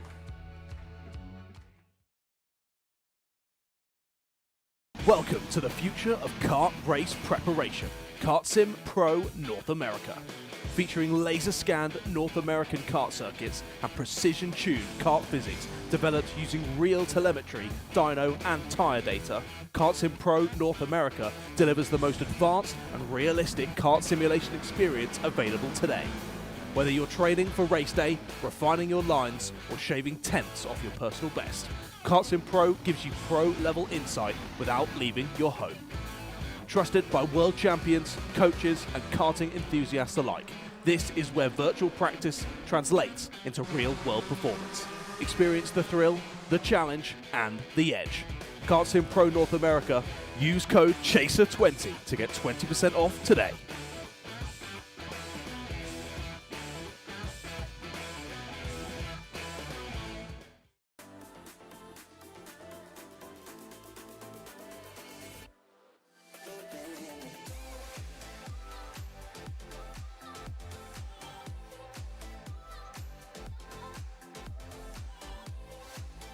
Are you looking to take the next step in your racing journey?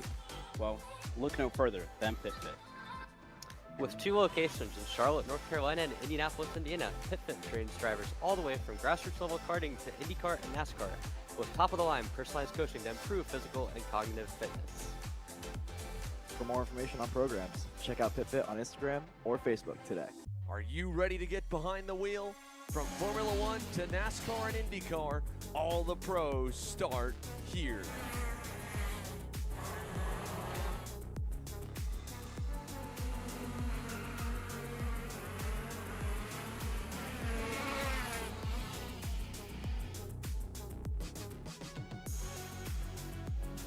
For more information, check us out online at mcckarting.com or call us and go racing today.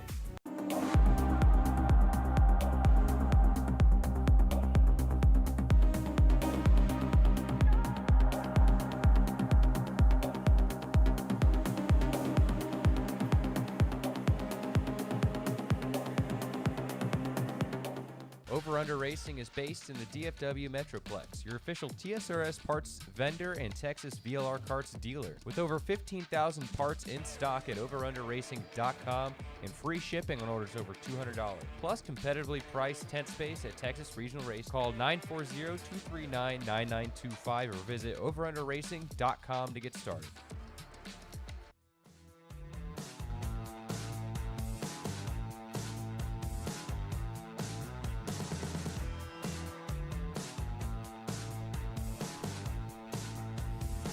Well, here we go, heat race number 2 in High Five Performance KA 100 Masters getting ready to go underway.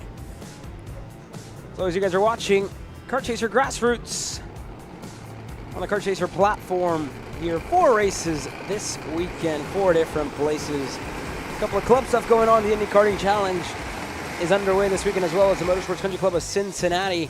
And then we are side by side with, again, our buddies, our co-workers out in California that are out there for the Champions of the Future events, and here in the great state of Texas for round number 4 of the Texas Sprint Racing Series. KA 100 Masters getting ready to go underway. Heat race number 1, the way of Nathan Stewart, and back-to-back picture-perfect starts for the Sodi. He takes the lead in his round number 1. Oh yeah, another hold shot from Nathan Stewart. Let's see if he can hold it through the entire session just like he did last time. Daniel Howie looked fast, but he was extremely patient, just like the rest of the field. Oh, as we see Howie go down to the inside to look, but doesn't look like he's going to slide through. Yeah, looks for it, won't find it. He's going to stay in second. Randy Rogers now the driver in third. A lot like what we saw, three together in front of the field. One of the Orsolons it looked like, or one of the OTKs for sure. But three of them, and one of them having to take evasive action. That's one of the Cherries, and that's the 411 of Scott Cherry that is involved in front of the field. And another one that went around, there's Miguel Mir, so something did transpire for somebody throughout that mid-pack, and I think it might have been Gary Glanger. Indeed, Gary Glanger, Scott Cherry, and as well, one more involved at the start of this race. But up at the front, change for the lead, goes away to Daniel Howie. It looks like Burkett's being a bit more aggressive this time than he was last time around, especially definitely didn't have the heat race number 1 that he wanted, but now he keeps looking in on Nathan Stewart as well going into turn 1. But yeah, we saw Howie making some early moves, and especially after the last heat, being a little bit less aggressive, just kind of playing the role of P2, the pusher. Looks like he wants a bit more this time. And here goes Shane Burkett, right, looking to regain for the opportunity potentially lost for him in heat race number 1. Unfortunately not going to work there in turn number 9 for Shane. But he gets himself back in a line in third. Randy Rogers still behind him. Then you go to Kyle Piepenbrock as well, who's the driver who sits in 5th on the Arcane Motorsports machine. And then Miguel Mir, who currently sits 6th in line here. Matthew Cherry and Kogan Wright, I should say, as well. The driver in 7th, Matthew Cherry in 8th. Din Stupé, that's your top 10 as they currently run. But for sure, involved at the start, Scott Cherry, Gary Glanger, the two of them involved in that incident, Riley. Yeah, luckily that wasn't worse than it was, because it looked pretty scary, at least from our end, and I could imagine being in the driver's seat, sliding across the racetrack and having karts at full blast steered right past you. It's flat out, right?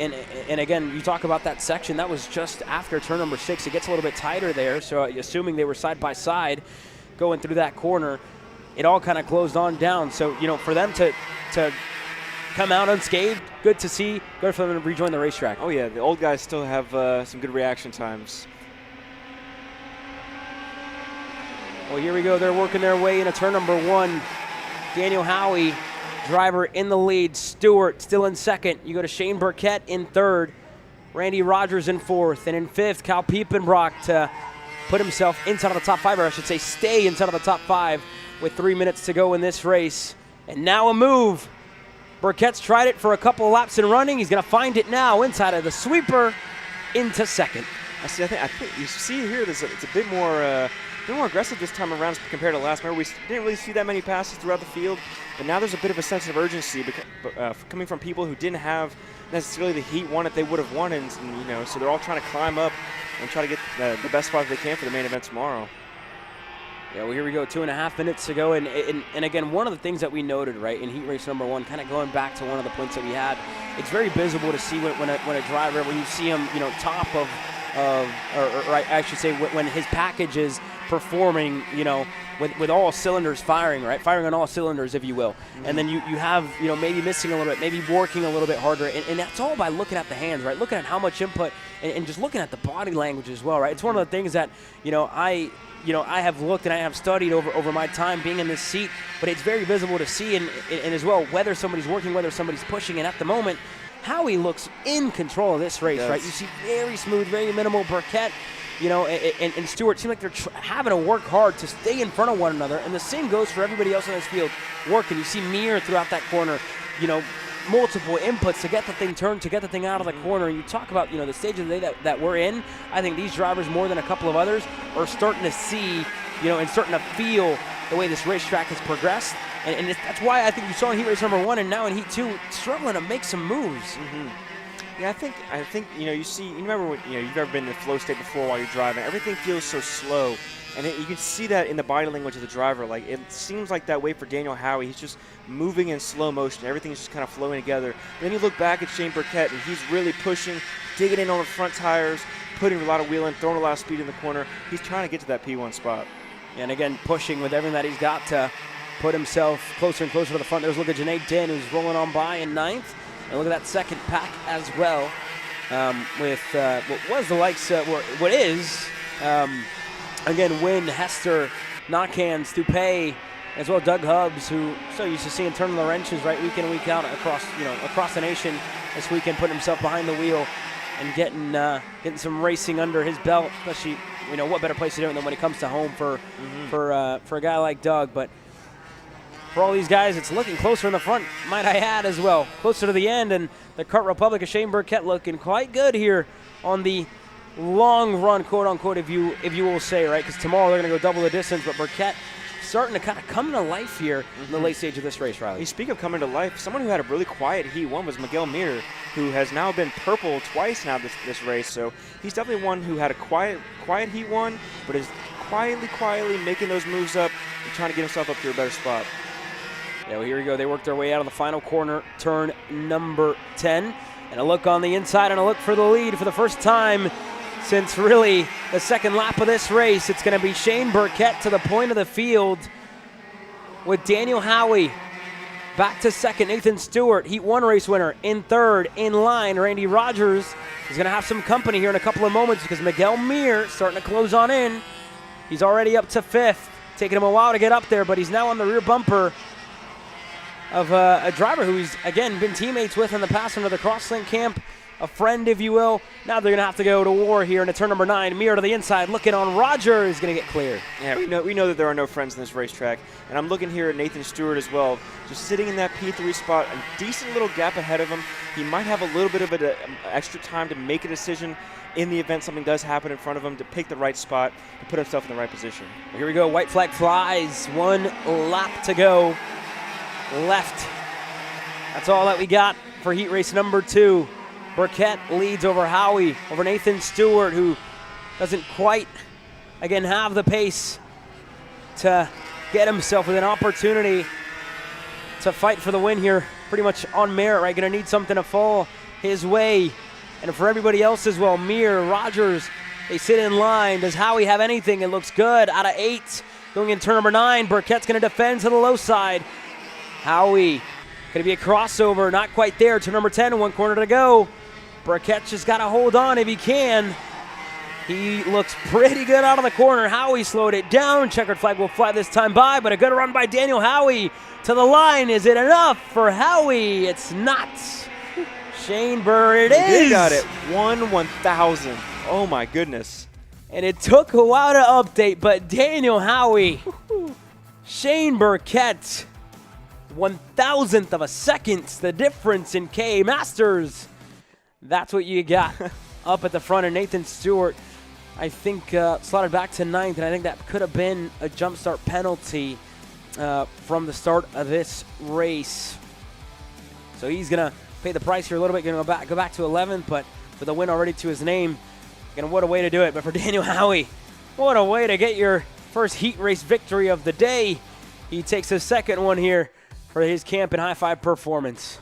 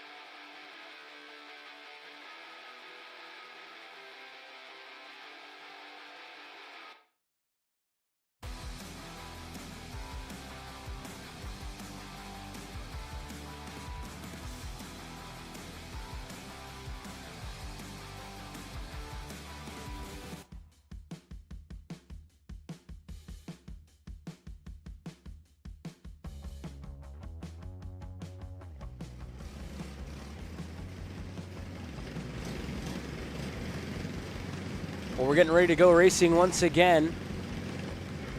And Nico Orbezo out of his cart. Something going on for Nico here.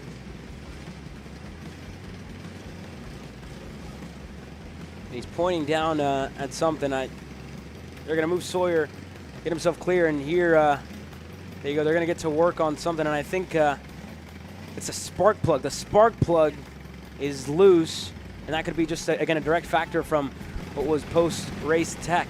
You might need that. And he's going to look to fire himself off, and he does.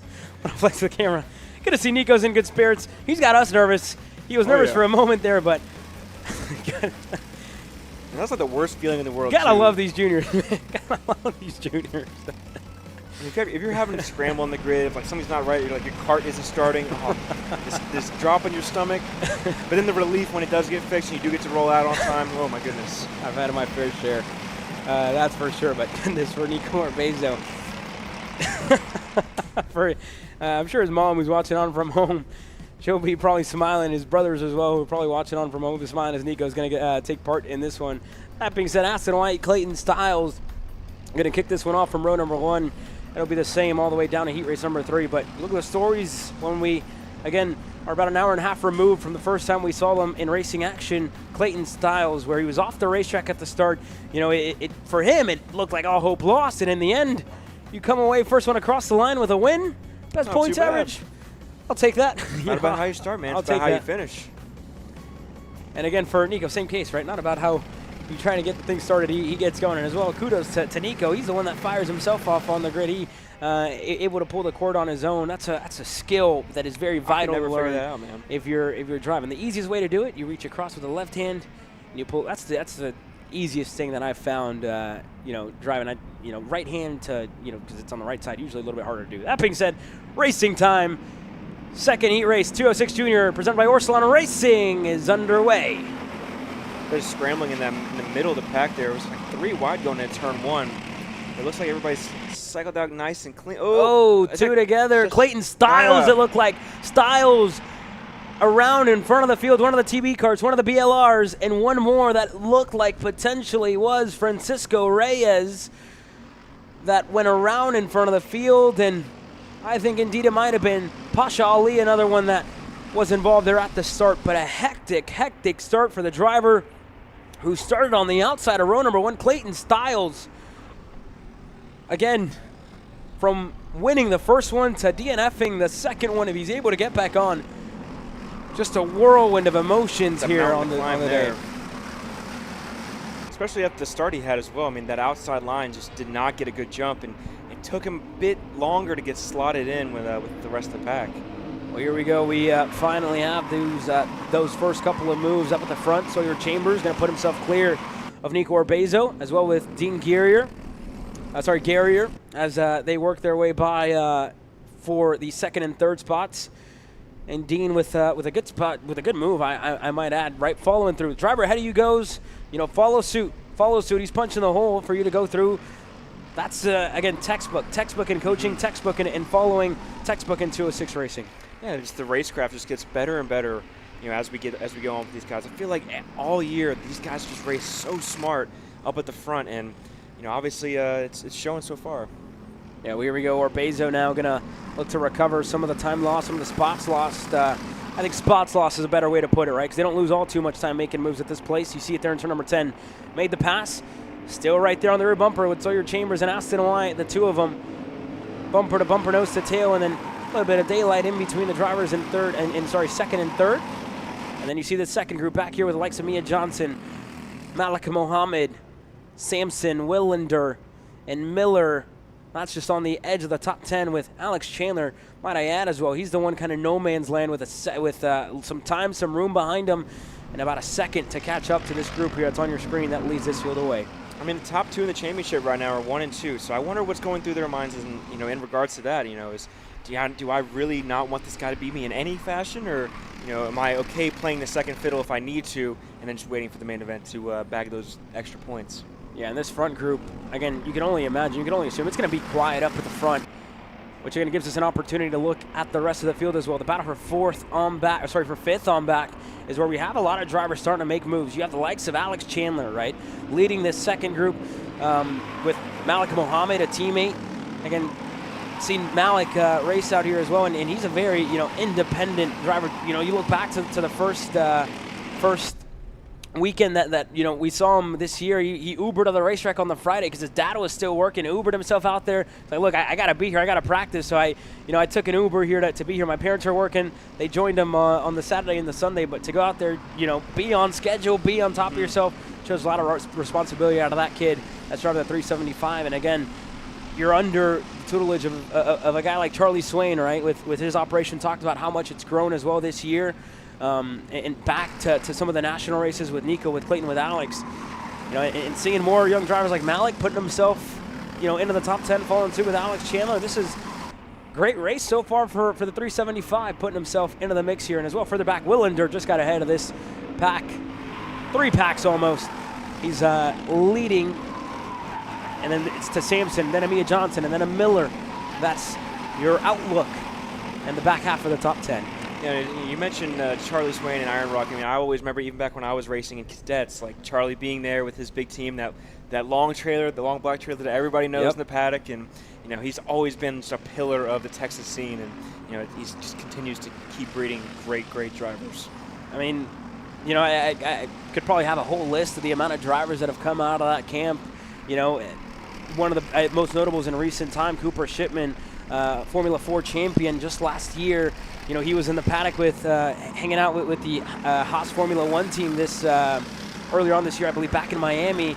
And then you look at, most recently going down the NASCAR route, multi-time winner in NASCAR Mexico, Elio Meza, working his way through the ladder, in the NASCAR ranks, now living out in North Carolina, goes on bike rides with Ross Chastain. You almost pinching yourself, You used to see Elio run out here in junior. You see him run out here, in K senior, K junior, whatever you want to call it. And now, you see where they progress. You see where they've put themselves to. It's great to see. And again, that next star, that next superstar that we've talked about time and time again, they sit right here. They're going around in front of our eyes, and you're seeing their development live, right? Mm-hmm. You're seeing it happen, and that's one of the greatest things to see as well. But not only that, but following a driver's career from karting, whether it's Orbezo through the cadet ranks and moving up and forward, through the races in the Texas paddock, myself and yourself, right, being familiar with some of the club scenes now, a little bit far removed, but knowing and being mindful of it, seeing guys like Aston Wyatt, Sawyer Chambers, the two of them, in my city, in the Houston area, and watching them race at one of the biggest stages right now in the region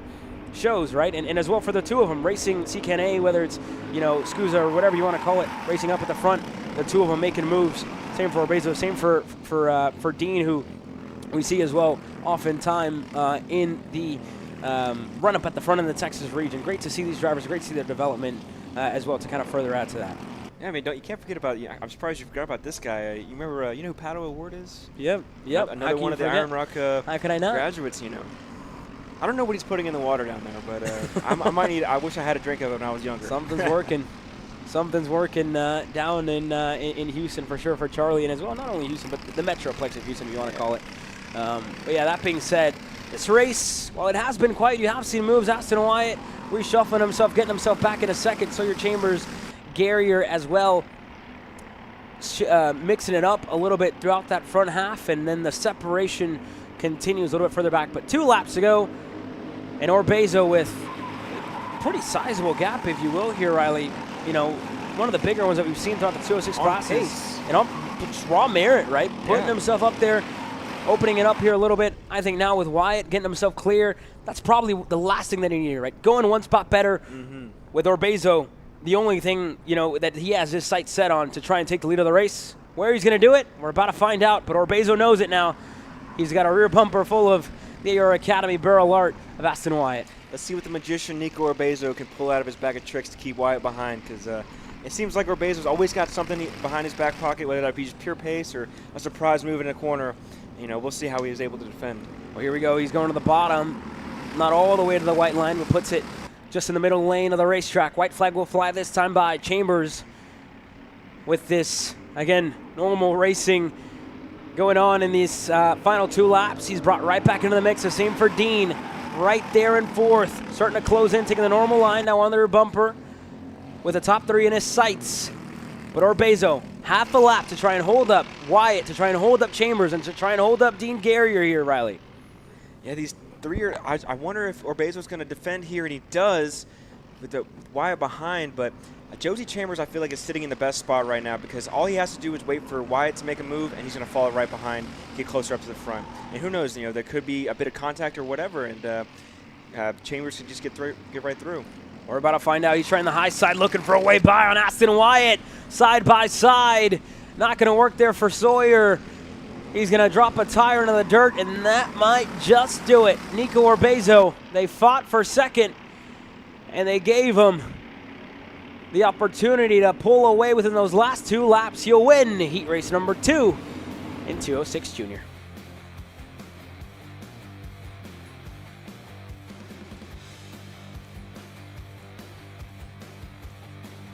Aston Wyatt across the line in second there to finish ahead of Dean Garrier as well as Sawyer Chambers. You look at a couple of the other notables, edge of the top 5, Alex Chandler, Malik Muhammad, Jensen Willander, Isaac Miller, Mia Johnson, Silas Root into the top 10. Silas, not the same kind of pace that we saw out of him earlier on in the opening heat race of the weekend, just an hour and a half ago.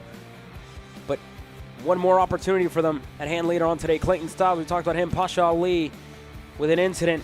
And Thomas Smith, unfortunately not taking part in heat race number 2. That's it for 206 Junior.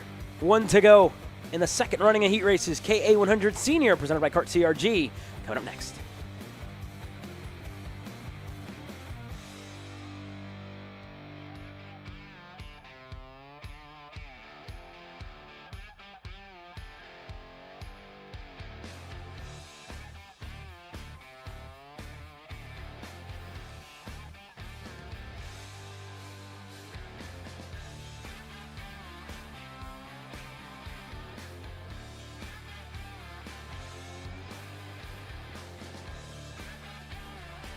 Peyton Phillips, the John Burke Racing 910 TB kart. Started off the year on the right foot, right? You got to look back to the first pairing when we were back at Speed Sports Racing Park, and you look as well this weekend. Goodness gracious, Peyton Phillips qualified on the pole, won heat race number 1 where he ran away from the field. The trend that we've seen in heat race number 2, that hasn't quite been the case. But Sawyer Roussel, also another one, right there with him, finishing second. A 906, impressive pace as he looks to revive his championship charge here this weekend. Yeah, I think that's something to watch out for is definitely the Sawyer Roussel's approach in the beginning, as well as the guys behind like Gage Bailey and Jose Carlos Hernandez. Because we saw in the beginning of the race, at Heat 1, where everybody was super aggressive. Now that they know that Phillips has the ability and Roussel has the ability to pull off just with pure pace, that I could see a bit more aggression coming in those first few laps with these guys. Yeah, a lot can happen, all right? You look at the likes of Cohen Summers as well, who was slotted down the order for one of the moments there in turn number 9, I believe, with Ibrahim Din. And again, he's going to have to come away with a good result. Landon Skinner as well, quiet heat race number 1, but it was very great. Productive. Great wordage and great verbiage there by you, Riley, making me dig into the dictionary here a little bit. And but again, very productive heat race number 1 for Landon Skinner, right? To come away with the result that he did, wasn't a win, wasn't a top 3, but to finish inside of the top 5, I mean, you got to do what you got to do to maintain that championship lead. And if that's what he's looking at, you just got to play it smart. Don't make any dumb moves, and just keep finishing. Yeah, we'll see. We'll keep an eye on a couple of others. KK Hawanio as well, starting a little bit further back in this field. We talked a little bit about him. Again, a little rusty, knocking some of the rust off up to this point. We'll see what he's got, and we'll see what he's going to give us throughout the day today. A big showing for the Pantanos. Talked a lot about them, a lot coming from all over the country. Some from California as well. Caden O'Connor out here this weekend in racing with the Pantano camp. Saw him take a win on the Pro X30 side of things over at Champions of the Future earlier this year when we were at Spring Mountain. But he's racing here this weekend with, again, a lot of drivers for us to familiarize ourselves with that we not often that we're able to see and visit them in the great state of Colorado, with a track that we are yet to visit in live action, I guess, with the Centennial track out there in Colorado. But again, Grand Junction, if you will, Centennial Grand Junction, whatever you want to call it. I believe Centennial Airport, the old one. But anyways. Yeah, I think those are two different tracks. Am I mixing myself up here? I think so. Are they both in Colorado? Yes, they are. Well, there you go. That's my confusion. Don't go to the state too often if it's not November. Breckenridge, only place that I've really been out there, like probably everybody else, right? Throughout the winter times, get away from the heat. Hey, Centennial has a kart chaser finish line. I think that's pretty cool. So there you go. That's where my confusion is. I believe that team based over at Centennial, and whatever you want to call it. Correct. Forward Direction Motorsports here this weekend. Greg Welch is here. A lot of drivers from Colorado, in Texas. Just to the story, done. We're getting ready to start racing here. KA Senior. Right, let's get to racing. Make it easier for myself, right? These drivers, again, don't make it hard on yourself as well, right? You need to come away with a good result, set yourself up nicely for later on today in heat race number 3. Phillips just got to continue the great string of results that he's had up to this point. And we look over at race director Darren McDonough, getting them all lined up. Phillips has them out of crawl. We look over at Remy Bolton, who gives us the green flag. We are underway, heat race number 2 in K100 Senior. It looks like that row 2 and on back on the outside line just got slotted back big time. Roussel didn't have the best start through the turns 1 and 2, but he gets slotted in good. I think he's in P4, P5 now. And yeah, we're just settling in to see how aggressive we can get here and see if Jose Carlos has anything for Peyton Phillips going in to the hairpins here. That's a good start, like you mentioned, right, for the inside line. Jose Carlos, Cohen Summers looking on the inside. And while we thought the two of them had the pace at hand, like we saw in heat race number 1, to get up to Peyton, we're battling. And we're battling a lot for second. Roussel looking to go by on Jose Carlos Hernandez. They're door to door. Roussel's going to make way, going to let teammate Gage Bailey work his way through. But already, Peyton Phillips, they gave him the opportunity to run away. Whether or not he's going to, again, walk the field once again. And it was a short walk, I might add, as well in heat race number 1. Can he do that again? We're about to find out. This is going to fall into his lap, though. Jose Carlos, Cohen Summers, it's an absolute dogfight second on back. Yeah, it's been a great day so far for Cohen Summers. Despite the penalty he had in Heat 1, he's had the pace, and it's a good look for that Pontano chassis and that team. Shout out to Skeptic Motorsports for giving him good pace for this weekend so far. Yeah, again, they've been busy, right? Spoke a lot to him here this morning. His dad, Chris, his brother, Xander, as well, all hands on deck this weekend to house as many drivers as they are here. And again, Cohen Summers leading the charge as now he's going to get a bumper there for the back. Everybody kind of stacked up, checked up as well. And again, nothing wanting to give. Jose as well breaking into the corner, making sure he's stacking everybody up behind him. And you see all this action giving Peyton Phillips a massive lead out in front. Jose Carlos Hernandez leads the second group with Summers, Bailey, Roussel going side by side. And the two teammates, it's going to be Bailey that's going to get through. And now Skinner, he's got music ahead of him. And now Rodrigo Polaya looking on the inside to make a move of his own. Fortunately, not enough to the bottom of the hill to get that move done. Yeah, we talked about Skinner having to be patient and being productive with his racing. But right now he's having to get his hands dirty. And this is something that you see in KA racing. We talked about this earlier where you want to be the guy who's in the lead of the pack. You want to be that guy. I want to be front. I want to be front. I want to be front. And that kills your gap to the leader and loses you. And you're really just fighting for second at this point. You got moves further back. Ibrahim Din working his way through this field after, again, we talked about how, again, unfortunate that outside line started this race, just losing a good amount of time. He's now having to, play catch up here, making moves. As now Music's going to make one of his own on the inside. Roussel able to get clear, and now Bailey down and into turn number 2. He's going to get by on Cohen Summers. Gage Bailey, I feel like isn't someone we've talked about too much in the KA stuff, but he's been fast. He's been quietly there. Oof! And a great move down the hill into the sweeper.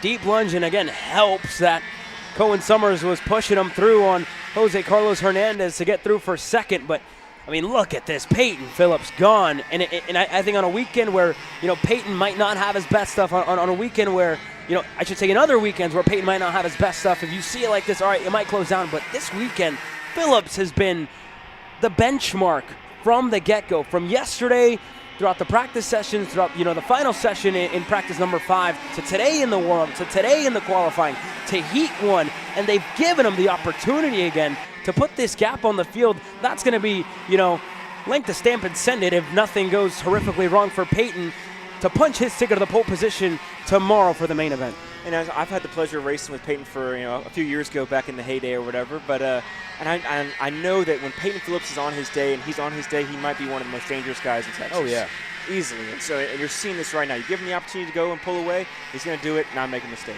I'll go one better. I think he might be, on his best days, he might be one of the best drivers in the nation, right? You look back to the year he had at the SCUSA Pro Tour when he won the opening round with the Ryan Perry Motorsports in Orlando, goes back competitive on a different chassis, which I believe it looked like a comp kart that weekend. He was running with J3 and, anything that he's a wheel man. Put him in anything TV kart this weekend. Going to go out there and drive it. TV kart this year, I should say. Going to go out there and drive it as we got the moves for the back. Teddy Blum on Addy Bamaru towards the middle of this pack. That's back for the 15th spot. And again, it shows you, right, how close and how long gone Phillips is, how close that second group is, and it all continues as well further back as we look on in with the two drivers on your screen, Landon Skinner and Terry Roussel, and now a backwards slope for Jose Carlos. For Jose Carlos, yes, and Dan, who's right behind him, but he has worked his way back. Again, the two of them very similar, both green helmets, but again, Jose Carlos, this race has gone backwards for him here on heat race number 2. And one thing, even as well, like for Justin Music's been looking really well, really fast as well. I mean, he was fast up in Amarillo, didn't have the weekend he wanted, had a little bit of an incident in the main event, but now he's looking fast, and hopefully he's able to capitalize on the speed he's had. Because he's been there all year, but just hasn't been able to put it together. Yeah, and you look as well, another driver making a move here as he worked his way through this field. Rodrigo Polaya there able to get himself up tonight, able to get ahead of Jacob Capel, and looking at get himself closer and closer to the bumper of Ibrahim and Jose Carlos. See whether or not he's got enough throughout some of these short straightaways to get himself clear. Now Jose going to go by. I think Junaid pointed him forward. Or either he sold Jose. There you go. There you go. Jose Carlos sold the dummy. Pointed Justin forward. Quickly going to pass him into turn number 9. Can't trust anybody out here, man. No. No friends on the racetrack. We know this. We know this. Sure, Music won't fall for that one again, as now Rodrigo and Music going to have a response for Jose Carlos deep into turn number 1 as they're battling as well.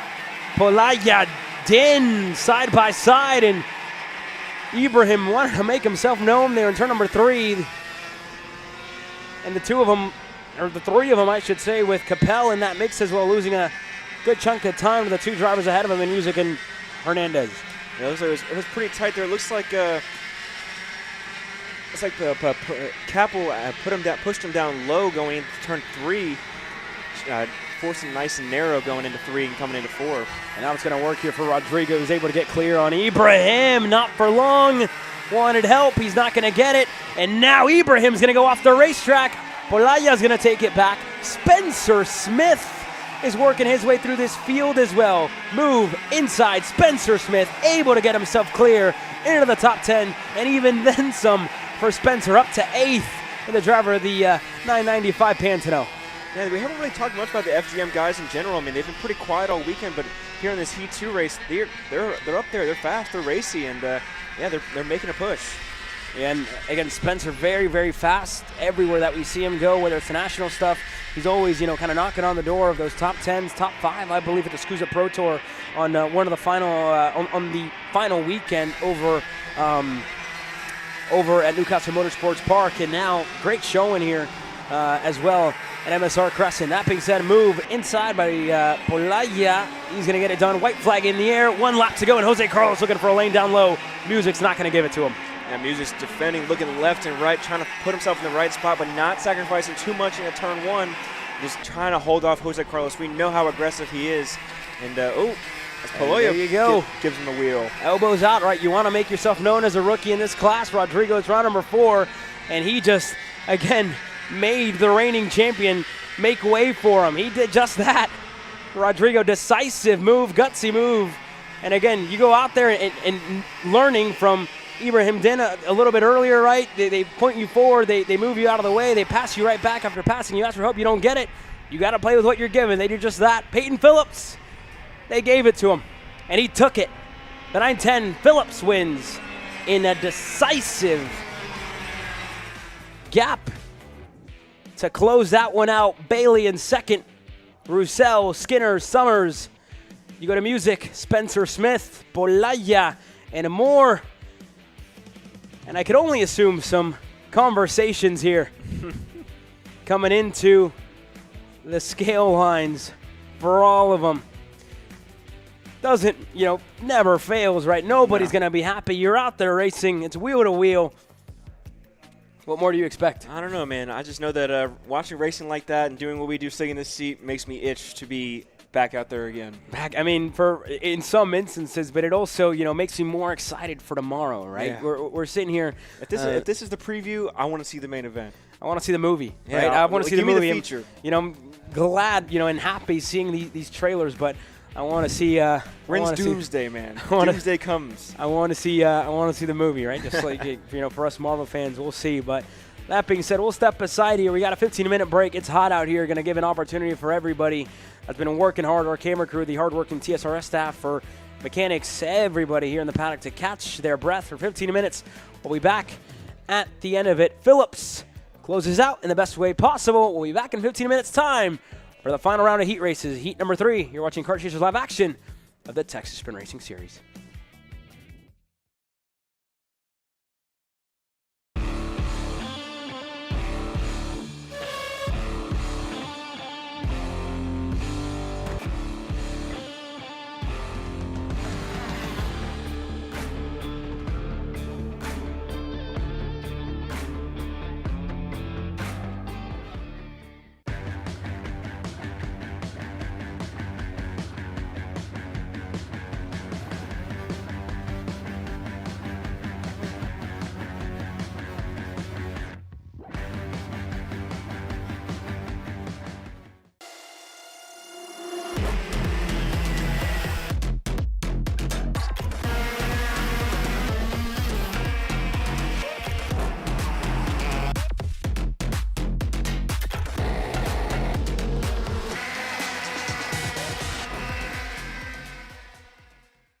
Hey guys, another Kart Chaser driver fitness episode with me, Chris G. And today we're doing some upper back movements. Here we go. Exercise number 1 today we're doing is the reverse grip lat pull down.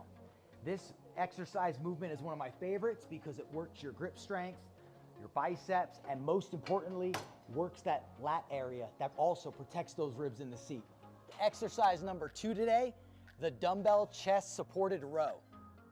Don't forget, good stretch at the bottom, and bring them right to your hips like that, keeping your back nice and arched, shoulders back. Think about having good posture in the cart. Exercise number 3, the inverted Smith machine rows. Grip strength, back strength, overall amazing workout. Thanks again for joining me on another Kart Chaser driver fitness episode with me, Chris G. Race ready training that carries into real life. When it comes to innovation on the track, Odenthal Racing Products leads the pack. From the highly popular EasyGP camera mounts to our tough case to GoPro case, racers everywhere trust ORP for strength, reliability, and precision. We're proud to be the #1 engine mount manufacturer in the USA. And with our new Easy Bumper Retainer System, you won't get caught out with a failed bumper bolt again. Odenthal Racing Products. Lead or get left behind.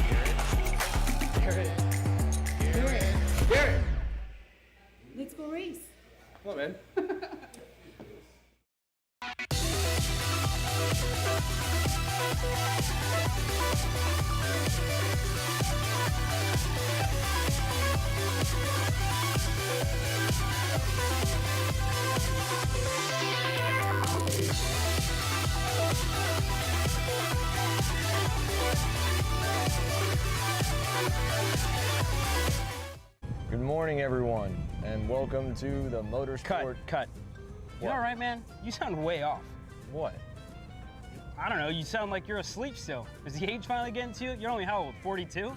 Dude, I'm 27. I'm not even 3 years older than you. Well, that's pretty old. Well, that's 3 years away from Masters, dude. You need a little pick-me-up.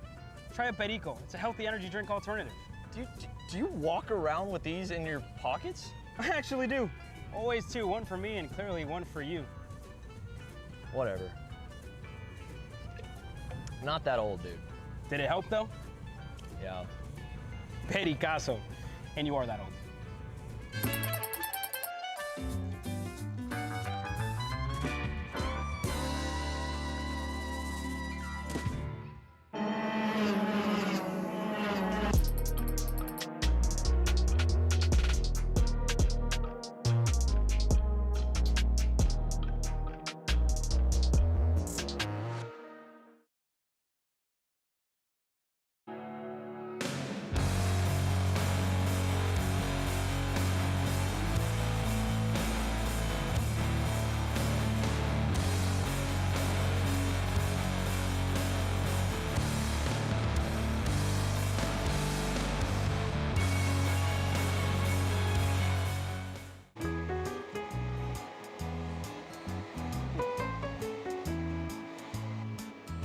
Gee, looks like we're missing the engine. What the hell am I supposed to tag?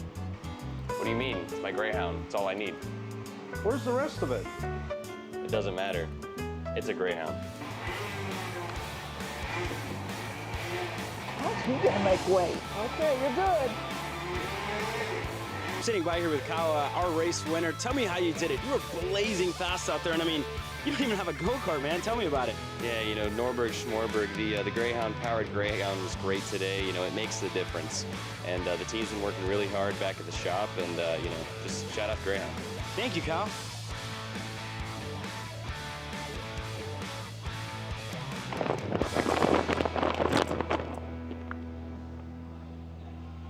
How the did you just win? Doesn't matter. It's a Greyhound. Kyle, what are you doing? It's got my new Greyhound seat. You don't even have a cart. Doesn't matter. I have a Greyhound.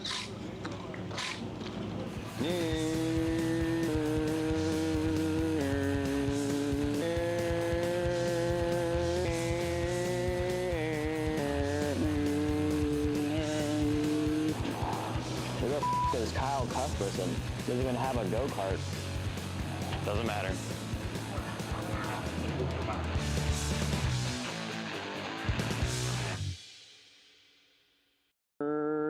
Cuthbertson threw on Turney. Turney in the dirt. From the garage to the grid, Acceleration Kart Racing is your one-stop shop for karting. Engines, parts, safety gear, tools, and more from the brands you trust. Everything you need for race day starts at shopakr.com. Karting isn't just speed. It's control, precision, freedom. At Atlanta Motorsport Park, Kart Freedom isn't just a team. It's where drivers are made.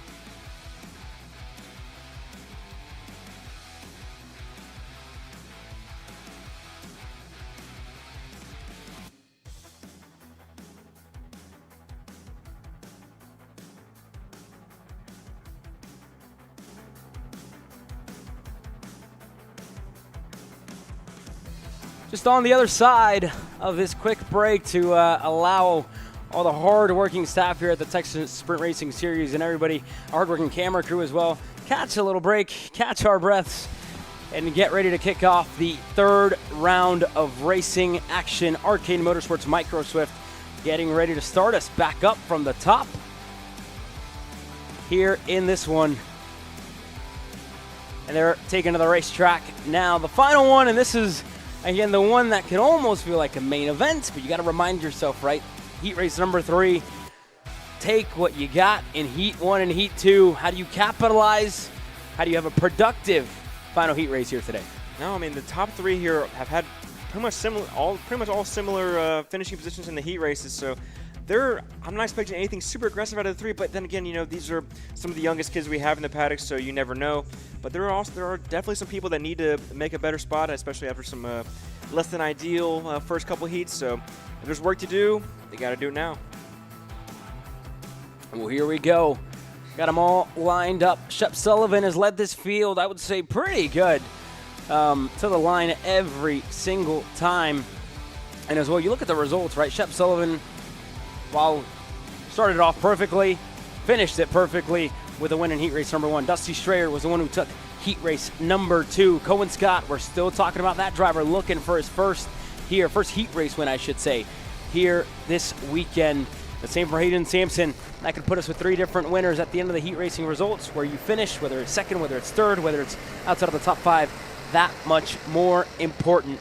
But the third and final round of heats starts here. Micro Swift, the first ones to take the green flag, as we got them all lined up and into the tram lines. No start this time around. Flagman just hit the gritty when he threw the yellow flag there. Oh, Remy, again, having a good time out here for He's been for awesome Remy. all day. I love watching him. And the first time that, again, that we've had him here in the state of Texas, as well, flagging with us. I know he does a whole lot up in the Midwest. Obviously, him and his brother Hunter, who again works for us, both of them based in the state of Illinois, and their dad Todd. I can now talk about Todd Bolton, right? Winner this year already on the national scene over at the Cup Karts North America Summer Nationals in the Legends division. And again, Remy, all a racing family, right? Todd, obviously a mechanic. We see him here often. I believe not here this weekend. Hunter working over in California with our crew, and then Remy out here flagging, and as well very animated when they come into the line. Love to see that, right? The flag man's excited to be here. Some pizzazz, excited to take the green flag, Love put a little pizzazz. bit of character into it, And again, maybe not some of the outfits like you see with Jason Burgess, way too hot for that. Yeah, but he was waving the checker flag in the warm-ups this morning like it was the main event, and There you I go. love that. Love to That's see a that, bit right? of enthusiasm in the morning wakes everybody up, makes everybody feel good. Wakes me up, man. Set the tone for the day. The green flag as well. Whenever I see them run off, I'm like, we're racing. It's go time. It's go yeah. time. And again, you see the flagman standing in the middle, right, of the racetrack, and can't miss it. Can't miss it to be standing off as well, putting themselves in line of fire, and as well providing some great shots. But only 4.5 to go. Didn't take the green the first time around.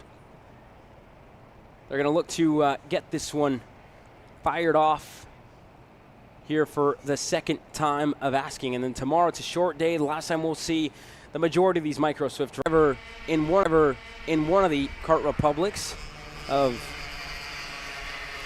Hartford Ellis, my apologies, who didn't get the best of start. Talk about him starting on the outside, started 6th, and he was slotted down the order. The 255 got some work to do to try and get himself back up to where he started this race off. But with lap number 1 completed in the final heat race of the day, it's cut a little bit shorter.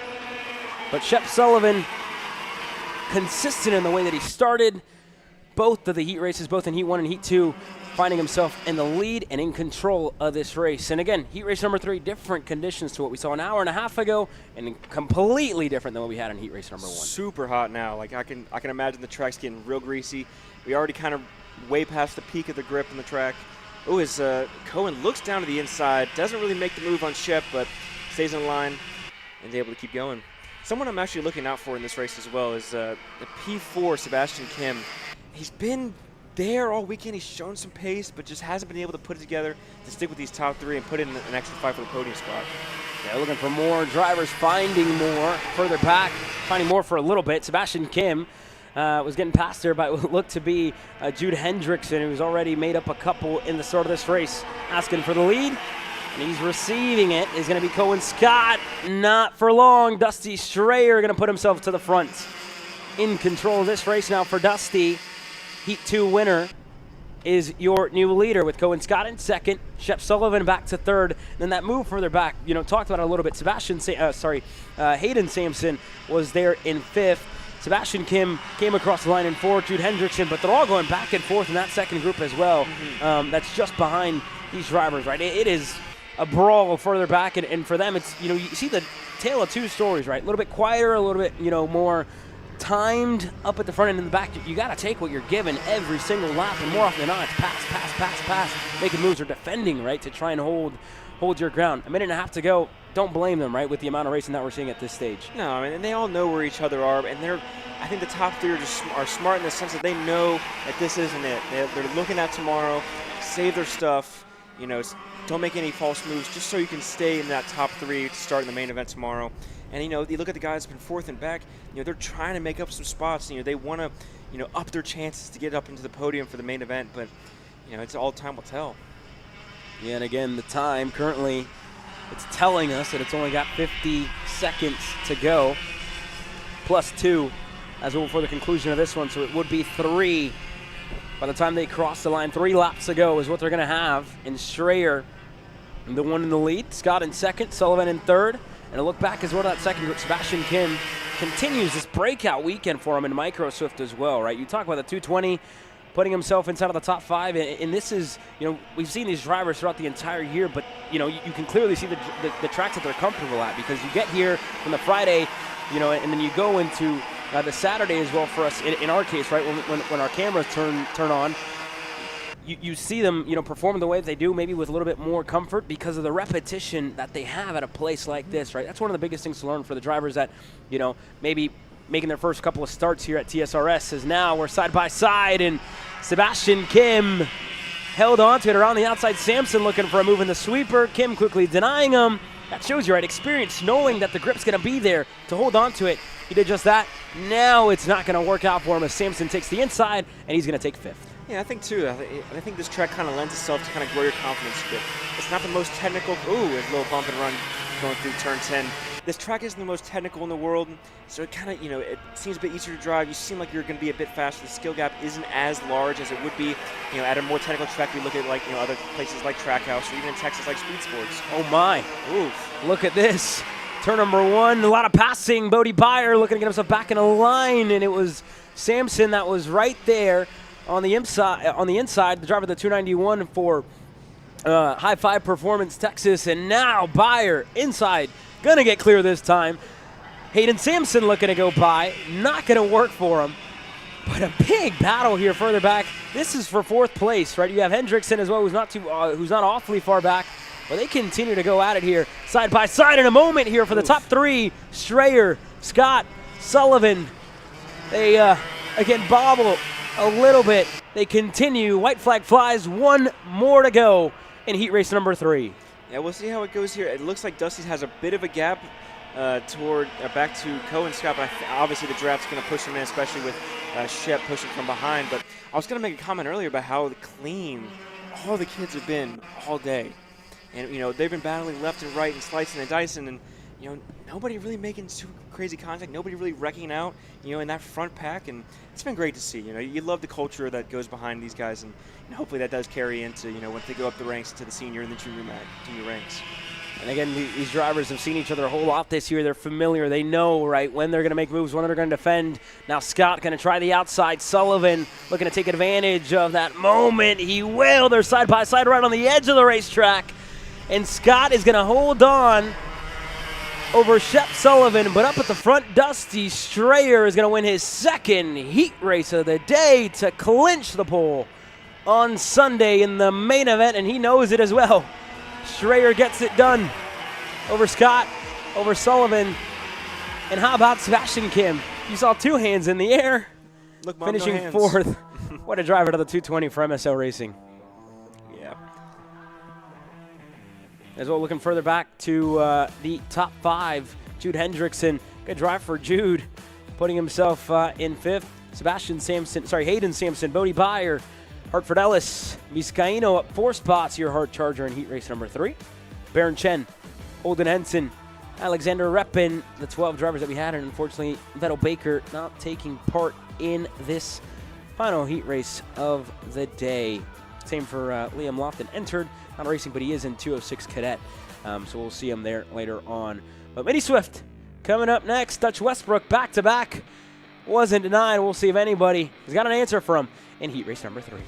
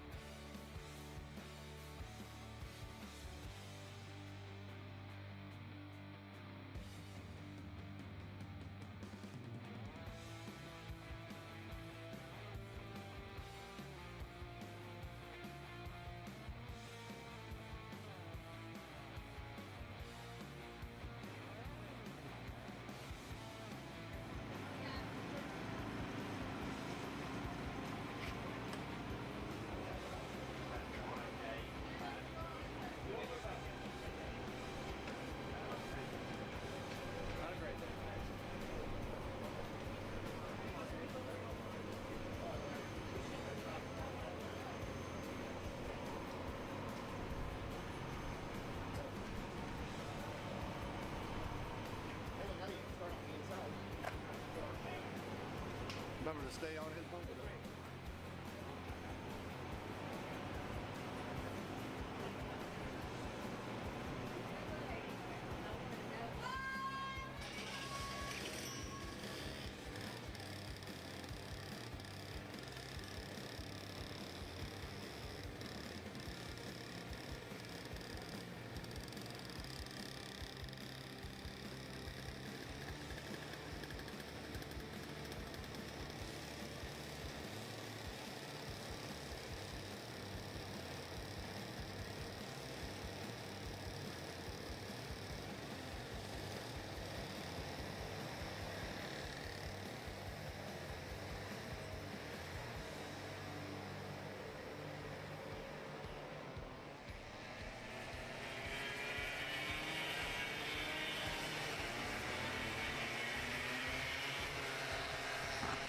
AR Academy Mini Swift gets ready to go green for their 3rd heat race.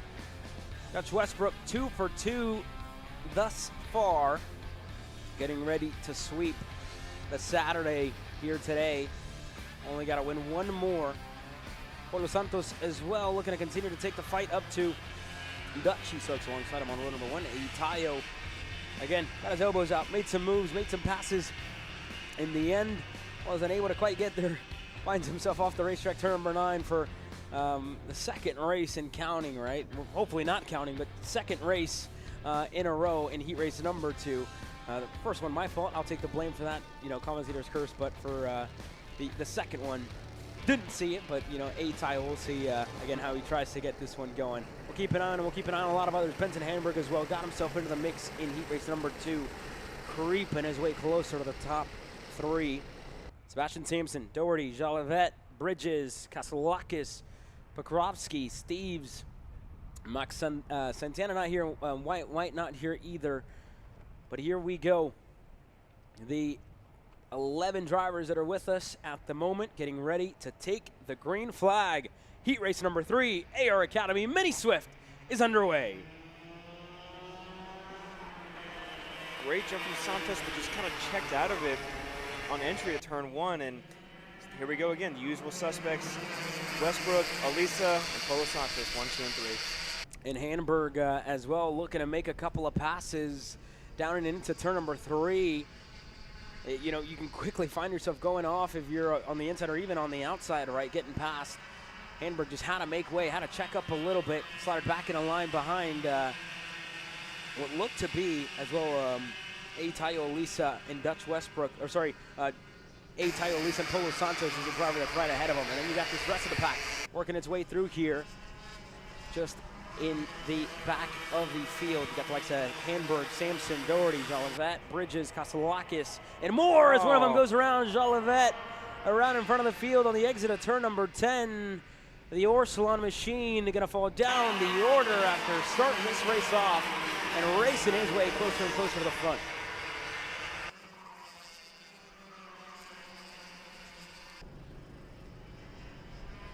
Well, here we go. Westbrook, still your leader. Tayo right behind him, but the gap is opening up as they're battling down the hill. Look at Marshall Steves. We talked about him having to race his way to the front in every single heat race today, making quick work out of it now. He's able to get himself clear of Sampson there. Sebastian Sampson, that is. Hayden running in the micro division, but Sebastian here in this one. The two, no relation in between the two of them. But yeah, Sebastian and Hayden. Sebastian Sampson won the high five in the Matrix division. Teammate Marshall Steves passes him this lap, puts himself up another spot, up to 4th. To try and race his way up and closer to the top 3 here, Riley. Yes, I always think about, like, as we see Santos going on the inside of Elisa in turn 1. Talking about Steves, I feel like as you if you start in the back at every race, you have to constantly work your way up. You get a good read on like how passing works here, and you learn a lot about how the best places to pass to lose the least amount of time and to enable to make yourself a bit better up. And again, great point there, right? Adding for the likes of Tayo, for the likes of Polo, right? Making those moves for the likes of Marshall as well. I mean, he's really put on a clinic in what it takes to go out there and pass. And an expert. As the races go on, at this point, he is because he's making them a lot quicker now. But that being said, seeing it in Heat 1, maybe trying it out in full racing conditions, you're seeing everything kind of come your way. Turn number 1, always a big one. Down and into the sweeper. Turn number 5, you don't lose that much time there. Turn 9, turn 10, and picking and choosing where to make these moves while not losing time to the competitors in front of you is exactly what's been, working for Marshall Steves. He's done a great job to go out there and to, head down, make the passes, and make them work. And then, you look at the average finish that he's kind of averaged out so far at the end of the day. He's put himself further and further up to the top 5, closer to the, top 3. Hasn't quite been able to get in there with the likes of Tayo and the likes of Polo, quite to the end. But he is going to put himself starting within the first 2 rows tomorrow, and that's exactly competitive. That's if you're Morgan LeBaron, coaching your driver, letting him know, what you expect out of him, whether you're a parent, this is exactly what you want to see, right? Your driver putting himself in a position for Sunday, tomorrow, to be there within the first 2 rows where it's more realistic to fight for a race win and not let the likes of Dutch Westbrook, Santos, and Tayo run away, because the conversation today has been all about, what Polo and Tayo are going to do early on in the race and how they take the fight to Westbrook. Now it's a new factor, a new variable in the likes of Marshall tomorrow. I think it's even efficiency as well. You think about, starting in the very back, hopefully not, but, if an incident did occur where he did not finish this race, starting in farther back, you might have more time, but efficiency is important. That's what he's been learning this entire time, because you're able to make it through the field while still catching up to the leaders and not letting them stretch away too much, to still give yourself the opportunity to make it up front. And go in a minute and a half, right? You got to be that much more decisive if you're the likes of Marshall Steve. Your teammate Sebastian just passed you. You're getting closer to the end. Just bide your time here if you need to. For Dutch Westbrook, lead's gone, right? What do you do in the situation that you're in right now? What do you do in the position that you're in? How do you maximize your result with what you've been given this race? And for the likes of Marshall, right, this is probably your plateau. Realistically, this is probably where you're going to end. How do you maximize being here? How do you work with Sebastian to maybe try and get away at Benson? How do you work with him to try and pull away from Landry as well? What do you need to do to continue that charge forward? And for Marshall and for Sebastian, getting the signs from the fence line, I'm sure, of what they need to do and what's going on behind them, right? Because as a coach, you want your driver to look forward, not back. Oh yeah, for sure. And I think that the sticky thing to get into is not getting stuck into the black hole. You don't want to make the move and then give your competitor behind you an opportunity to send it right back in on you. Because then it's just the cycle is just going to keep repeating. And you're not really going to get anywhere, and you're going to set yourself up for a potential incident. Something happening. Either that or just a result that's not optimal, right? Yeah. With what it could have been. As we look at the moves here, Benson Hamburg going to get past there just on the exit of turn number 9. Looks like Bridges was able to go through. Driver the 110, and now they're on to the front stretch. You see the change there on your timing pylon. Kasalakis as well, running an 8th at the moment, looking to chase down a couple of the drivers that find themselves ahead of him. Doherty, and then Pokrovsky. That's how your top 10 currently sits, and then Jolivet still running. He's down on 11th, but again, you look back at the start of this race, not the way that Jaden would have wanted this one to quite play out for him. 3.8, the difference in between our leader and your drivers in second and third. They should see, and they will see, correct myself, the 2.6 in the air this time by. Only 2 to go is on the inside. The 188 of Sebastian Sampson looking to make a move and just looped it around, lost the rear, and lost a good chunk of time. Sampson's going to fall down the order. Yeah, at least is about to fall under fire as well in these last 2 laps. Steve is breathing right down his neck and has been pulling him in this entire race. Yeah, Marshall, again, talk about optimizing what you're given. Atayo's been losing time at a rapid rate. Marshall's been gaining it in comparison to the Orso one right behind him. Now, making the move. He's got some time, 2 laps to go. This is where you really, you take your time, you're patient about when you're going to go because, yes, you have, Landry Bridges right behind you, but there's some time, there's a little bit of breathing room there. Making the move stick and getting yourself ahead is also one of the big important parts. And Polo Santos also not awfully out of the picture here. Oh yeah, for sure. I was going to ask. What do you think the plan could be? Is get around Ayatayo Lisa like as fast as you can, just like you did there, to allow yourself enough time to maybe catch Polo Santos, catch that P2 spot. That could be the plan. He does have one more lap to do it, and the draft we already know is pretty hefty around here. And again, Marshall, if this is good enough, it could even be a starting spot inside of the front row. It could be an inside spot, which is so favored here at this place with the turn 1 complex here at KartMoto. As now he's going to pass him. Even it was a mistake there out of Polo. It looked like in a turn number 1, Marshall Steves, as we pan back in and we look back with these front couple of drivers, Marshall Steves emerges in the lead of this second group, putting himself up to second, and the drive almost complete. I should say, sorry, no, it's with the shade, it mixes it up here a little bit. That's Landry Bridges. Again, one of the drivers there further back in the field they were able to get ahead of. And again, a little moment there, but able to get clear. Polo Santos still well inside as Dutch Westford's going to come across to take the checkered flag. I think it might just be not enough time for the 165. He's having to make moves to further back in this field as well. Santos comes across to finish second. Very well celebrated P2 right there. Easy going here in the third heat, just how you wanted to end your day, nice and calm, no issues, and yeah, great day of racing for the Mini Swifts. The cadets have just put on a show for us this weekend.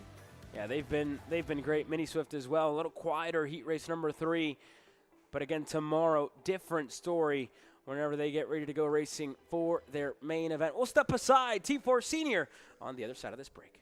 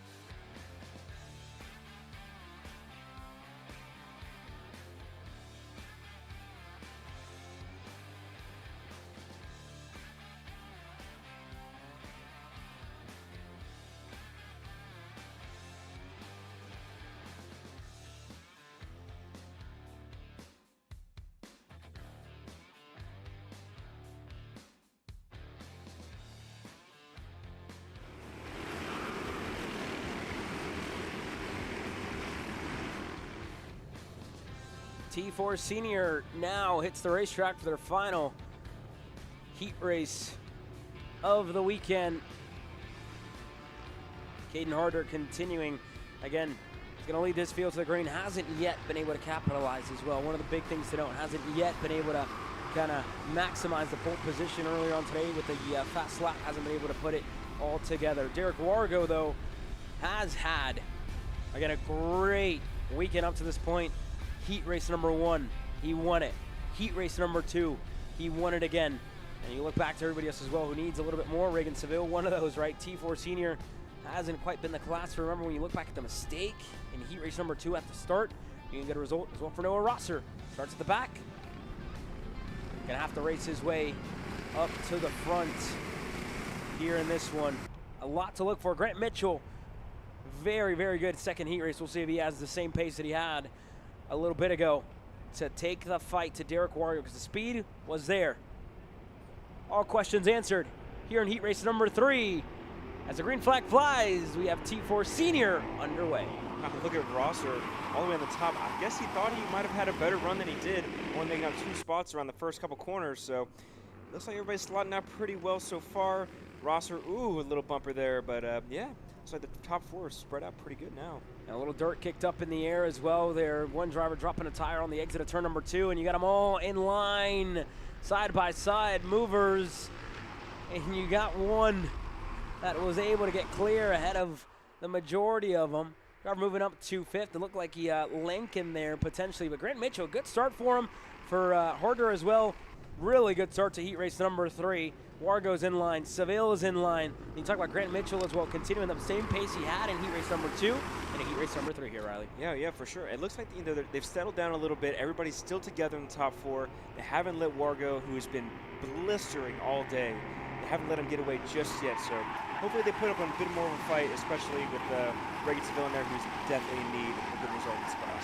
Yeah, definitely it is really an understatement right for him. Travis Farney now going to make a move to get himself 1 spot clear of Rhina, and he completes it just on the exit of turn number 1. He's going to lead this second pack down the hill. Rhina now behind him.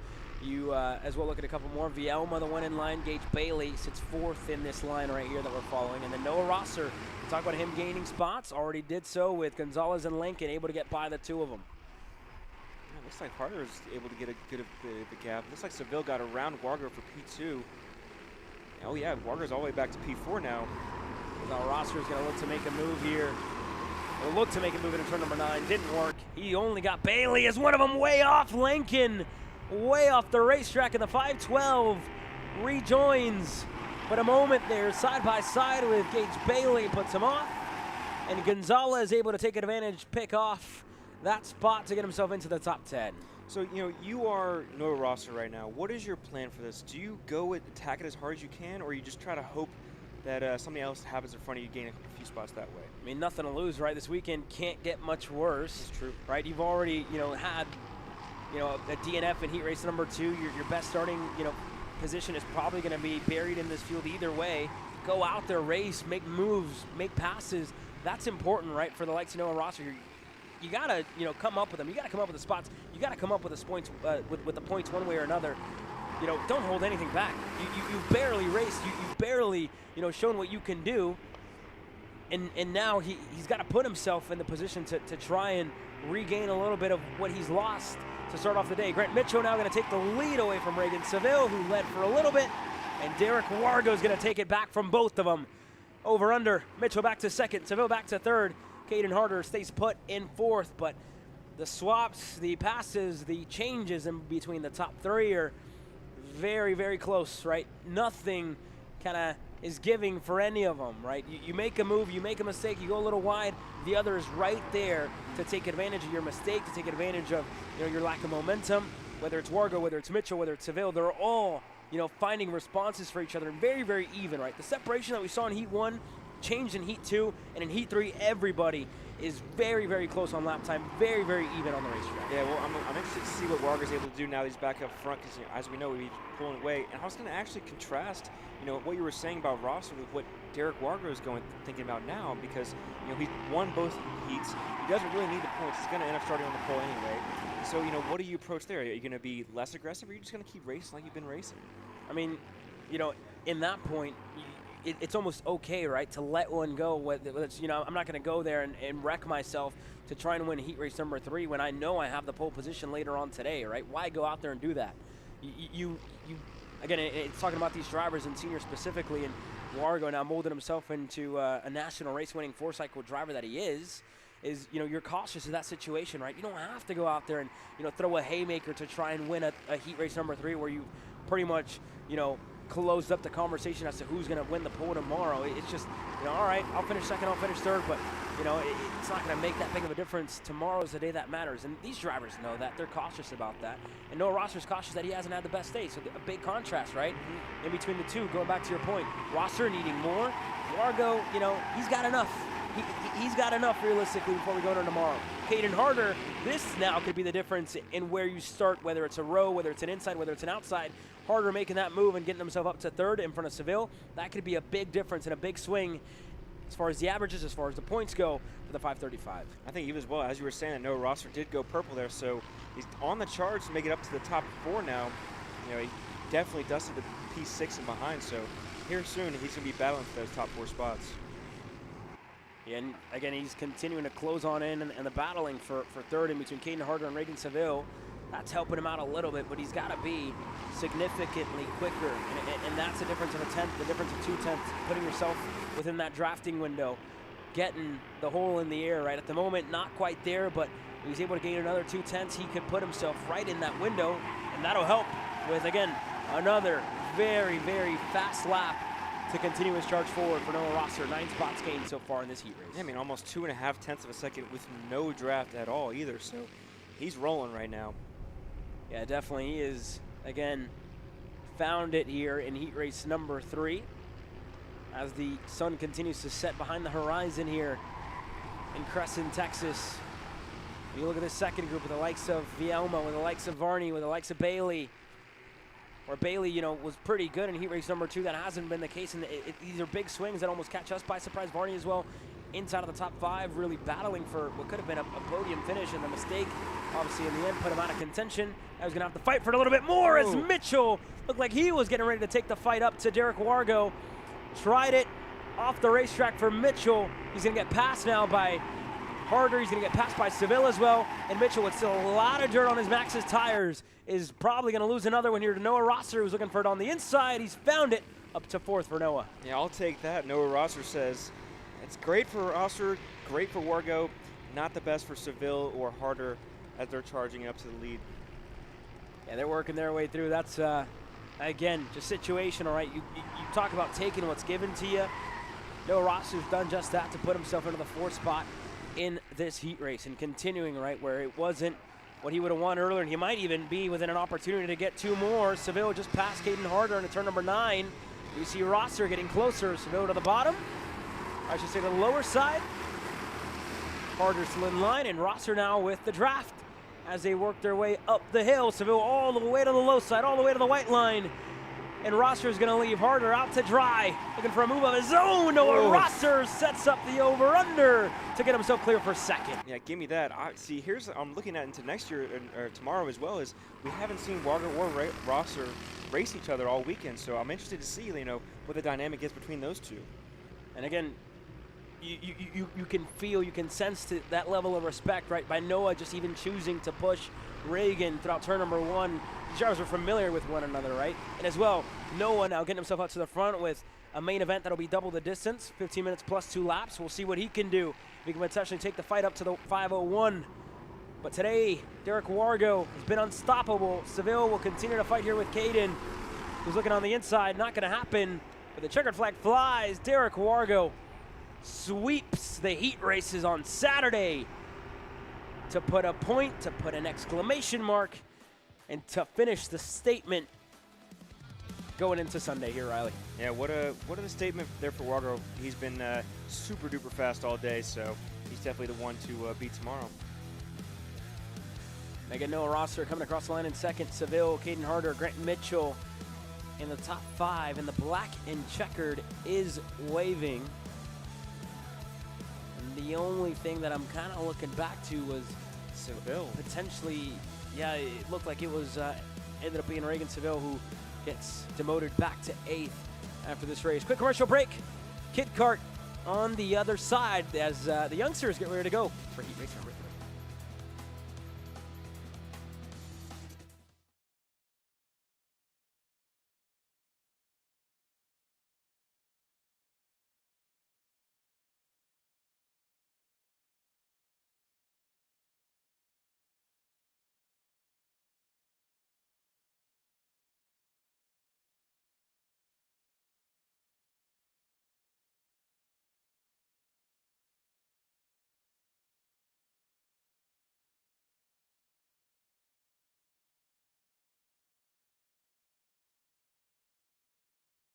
I like this go-karting thing. Yeah, me too. Oh my gosh, can I show you this cute dress I just got? Yes, of course. Oh my goodness, it's so cute. I just love shopping. I love shopping too. Oh my gosh. Wait, did you guys say you like shopping? Of course. Well, dude, I have the perfect place to do that at. ShopPayCarrot.com.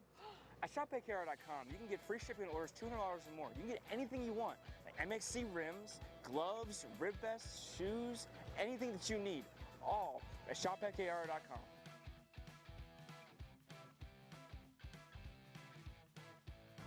Who is he talking to? No idea. But we're gonna have to check it out. Sounds like a great deal. Sure does.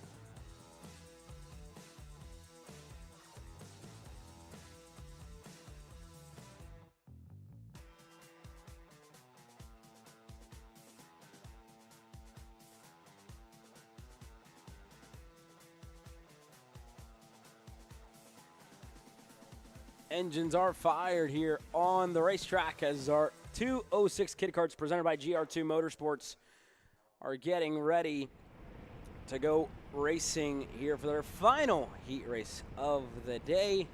I think these kiddos are going to be more happy about getting out of the heat at the end when it's all said and done. Green flag flies. 206 Kid Kart is underway in heat race number 3. Yeah, hopefully Halbert doesn't have an issue this time by. He made a few mistakes in Heat 2 after being stellar in Heat number 1. And hopefully he gives old Maverick Reddick a run for his money here. Yeah, here we go. Hal got a good start here to put himself up and into second so far at the start of this race. You look back at Grayson Hollis, Beckett Boudreaux as well, with my apologies, under the Reed Motorsports banner here this weekend. And I should have known by the last name, right? Very Louisiana-esque for Boudreaux. But yeah, under the Reed Motorsports banner here this weekend. And again, hard one to kind of call with all these drivers that majority of them on the CRG, on the Kid Kart package. Hard one to tell with what camp they're with and who's where. For Sullivan Bodo, the white helps a little bit, right? For Sullivan, he currently runs in 5th, putting himself within a good start. A good start for Sullivan as well, might I add. Driver who sits second in the championship at the moment, looking to again, try and solidify that at the end of this weekend before heading into Speed Sports Racing Park later on this year. I don't know, a month's time, really, here, Riley. Yeah, a little bit squirrely coming out of the last corner for Boudreaux, but yeah, the name of the game, the Kid Kart stuff is just to stay on your line, keep your momentum up, and just staying on track is just so crucial for these kids. And they've done pretty great job of it so far, and only time will tell if we're able to stay that way the rest of the game. Okay, here we go. Like you mentioned, right, Hal Bird's got a little work cut out for him. Grayson Hollis right behind him. Beckett Boudreaux as well in line. Sullivan Baudouin, Xander Lareng, Salazar Brazard. They're all kind of within this little mix. And Dallas was one of the drivers. You know, you talk about the driver who started 8th for the majority of the week, or started, started 7th for this entire weekend for all 3 of the heat races, to put himself as far up as he did in heat race number 2. Unfortunately, given a post-race penalty, but you know, putting himself with that many spots gained is a great thing to see for that driver in Dallas. Got some work to do here if he wants to get ahead of Sullivan, of Xander as well, who's running a pretty good race down in 6th. Xander Lareng, 31, with high 5 performance. So we'll see, but Reddick in business as usual for him, putting himself out in front of this field with a comfortable gap back to his teammate in Hal Bird. It's going to be at just about a second this time around here, Riley. Yeah, it's interesting to see this second to, what was that, 9th on back, just nice and tight so far. I feel like this is the tightest we've seen this pack all day. And, yeah, it's nice racing so far. Yeah, well, a couple of the movers that time around. The number 19 of Sullivan Baudouin able to get the move on Beckett Boudreaux. So 2 of the, again, Reed Motorsports teammates going, or I should say swapping positions. Sullivan able to get that move done. And now down the hill, he's closing in on Grayson Hollis as well, the driver of the 97. We'll see if Sullivan's able to get another one to his name as they work their way closer and closer to the bull. But Hal has done great, right? You know, usually a lot of drivers, when you got somebody behind you, they find themselves looking over the shoulder, looking back, you know, nervous. And you're not seeing that out of the 88 right now, right? Very calm in the way that he's leading this second group. And again, not, you know, flinching an eye when somebody, or if he gets a bump from behind, from one of his competitors, stays put, stays there, and stays confident in the way that he goes about this race. For Sullivan Baudouin, he's been confident about the way that he's been making moves. Turn number 10, trying to get it done here on his teammate, or sorry, on Grayson Hollis in the 97. And we'll see if he's able to get it done into turn number 1. A long run and a slow run as well to turn number 1. It's going to take us a while to find out here, Riley. It's like I-45 from Dallas to Houston, man. They're just full gas going straight for a while. There you go. Well, now we know. Unfortunately, tried it in 10. Didn't quite work out for Sullivan as they worked their way down and out of, I should say, turn number 1. Going to have another go at it. See what you can try differently, right? You try it in turn 10. Doesn't quite go your way. You got 2 minutes to figure it out, right? How do you make the move stick the second time of asking? Yeah, I mean, just try not to make anything overzealous and just, you know, make the move in the right spot and keep it on the racetrack. You know, you can try and keep looking and kind of have an idea of, but I mean, I don't feel like these kids are really planning out that far. They're just trying to see what the opportunity arises and just take it in when it comes. Yeah, taking what's given to you, right? The biggest thing to learn from a young age, the biggest thing that we've talked about, you know, the senior classes, you know, every class throughout the day, right? You got to take advantage of the race. Got to have a productive one, like you mentioned earlier. I think that's a great word to use, right? That I'm sure I'll put in my back pocket now to use throughout the year. But you know, it's one thing to know, right? To go out there and be successful in the way that you do things, and now you're having, you know, little shake and bake. Sullivan Baudouin, Grayson Hollis, Slingshot engaged, looking to go by on Hal Bird, who is still holding on strong. They're on the outside. Whether or not he's going to hold it, we'll see. They're side by side. Hollis able to get clear, and Howe able to hold on to that position for third, and Baudouin now looking on the inside. They're side by side. Howe's going to have to slot back to 4th, and now Beckett Boudreaux is right behind him. The shake and bake worked out for both of them. A little bit later for Sullivan, but he was able to get the move done. When you're just tapping the limiter for most of the straightaway, I mean, not really much you can do there. Yeah, not much you can do, and again, that little push as well is what kind of went into the hands of the 97 of Grayson Hollis as well to complete the move into turn number 1 on the youngster Hal Bird in the 88. Little change there, but now Hal's got a partner of his own, right? Beckett Boudreaux, you know, work with me. Let's get back. Let's get back to second. Try and go a spot better here. Yeah, we'll see what they can do. I mean, I don't know how much working together they're going to do. You know, like we said again, these guys are just trying to go as fast as they can and not be the guy in last. You know, just like we keep talking about Ricky Bobby, if not first or last. and these guys definitely don't. Yeah, very good point. They're side by side here now. Bodoaz going to try a move of his own on the outside with Hollis on the inside, and Howe's going to choose that outside line. Boudreaux's not quite there on the rear bumper of Hal Bird, but they're also single file. And then you look at the second group as well. Dallas Brassard, not awfully far back. The 11's closing in. Xander Lorang's coming with them as well. The two of them setting in personal best lap times to try and race their way further and further up to this group right here on your screen. And I feel like as we've gone on throughout this day, the middle pack of this Kid Kart crew has been getting closer and closer. Like this group of 4 was a group of 3 last time by, and then the group behind was a lot further away. So at least you know that the skill gap and these kids are learning every single time that they go out, which is honestly what the parents and mechanics should be looking for. Yeah, and here we go. Bodoaz looking for a move himself. Looking for second inside of turn number 9. Sullivan looking to be right there fully alongside. They make contact. Hollis off the racetrack, and he's looking to get back on. That's a big jump to rejoin the racetrack, and you see the frustration out of the 97. Putting together a good race. Sullivan looking to make the move. 2 laps to go. And now he's got Hal Bird right behind him. Beckett Boudreaux as well in line. Heartbreak for the 97 of Hollis, who is putting together another good heat race here in heat race number 3, Riley. Yeah, it looks like that P4 or P5, the comp card. Dallas Brassard, it looks like he's coming up here soon. He's making inroads on the group ahead, and he could be playing a little spoiler here coming up. Yeah, could potentially try and steal one away from the likes of Bodoa, the likes of Bird, the likes of Beckett Boudreaux as well, who sits 3rd in line, 4th on the racetrack. Reddick, again, is still out there 3 seconds clear of his competitors because they continue to fight for second on back. We'll see if and when Hal Bird is going to look for a move. If, when, and where, really. He'll try and go for the lead of this race.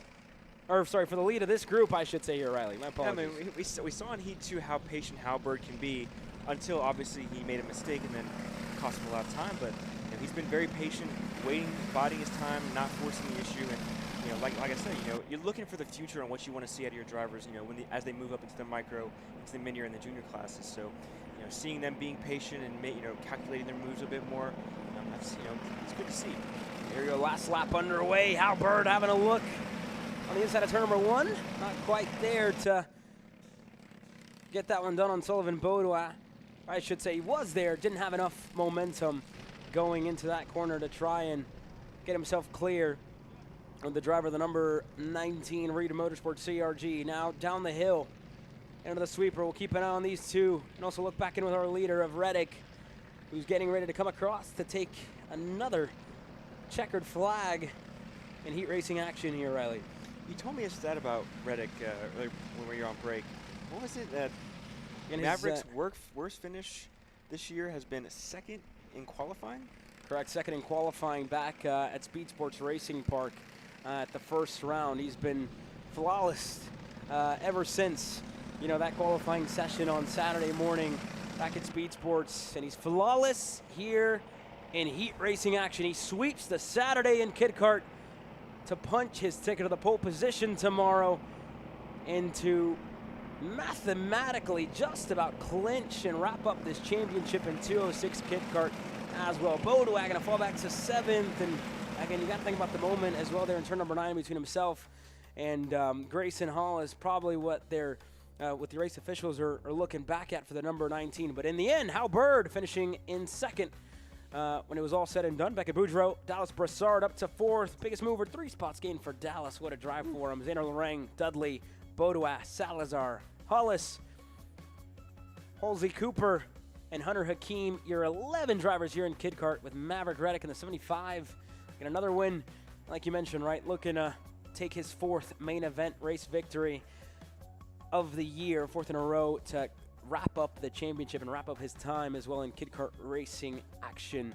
But with that being said, I'm sure for you and Jeffrey, for his mom Georgette as well, tomorrow's a day that they care about, right? Stats out of the window.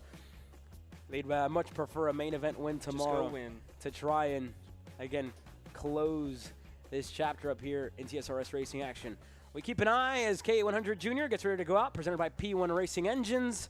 In this class, I mean, how can you keep your eye off of them, right? They've given us so much up to this point in the weekend. Nathan Golseth leads this field to the green flag once again, but it's been Nico Orbezo who's outsmarted everybody in Heat 1 and 2.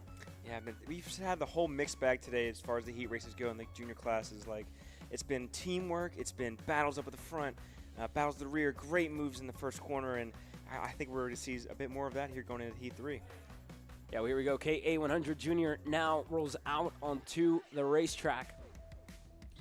And it's just a matter of putting yourself in a position tomorrow, close off the day on a high, have a good end to it. If this is your last one, or if you're in 206 Junior, got one more. But for this class specifically, the K100 Junior, there's drivers that need good results here. And Nathan Golseth hasn't yet been able to capitalize on the pole.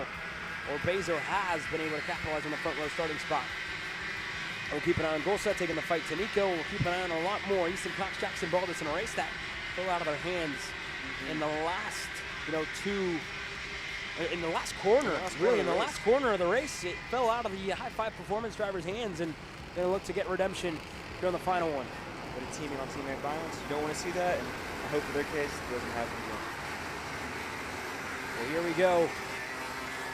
We got him already all the way back to Theo Mitchell, who starts 25th in line for this K8 Junior third and final heat race of the weekend.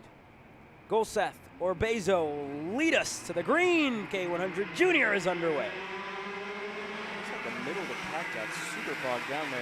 Everybody's spread out a bit. I think that top 10, 12 or so is real nice and tight. They go too wide through turn 2 and 3. A little bit of bump through the bumps there with Aston Wyatt, and so everybody's coming out unscathed so far.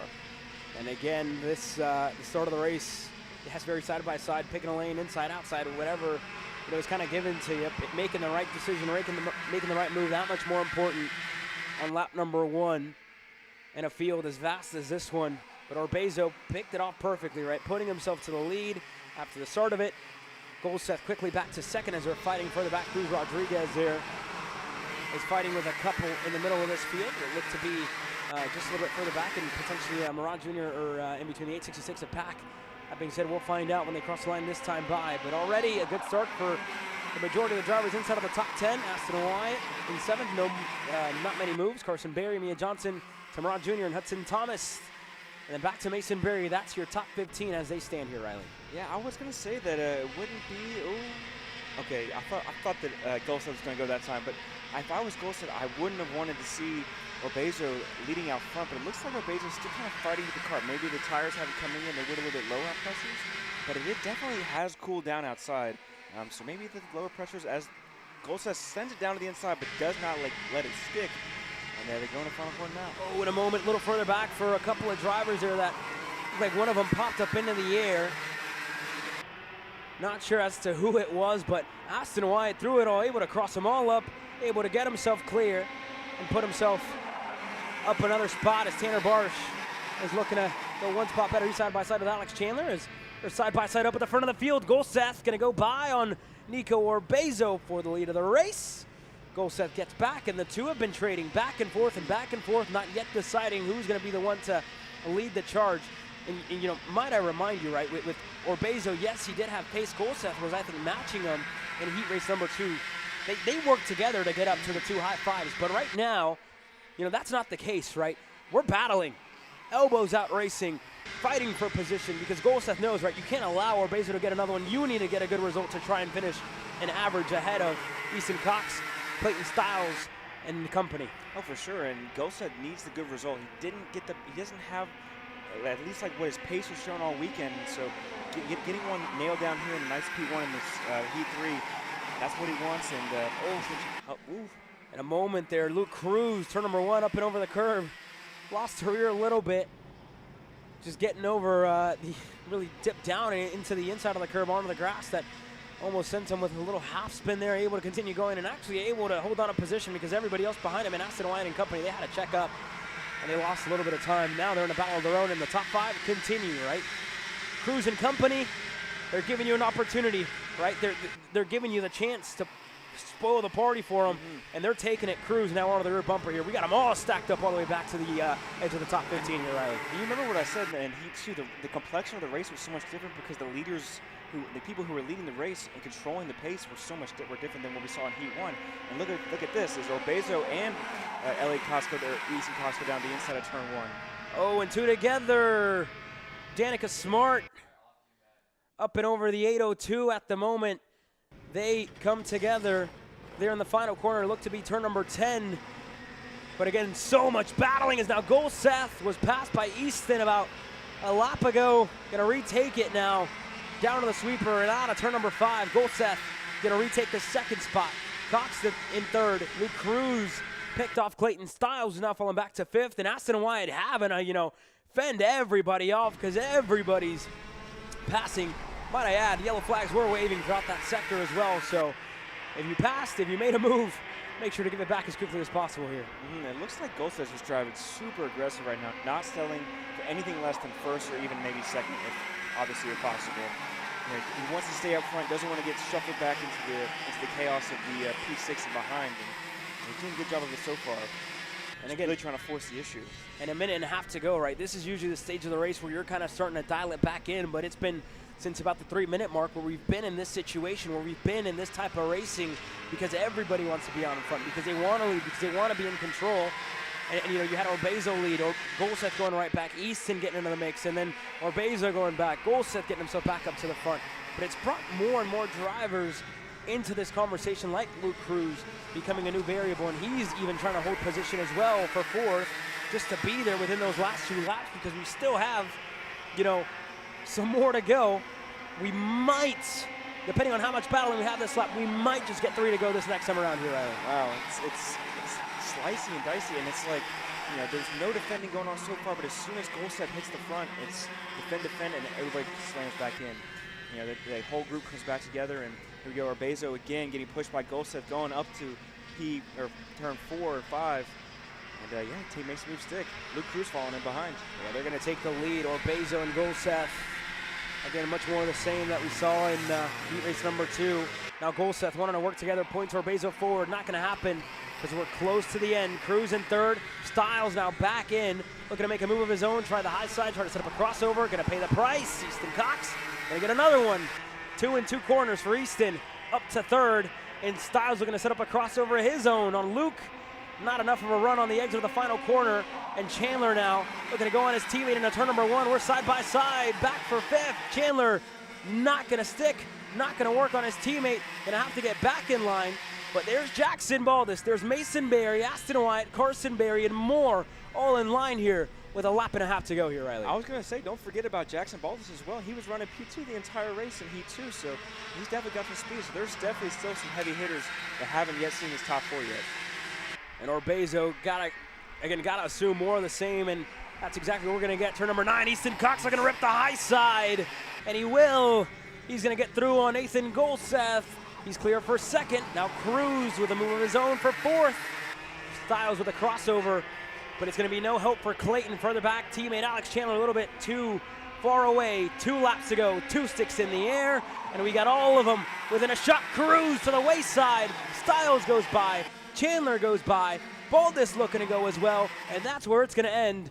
Nothing for Baldus. Cruz holds on.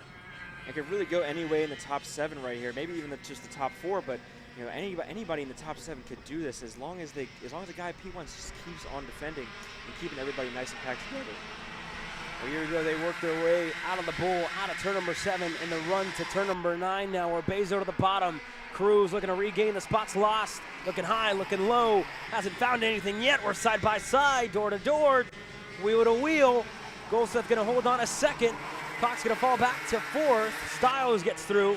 And now, white flag flies on a race that's felt like an eternity with the amount of racing that we've had up at the front.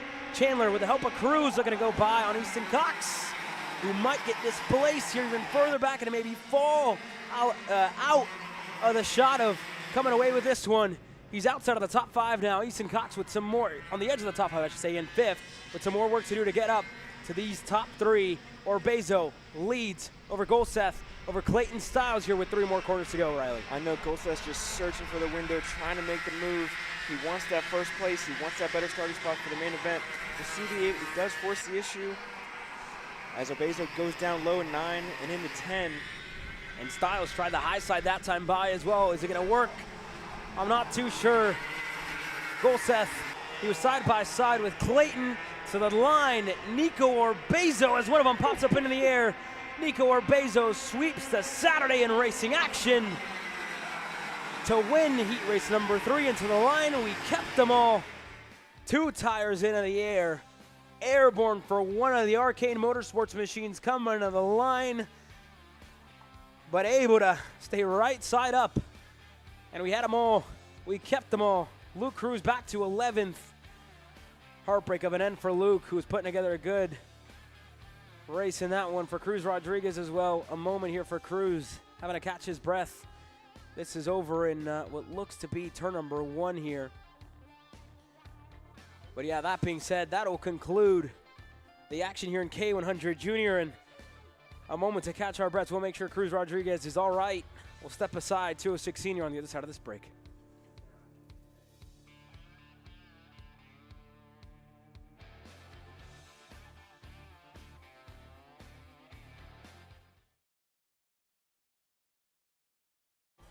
From the garage to the grid, Acceleration Kart Racing is your one-stop shop for karting. Engines, parts, safety gear, tools, and more from the brands you trust. Everything you need for race day starts at shopakr.com. Are you stuck with your kart racing? Not sure the ideal kart setup? Or going to a track for the first time? Well, Kart Class has the answers for you. Our online portal has a wealth of experience and knowledge to help your kart racing. From kart setup advice to track guides that are targeted specifically to your circuit, or the driver coaching aspect with mindset, racecraft, and driving techniques. If you want to take your karting to the next level, visit us at kartclass.com.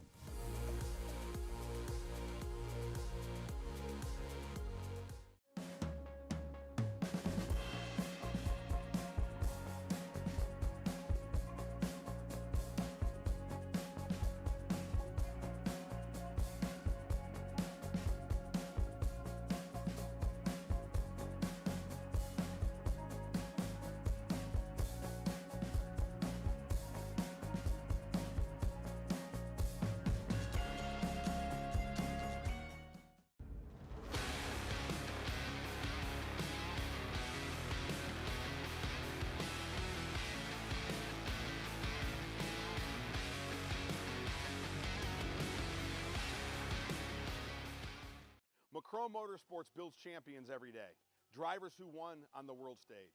The Tillotson T4 Series is pure spec racing. Same engine, same chassis. When you win, it's because you were the best that day. Your edge is not the kart, it's the setup, the strategy, and the race team. With our Arrive and Drive program, you simply bring your gear, we provide the equipment and the championship-winning support to every event. Stop wrenching, start racing. Your path to the T4 Nations Cup in Spain starts with us. For more information, contact us at macronmotorsports.net.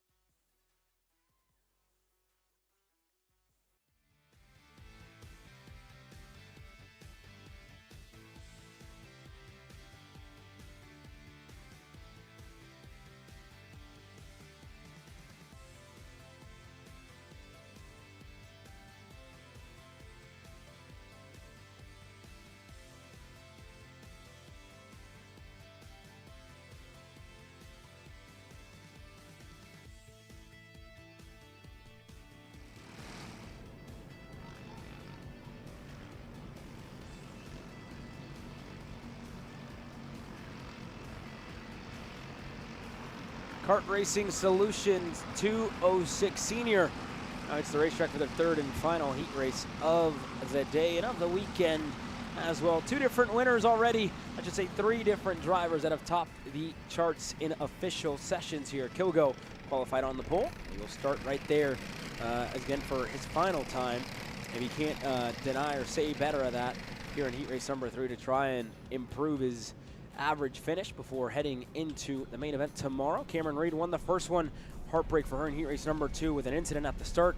Damage limitation to get herself back up this order. Jacob Oliver as well. Talk about a driver who, again, heat race number 1 didn't go his way. Heat race number 2 picked up exactly where he needed to be to get that spot done. And Reagan Seville as well looked like, while he did finish second, he got shuffled down the order after post-race penalties. He's going to need a little bit more as well to try and qualify up at the front for tomorrow's race. After that Heat 1 DNF that put him out of this race 2 laps too soon. But again, all to play for here. Final heat race in 206 Senior, presented by Kart Racing Solutions. A lot of drivers needing big-time drives, needing to recover after, again, incidents, mishaps, bad luck. Could just simply be that at the conclusion of heat race number 2. But they all got eyes on Remy Bolton, who gives us the green. 206 Senior is underway.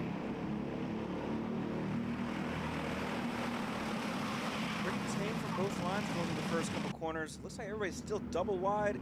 No big moves. Look at Oliver gets slid all the way back to P5 or 6. That looks like Chambers going to be the first one to go off, and he's going to get swallowed by the pack. He has, again, been cleared by almost everybody inside of the top 15, and it could continue to deteriorate if he can't get himself back in a line. He's way down the order after going off track there on the exit of turn number 2. Looks like Wargo got a great start as well. That bottom line was really great through 2 and 3. So yeah, it looks like they're getting ready to settle in and put some laps in. And again, Wargo earlier on in the second heat race, he had a little moment there between himself and Gabriel McLeod. So I saw Wargo fall down the order. When it was all said and done, when the checkered flag flew in heat race number 2, he needs a good result as well, right, to kind of replicate what he's done and the success that he's had so far this weekend in the T4 Senior package. And he sits in 4th, but some work to do with Reagan Seville, with Jackson Young and Carter Kogo with a much quieter start this time out. A lap into this race here, Riley. Yeah, I was gonna say, I mean, Carter Kilgo, I mean, he's the championship leader. It's, you know, it's his to lose at this moment, and he's had some tough starts, but now he's being up front. He needs to put in a good result, not only just for the points, but for the confidence as well. You know, you can't just lose these spots and expect, you know, maybe I'm gonna go win tomorrow, but you need to put it in, nail down the lead, get the checkered flag, and then make it all do it all again tomorrow. And here we go, Jackson Young looking on the inside. Seville's gonna follow. And Kilgo able to slot back in a line here in 3rd. Now Wargo looking to get a move of his own, and he thought better of it. Back in a line for him. But we got them all lined up here. This is all the way down to Levi Metter, the rookie, finds himself in 12th. This is where we have this front group, and picking a lane important. Frank made one, Reed made one. Not gonna work for any of them, or it might, as Seville's gonna put himself to the lead of the race, or I should say stay there, or put himself to the lead of the race here in turn number 1. And then you go back to that second group. Cameron Reed had a move, and she was able to get it over Jacob Oliver. Now looking for another one on Derek Wargo. She's going to get it as well, up to 4th for Cameron. Yeah, she definitely needs a good result. P10 in the last one, not too bad. She definitely could use a great other result, hopefully a top 5 or even top 3. You know, put herself in a bright spot for the final tomorrow. You know, she's looking fast. She obviously won the first heat, and you know, among those that are just doing damage limitation. And it's a tough situation as well, right, to find yourself in that, because you have a 10th place finish in Heat 2, you have a win in Heat Race number 1. So in a way, you know, you're cautious that you have the speed to go out there and win because you did it in Heat Race number 1.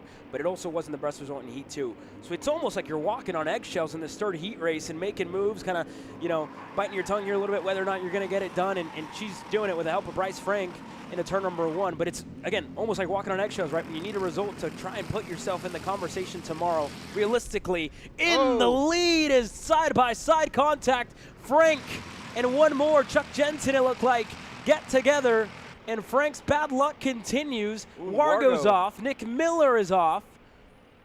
Goodness gracious. A lot transpired in that lap, and it was Wargo and Jensen there, I believe, the two that, again, just got together. Frank is still running. My apologies. But, yeah, Chuck Jensen, Derek Wargo coming together, coming down the hill side by side into the kink into turn 4, all coming undone. Both of them into the grass here. I was just going to mention how tame it's all been, but you know, someone I've definitely been looking for is, in the name of tame, is Bryce Frank. He's just been there quietly the entire day. And we always kind of seem to talk about him in the final when it comes to tomorrow, and so you know, he's definitely setting himself up for something good. You know, hopefully if it sticks for tomorrow. Yeah, that's, again, best case scenario for the 617, right? Talked about his lack of practice on Friday, getting here, getting up to speed. with the help as well of Carter Kilgo, right, who was here testing all day long. But again, two drivers that drive very differently, or two, again, built differently. Bryce Frank, taller driver, Kilgo, more like me, 5'7", 5'5", 5'6", in that range. And again, having the MGM kind of translate for the two of them is a little bit harder to do, right? When you have two drivers that drive differently and also, again, are different in stature. That being said, Kilgo at the moment in these now cooler conditions has found the speed as well to be up there with the top two. The same for everybody else, right? Super even in the 206 senior class here in heat race number 3. And now a change has been imminent for some time already for Jackson Young to get the move done. It's going to hurt Seville as Reed's going to go by for second on Carter Kilgo.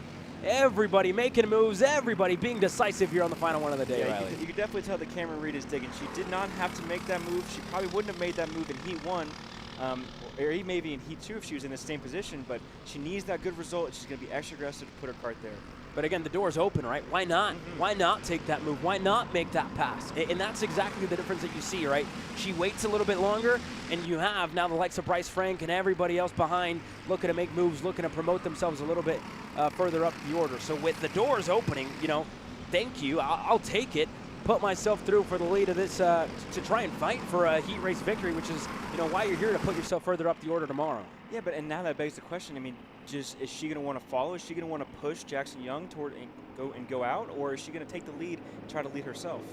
Why not take it, right? Why not take it? You got a lot of time here, 3 laps to go. Kilgo is there. He needs one himself. Jackson Young, he could also get one here. This is a good opportunity for him. And you look back to Heat 1 as well. He was right there where it all kind of came undone for himself and Chambers. But this time, another great opportunity, another great race. That's been very, very smart for Young. Made the move at the perfect time on Reagan Seville. They were all stacked up. If Young doesn't make that move, this could be a very, very different race up for the top 3, and it could be a very different race for the driver of the 670. Oh, for sure. And then you look back at the P4. We talking about Bryce Frank, and it's just calm racecraft that he's been pulling, and it's put him up 9 spots just in this heat. And Metter's going to go off in turn number 9 there, fully off the racetrack. 2 laps to go. This second group still right there, led by Frank, with Seville in tow. Jeff Dolian, how can you not talk about Jeff Dolian at the moment? 631 flying so far in this third and final heat race. He's up 3 spots, quieter in Heat 1 and Heat 2, but the driver, Elder Statesman, old enough to be in Masters, taking the fight here to some of the youngsters into the top 10.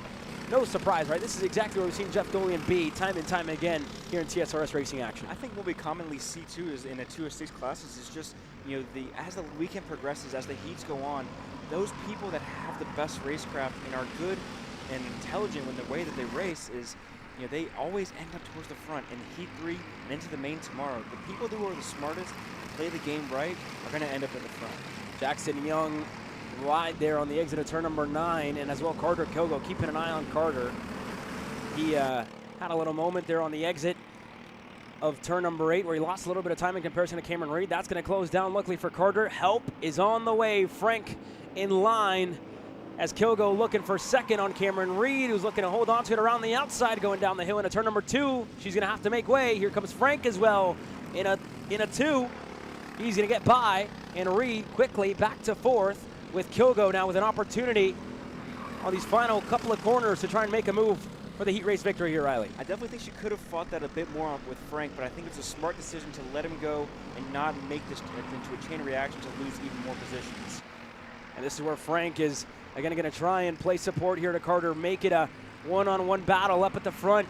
Seville's going to go to the bottom. Reed's going to get stuck on the outside, and now we got 2 up at the front fighting for the win. Young to the low side. Carter Kilgo, can he rip the over-under? He's going to get it. He's going to get himself fully alongside Carter.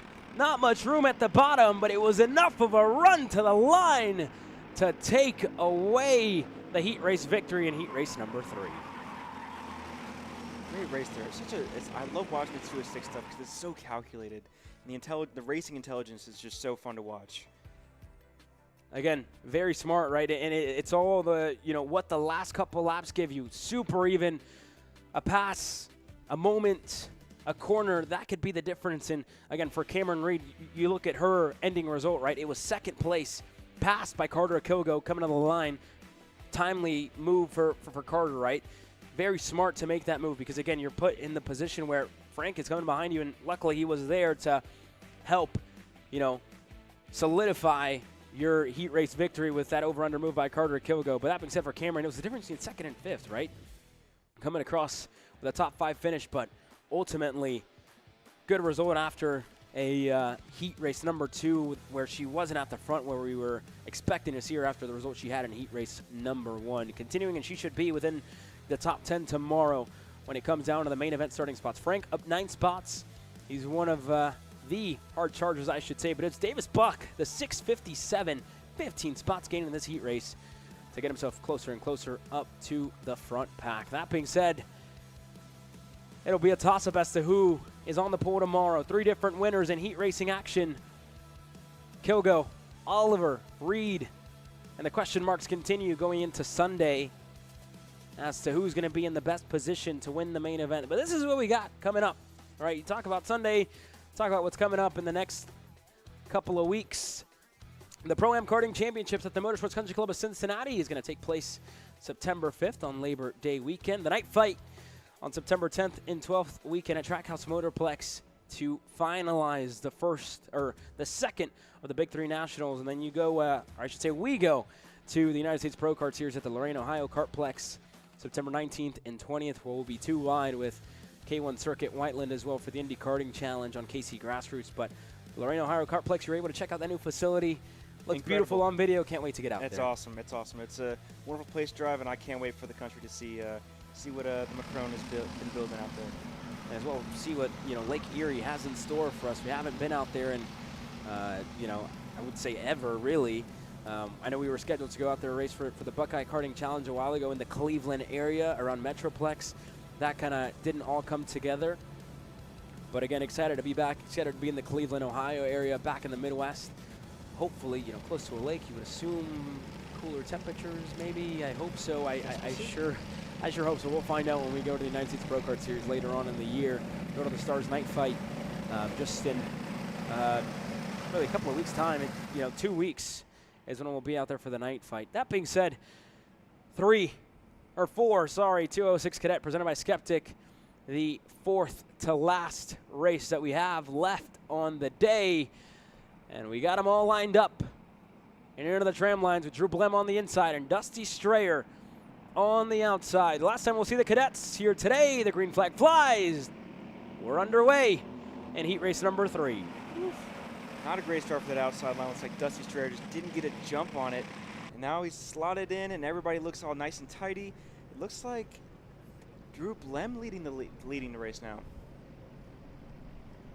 Here we go, Drew Blem, the driver in the lead. Hayden Sampson, the one in second. Mikey Todd in third. You talk about this trio that's, been pretty good. I should say quartet with the likes of Dusty Strayer, who's also, been the one that's kind of pushing and really being in the conversation as we've seen in Heat 1 and Heat 2.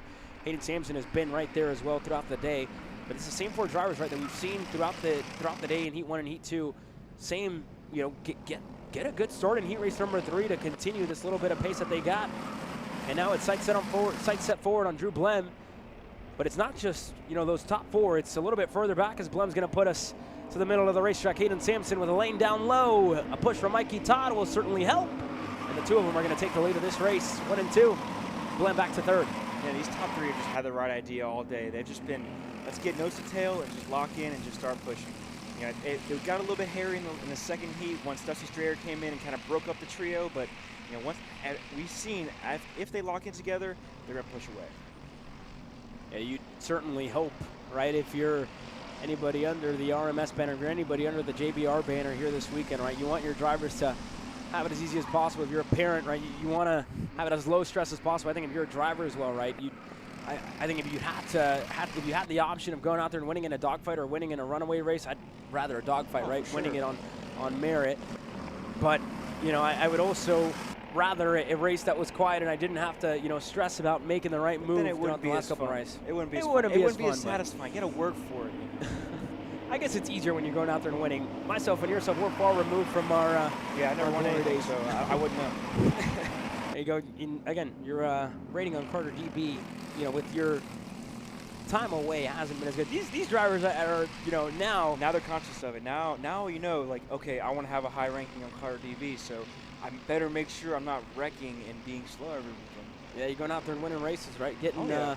Getting one into the win column on Car Review. That would be something to keep an eye on there.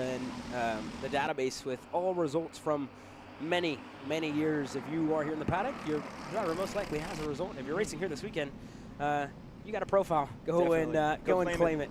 Go and claim it. There's a driver who, again, has claimed the lead and done it quite well, done it quite confidently. Hayden Sampson not really flinching an eye to being the driver in the lead of this pack, right? The 291 looks really good so far in this race to kind of start us off, to as well drive us through the halfway point here, Riley. Yeah, I mean, we talked about it before. I mean, just these top three are just the three musketeers, inseparable.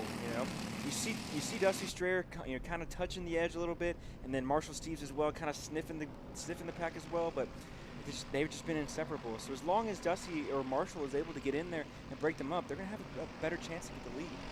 Yeah, that's one of the biggest points, right, of you know, this stage of the race.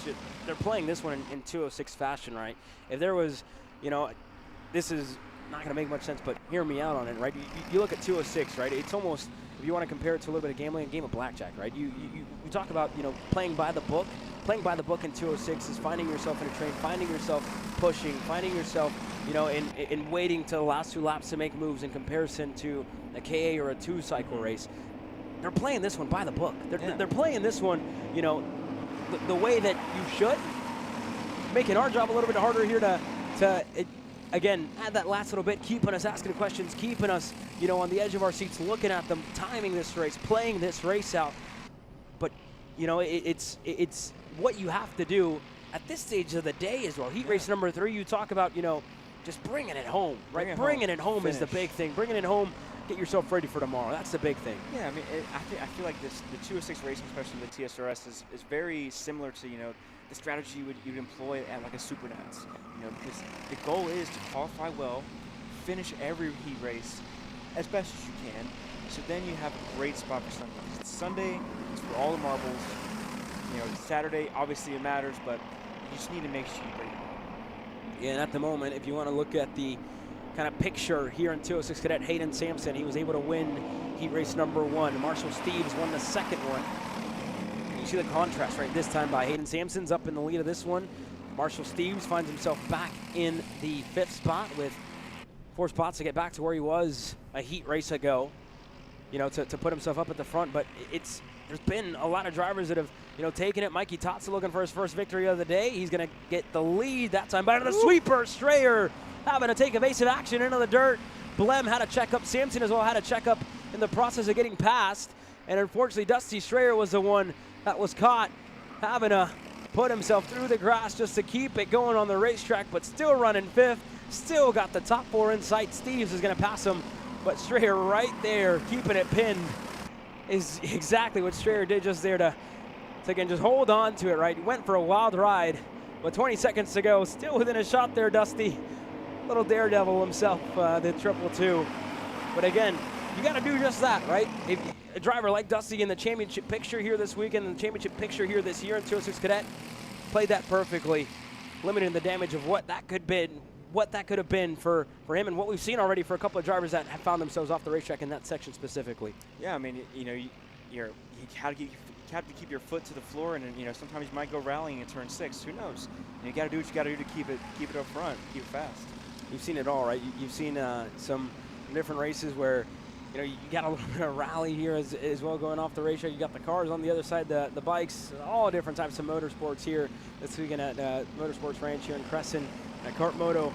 We got the biggest regional in the nation taking part, calling this place home for the weekend. 2 laps to go.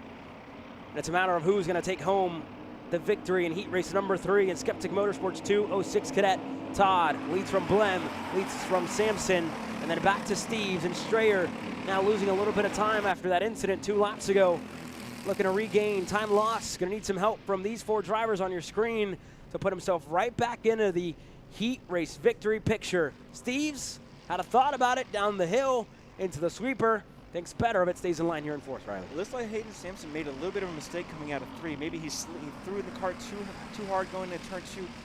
Got a little bit loose going into 3, and set him a little bit of a gap and let Marshall Steves catch right up, which could be beneficial, which for Marshall Steves, it definitely is. Well, that worked out. Marshall Steves waiting, biding his time a little bit more. Turn number 9. And as well, he didn't lose all that much time to the leaders as well. He is right there with him as one driver in the background going off. But a white flag will fly this time by Mikey Todd, going to put him on the low side, but leaves a sliver of light at the bottom of the racetrack. Blem's not going to walk through it. He stays in second, Steves in third, Sampson and Schreier needs more, right? He needs more battling from first on back to put himself back in a frame here. Todd leads as he looks to bring home his first heat race victory of the day here, Riley.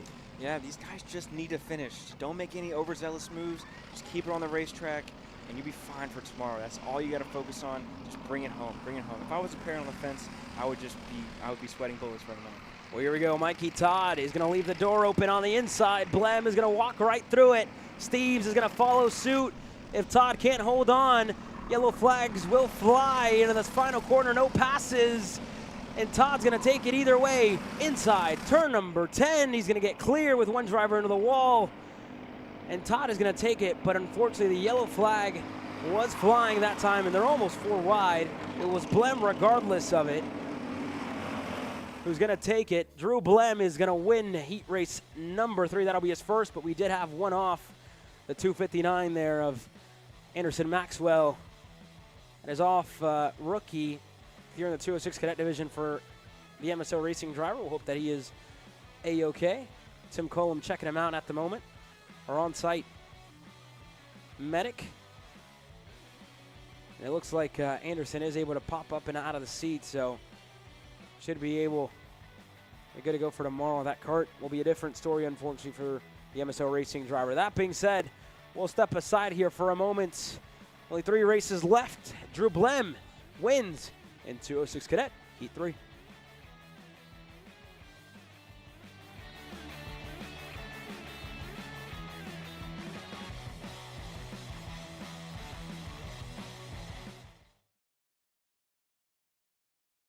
Paulie Massimino wins the Wisconsin Grand Prix. James Overbeck on start number 2 gets win number 1 in OKN Stars. On track or off, Brandon Jarsekrak Racing delivers elite performance. Led by 4-time Pro National Champion Brandon Jarsekrak, our team masters driver coaching, data-driven analysis, and mechanical precision at every national event. Contact us today at BrandonJarsekrakRacing.com. Welcome to the future of kart race preparation. Kart Sim Pro North America. Featuring laser-scanned North American kart circuits and precision-tuned kart physics developed using real telemetry, dyno and tyre data, Kart Sim Pro North America delivers the most advanced and realistic kart simulation experience available today. Whether you're training for race day, refining your lines, or shaving tenths off your personal best, Kart Sim Pro gives you pro-level insight without leaving your home. Trusted by world champions, coaches, and karting enthusiasts alike, this is where virtual practice translates into real-world performance. Experience the thrill, the challenge, and the edge. Kart Sim Pro North America. Use code CHASER20 to get 20% off today.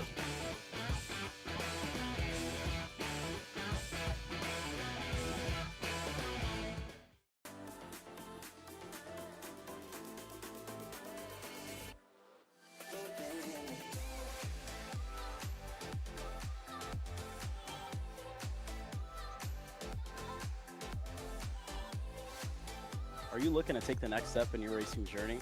Well, look no further than PitFit. With 2 locations in Charlotte, North Carolina and Indianapolis, Indiana, PitFit trains drivers all the way from grassroots level karting to IndyCar and NASCAR, with top-of-the-line personalized coaching to improve physical and cognitive fitness. For more information on programs, check out PitFit on Instagram or Facebook today. Are you ready to get behind the wheel? From Formula 1 to NASCAR and IndyCar, all the pros start here.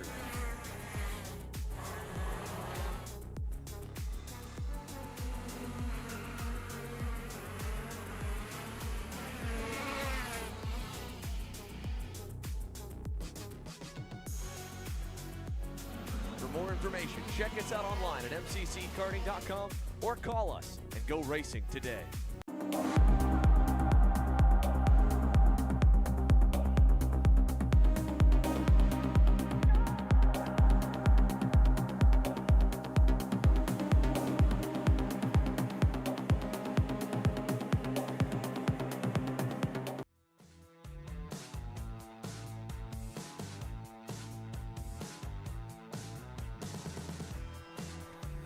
Welcome back to Kart Chasers coverage of the Texas Sprint Racing Series. You're watching Kart Chaser Grassroots, the 4th round.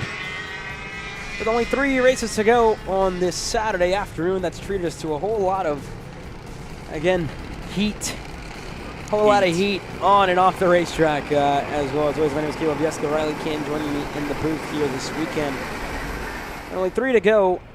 High Five Performance KA100 Masters getting ready to go green for their 3rd and final heat race of the day, where it's been Nathan Stewart, Daniel Howie, the 2 of them trading blows and heat race victories. Stewart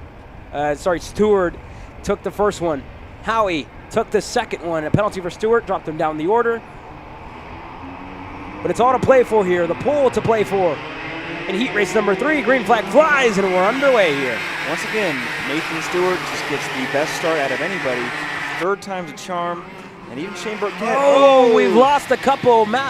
Scott Cherry, Janae Den, both of them off the racetrack here. Scott looking to rejoin here.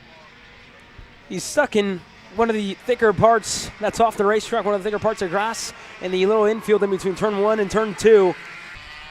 Off Randy Rogers as well with an issue.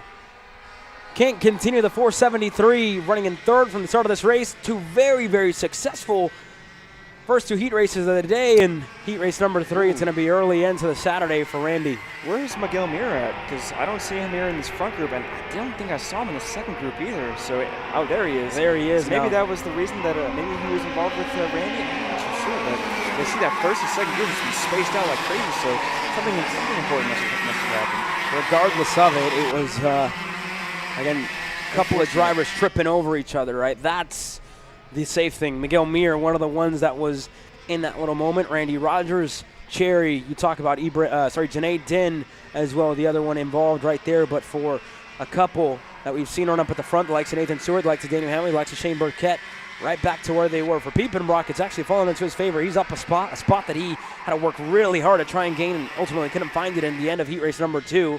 Now it's been given to you. You're going to take it. You're going to try and continue to improve it here in this 3rd one. Yeah, I mean, Piepenbrock was fast this morning in the warm-up, so he's just been kind of quietly sitting there and just biding his time, making sure he's been finishing all the races, and hopefully now he's going to be a bit more aggressive and set himself up pretty good. Gary Glanger as well. He's currently the fastest driver on the racetrack, putting himself into the top 5, and a driver who, again, quiet weekend in the sense that we haven't seen him in the fight up for the front or even inside of the top 5. Gary now is usually been in that second group. Now, within this lead pack, within this lead group, a time to shine for Glanger to mix things up for everybody that's running ahead of him. Nathan Stewart, talk about the grease over point middle of the day, and the end of the day where we're cooling down the temperature, where some of the track finds itself to be shaded, where the sun's starting to set, where the asphalt's not fully getting heated up.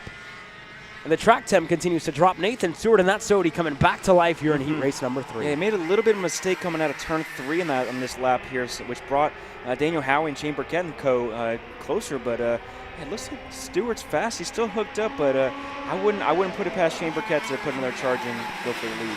And Daniel Howie has been struggling to try and get by the Sodi.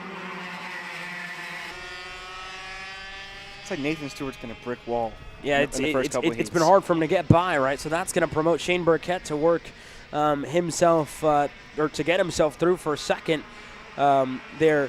And again, go one spot better. Talk about Burkett as well. Another driver who heat 1 didn't go his way. Heat 2 bounced back, brought everything back together, connected the dots a little bit better in heat race number 2 to fight for the win. Led a couple laps as well over Howie, and since wasn't able to stick, this is another one where Shane could propel himself a couple of spots, a couple of rows, if he's able to come away with the optimal result, really, when you come to the racetrack on a given weekend and you go out there and win. The optimal result at the moment for Shane Burkett is to go out there and win this heat race. Yeah, look how much speed he carried on entry in turn 1. Ate a big chunk out of Nathan Stewart going through there. It looks like Nathan's a little bit timid, maybe not timid, but not having as much confidence on the go-kart, much grip in the kart as maybe Burkett or Howie does. Because you see in the mid-corner, they catch him so well, but then maybe a little bit on exit, Stewart's able to pull out just a little bit. So maybe it's a grip thing, maybe it's a gearing thing, maybe it's just, making mistakes sometimes. Yeah, and he's able to, again, extend a little bit, and then it closes back down like you mentioned, right? This is a little bit of an accordion effect, right? Opens, closes, and then the moves further back. Saw one there by Gary Glanger, able to get himself through on Piepenbrock. And a move that was really imminent, right? Piepenbrock was struggling for a couple laps consistently, trying to keep up, made a mistake throughout this final corner here in turn number 10. And since has been passed by Gary Glanger. We'll see what Glanger can do, in his own right to try and take the fight to the drivers ahead of him, because we haven't seen him. He's been stuck behind Kyle. Now with Gary being the driver leading that second pack, quote unquote, if you will, what can you do, right? Can you displace the 3 drivers ahead of you? Burkett thought about it inside of the kink and into the sweeper. Not going to be there, but in the bowl it will work. Wow. Turn number 7, Burkett to the lead. Howie going to go side by side with Shane, and Stewart quickly having to play defense against everybody else, and Glanger getting the bad end of the stick there. He is, again, moved off the racetrack, ran out of room, and back to 5th, and the same falls as well for Daniel Howie from the lead of this race at a given point. Back to 2nd, back to 3rd, and now back and outside of the top 5, running in 6th at the moment. And look at Piepenbrock here. He's just here. He's just ready to pick up all the pieces from the top 2, battling it out. Pick up another spot there with Howie going off. So Piepenbrock P3 right now. He's looking not too bad. I think he could play spoiler for one of these 2 up front. Yeah, we'll see. And again, our timing and scoring, it says Matthew Cherry is currently the driver in 4th. It's Burkett, and then back to Stewart. And then you go back to one of the Arcane Motorsports machines. This is the battle for the lead. So indeed it is Piepenbrock.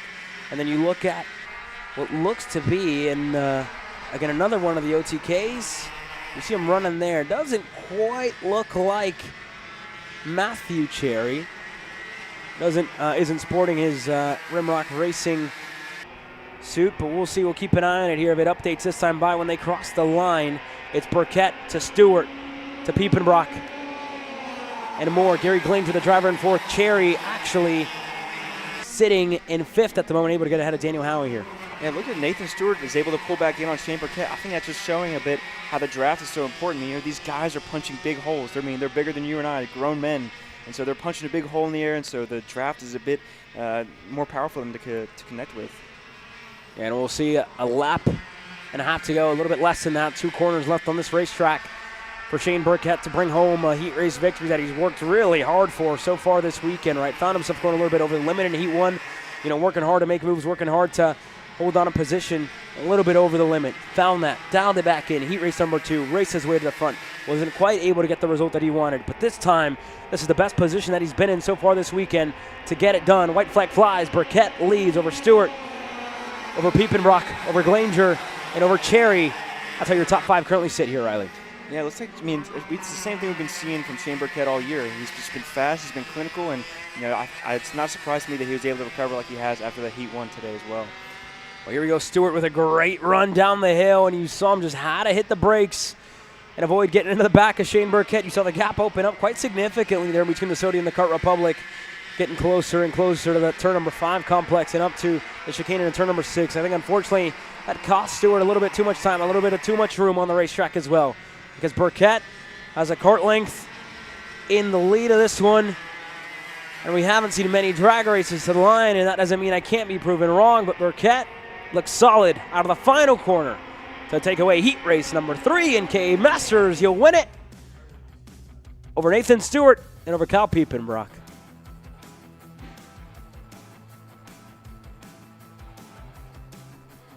Driver in 4th, Gary Glanger, coming across to finish there. Matthew Cherry, good result for him as well to finish inside of the top 5. Go back to Daniel Howie, Miguel Mir finishing 7th. Kogan Wright, Tim Wynn up 6 spots. Your hard charger, Doug Stupay, inside of the top 10. Janae Din shuffled back to 13th. Scott Cherry able to finish next knock-can as well. Randy Rogers, your DNF, your lone DNF here in heat race number 3. But that's it for KA Masters. More racing action here in a couple of moments.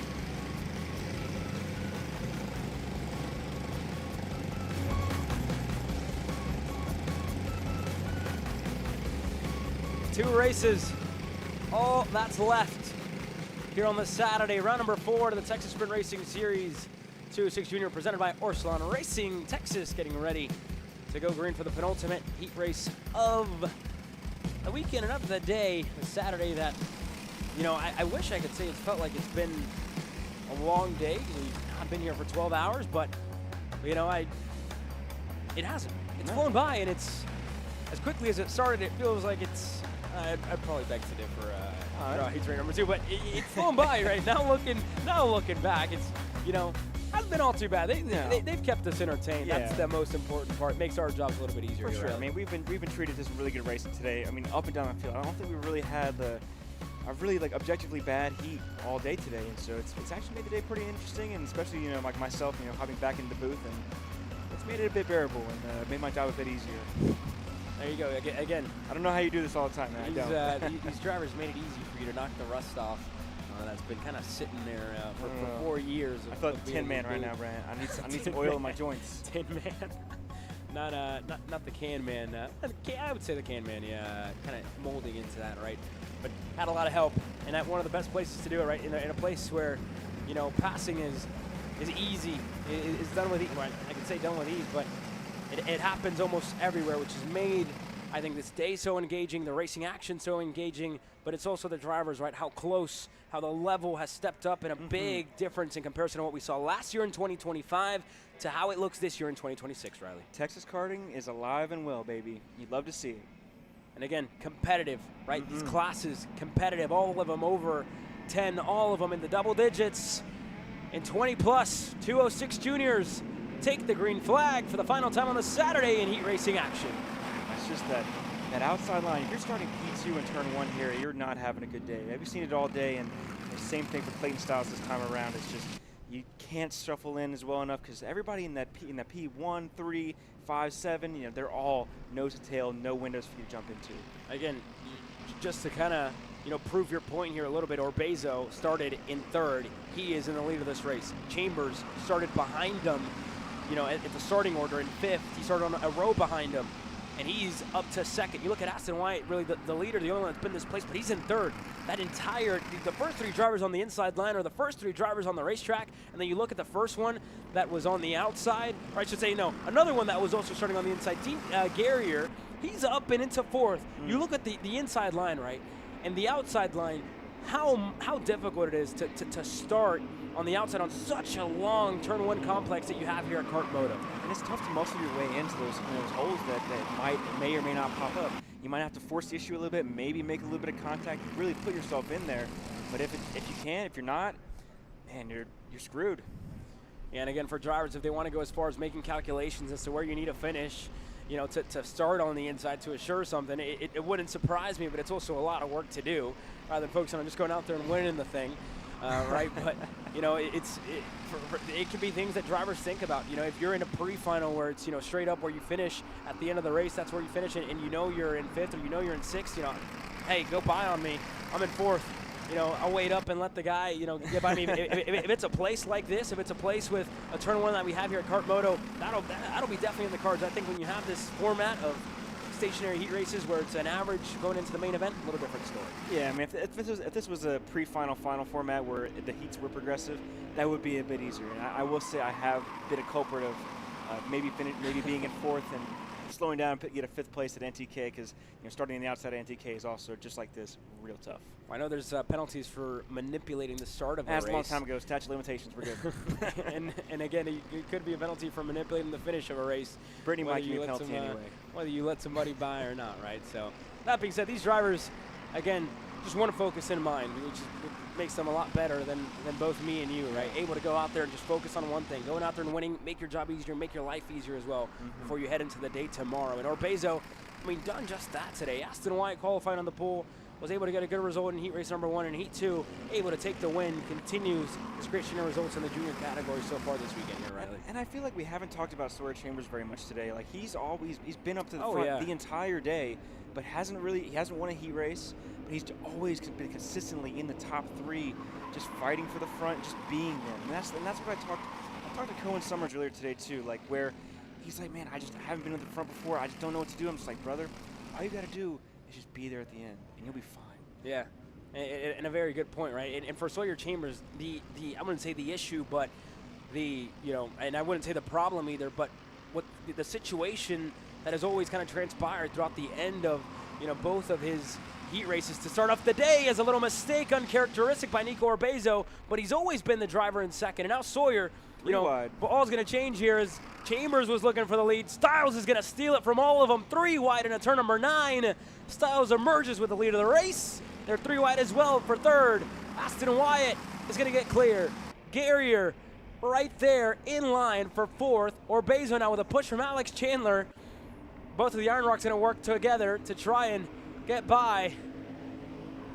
Garrier not going to quite work for him into turn number 1. But Orbezo, uncharacteristic for that young man to put a foot wrong here. So, halfway in the critical stages of this heat race, and it's brought everybody back into the mix. Brooks Outlaw's right there. Talk about a drive up the field for the driver of the 310. He's up to 8th. And, a couple of more, Moser, Miller, Willander, all in contention now. All of a sudden, snap of your fingers, and all these drivers are within frame with a minute and a half to go. I think too. I think watching Clayton Styles here and bring his way back up in the last couple laps, I think it gives a little bit of hope there as Orbezo goes down the inside of Wyatt. But it gives the drivers that are in the 206, the senior or the junior that didn't maybe have the greatest start in the race or maybe not the best starting position in the final, but the fact you're able to make it up so quickly and so methodically. Oh, 2 together. Oh. 2 into the wall, driving it straight. Brooks Outlaw off. Another one off as well. Big moment for a couple of them that get together in that final corner. But the battle for the lead continues. Clayton Styles is going to take it away. Sawyer Chambers in second, and in third, Orbezo slots back in a line here, Riley. Yeah, these guys are racing with no reservations at all. They're aggressive. They're making the moves when they need to, when they want to, and there really doesn't really seem no sense of self-preservation here at the moment. And side by side as well as they work their way through. Orbezo try to move, and untimely there, unfortunately for Nico, because he looked for the inside. That half move there hurt him more than I think he would have wanted, because Aston Wyatt all over his rear bumper. Now a couple of movers further back as well. Looks like one of the VLRs catching us by surprise. I think that might be Moser there. That's making a move. That might be JJ trying to gain a couple of spots, and I think it is JJ Moser sitting there in 8th, looking to go up a couple more. Francisco Reyes, talk about that young man. 11 spots gained, starting back in 20th to put himself inside of the top 10. What a drive so far from Reyes, up 11, and we're only 5 laps in, 6 laps in now, and wow, what a lot of spots. 2 spots per lap almost. Yeah, great drive up the field here for Francisco, and again, everything, taking what you're given, having a productive race. Francisco has done just that. Granted, he had the pace and issues for him after the qualifying session and post-race technical inspections put him, back in the order. But having to race your way through, struggled in Heat 1 and Heat 2, but Francisco now breaking through here in Heat race number 3 to get back to where he, closer to where he found himself earlier on today in the qualifying sessions when it was all done and dusted. But for that, you keep an eye on the driver there with the Charles Leclerc helmets, as one of them's going to put a tire wrong. Silas Root, he's going to go off, dropping a tire. Mia Johnson's going to take advantage of the moments. She's going to put herself through into turn number 10. And now 2-6 in the air, 2 laps to go. And the story of Sawyer Chambers comes back, right? This is one of the better opportunities that he's had where he, just has another driver. But it's always been the case that throughout the, final couple of minutes, the final 2 minutes, the final stages of the race, Sawyer always seems to be the driver in second, plays nice, pushes for a good bit, and then you got the drivers third on back that are going to make the pass, right? And from then on, that's where Chambers has been put on the back foot time and time again throughout the day today, which is why we say he's had a quieter day, but it's been top 5s. It hasn't been that win like we've seen with Orbezo and like we've seen with a couple of more, but this is the perfect place to be, right? Right behind Clayton Styles with a little bit of breathing room, not all too much. Back to Aston Wyatt in third. Yeah, man, and even then, if he stays even in the same place and doesn't make the move, he's looking great for tomorrow. And that's what we're saying. Saying it all day is, the final is what matters. That's where the trophies are won, and that's where you want to be. I mean, do you want to risk going for P1 for if you maybe wreck or have an incident or get shuffled back? Who knows? What's the gamble like there? If we're going to go to Vegas, but I don't know. Yeah, we'll see. All these kiddos way too young to be thinking about that stuff right now. But that being said, thinking for the lead is Nico Orbezo, because he passed for third on Aston Wyatt. And Wyatt looking to go back. He's got a help from another chassis in the Berlart family, and Gene Garrier, who's able to work his way through as well for fourth. And back to 5th goes Nico Orbezo. And now Styles going to play defensive. He's got Chambers to his outside, and they both got room. Chambers knows it.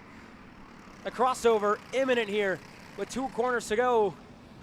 And Wyatt's there. Guerrier's right in line. Orbezo looking to rip the high side. Guerrier through the grass to make it stick in for third. Looking to hold on to it. Might not. We'll see. Chambers side by side. Drag race to the line. Styles on the high side. Chambers to the low side. And Chambers waited to the very last heat race of the day to get his first win of the weekend here in heat racing action. Worth his while. Drag race to the line. Second. And 8 1,000ths of a second, the difference in between 1 and 2 here, right? Man, we've seen some tight ones today. Where was the 1 1,000th? Was that also in juniors? I Or guess was that in cadets? That was a hard one to tell because of how much racing we've seen. So many rounds. The 5th round, passes. It's been close racing all day long. All day long. And this place always delivers drag races just like that. Talk about MCC. This place, the same, right? It's the exact same that you see it kind of transpire here. You have no idea who's going to be the driver crossing the line. You might have, a glimpse, little thought as to who it can be, right? With the couple that are up to the front, but when they get to the timing loop, it's a toss-up. It's a question. Where your transponders placed. That that could be small of a margin. And again, that could be a difference, but it's also, where they're all on the back of the seat here at TSRS. So how high, how low it is could be marginal. How much that matters, we'll find out tomorrow. That could be make or break or not.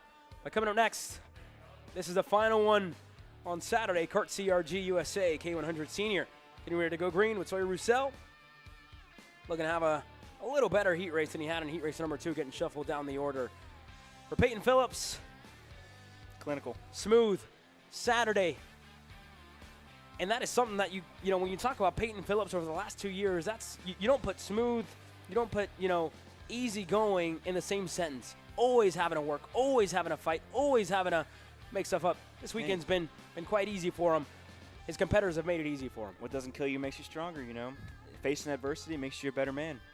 So we'll see if he turns into that better man. We'll see Jose Carlos getting a good result here in this one after getting shuffled back, and as well finding himself here in the office after post-race.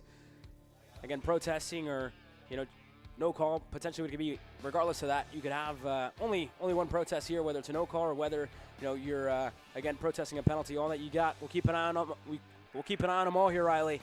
K Senior, moments away from hitting the racetrack. A special shout out to Justin Music wearing the throwback T-shirt today. I just want to make that known. Shout out to the Crosslink crew.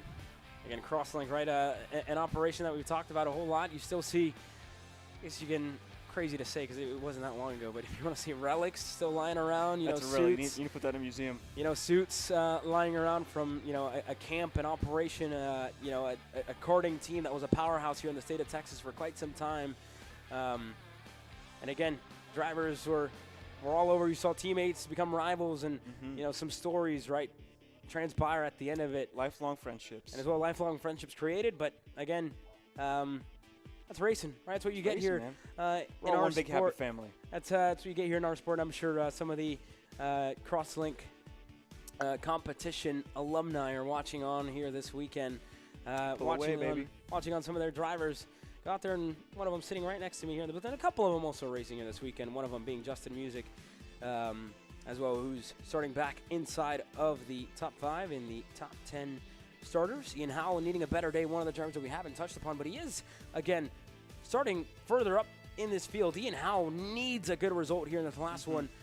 He is, again, on that sodium machine for Jake French Racing. Ian Howell's got to get a result here in this final one to try and, get a good starting spot, because over the 1 lap pace and over the speed, it's been there. The starting on the outside, we talked about how difficult it is, hasn't really gone his way up to this point. Yeah, you just got to be in the right place at the right time. You set yourself up right. And we'll see. It's always a toss-up. You never know how it's going to go. Like, I remember trying to plan what I was going to do on the start, but you can't control everybody else's movements. You just got to go and make lemons with lemonade, or make lemonade with lemons. There you go. This is it. This is the final one on the Saturday. Tomorrow, it's all about main event racing action. TSRS staff, Kart Chaser crew, and everybody in the paddock been here for 12 plus hours.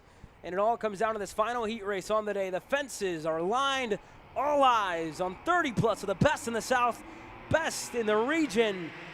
As they get the green flag, K Senior is underway from Cresson. Another super duper slow start. Look at Cohen Summers pushing back into P3, side by side with Roussel going into 3 and 4. Sun drivers are off. And a big moment here further back for a lot of them. Ian Howell. And it looked like Ian Howell, a weekend that just continues to not give him a break. Can't catch one. Great start for Skinner, too. And Landon Skinner, talk about the difference, right? Very productive now, very productive start. Elbows out, making moves when it matters. Championship on the line for him as well.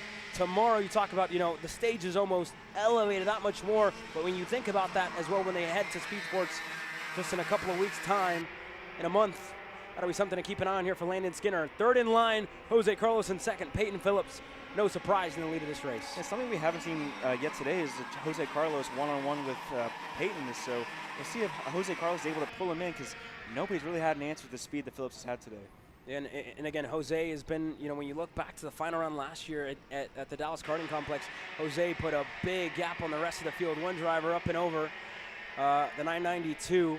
Driver able to get up and out of the machine, but there was a little bit of, looked like fuel kind of throughout that line. Driver is up and out of the kart. Driver running in 10th of Desort. And good to see him up and out of the his Pantano machine that was, again, upside down. So good to see he is okay now with the crew here trackside.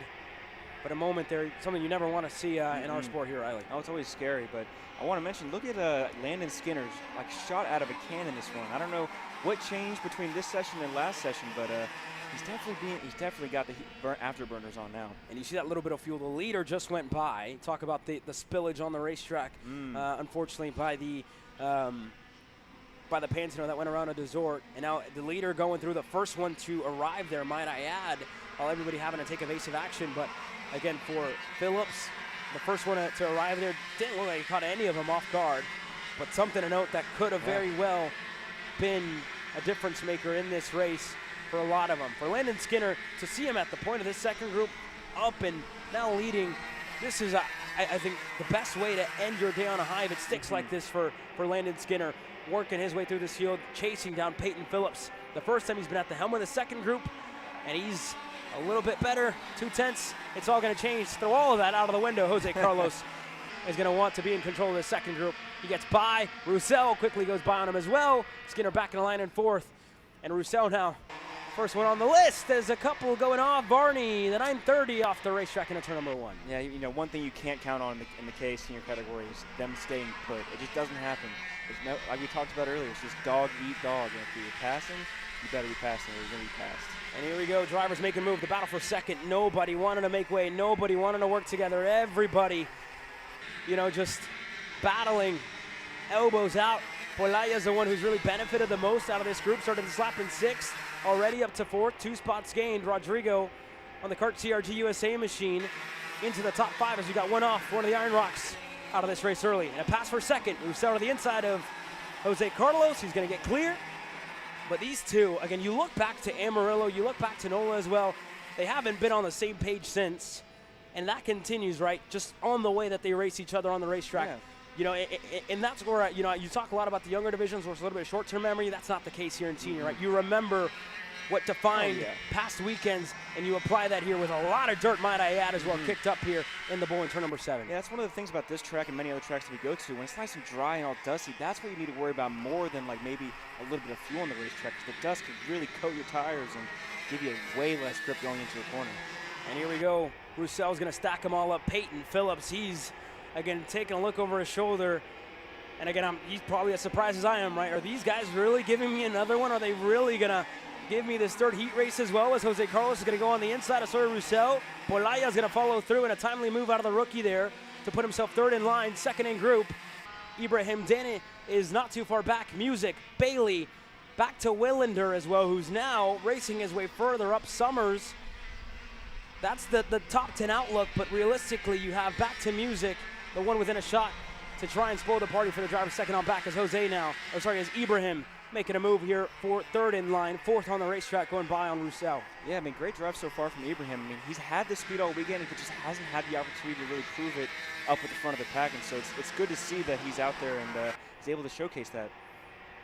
Phillips, half a straightaway clear of this field. Jose leads his second group.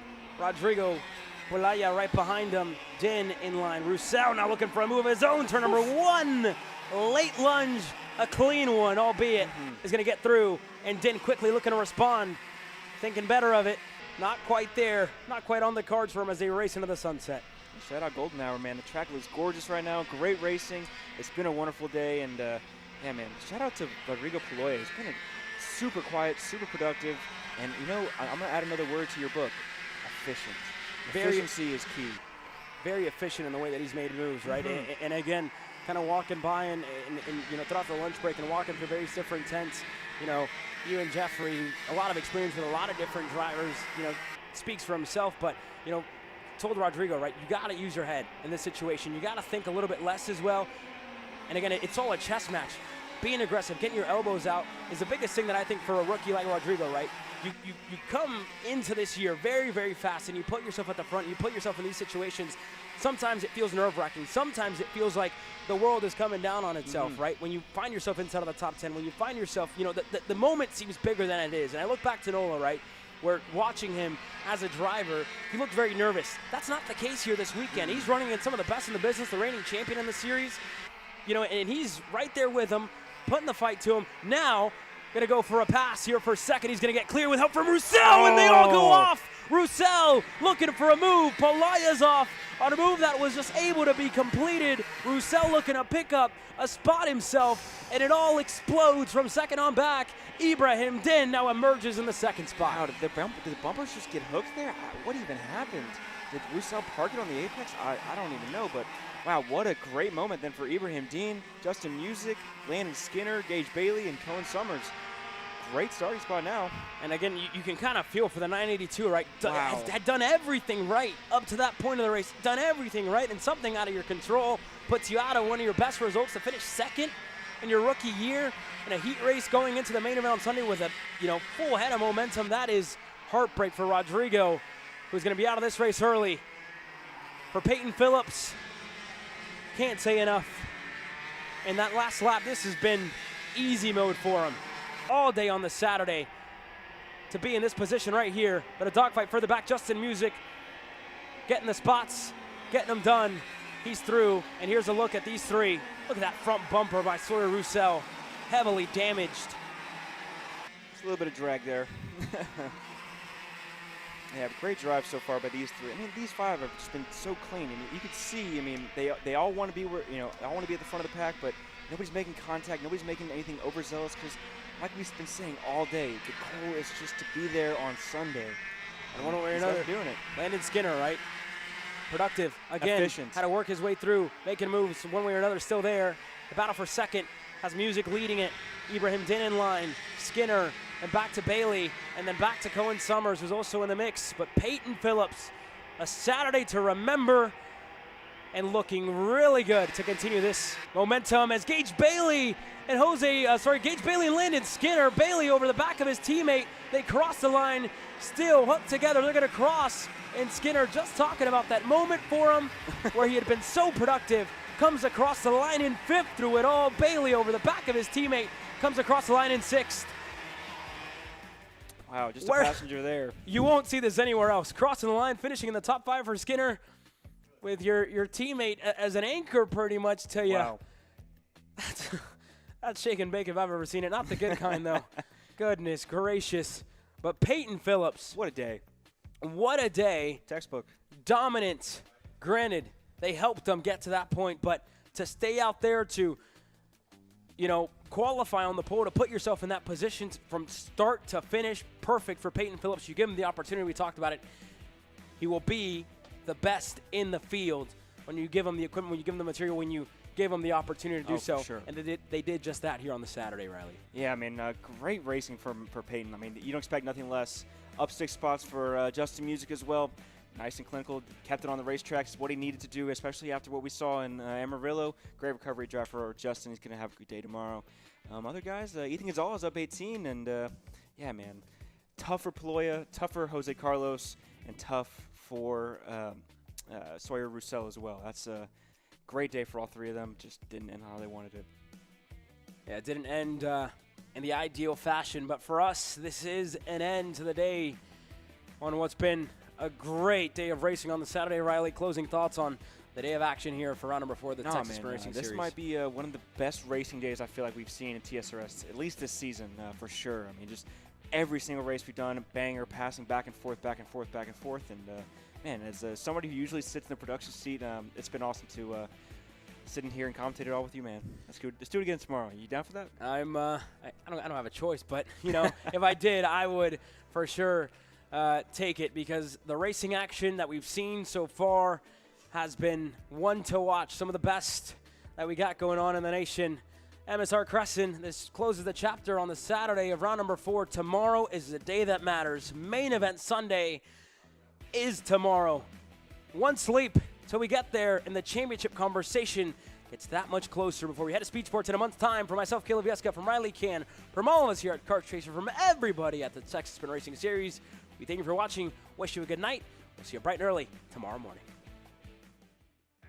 This broadcast is the sole property of Kart Chaser Group, LLC. Any rebroadcast, reproduction, or other use of the images, audio, or accounts of this event, in whole or in part, without the expressed written consent of Kart Chaser Group, LLC, is strictly prohibited. Thanks for watching.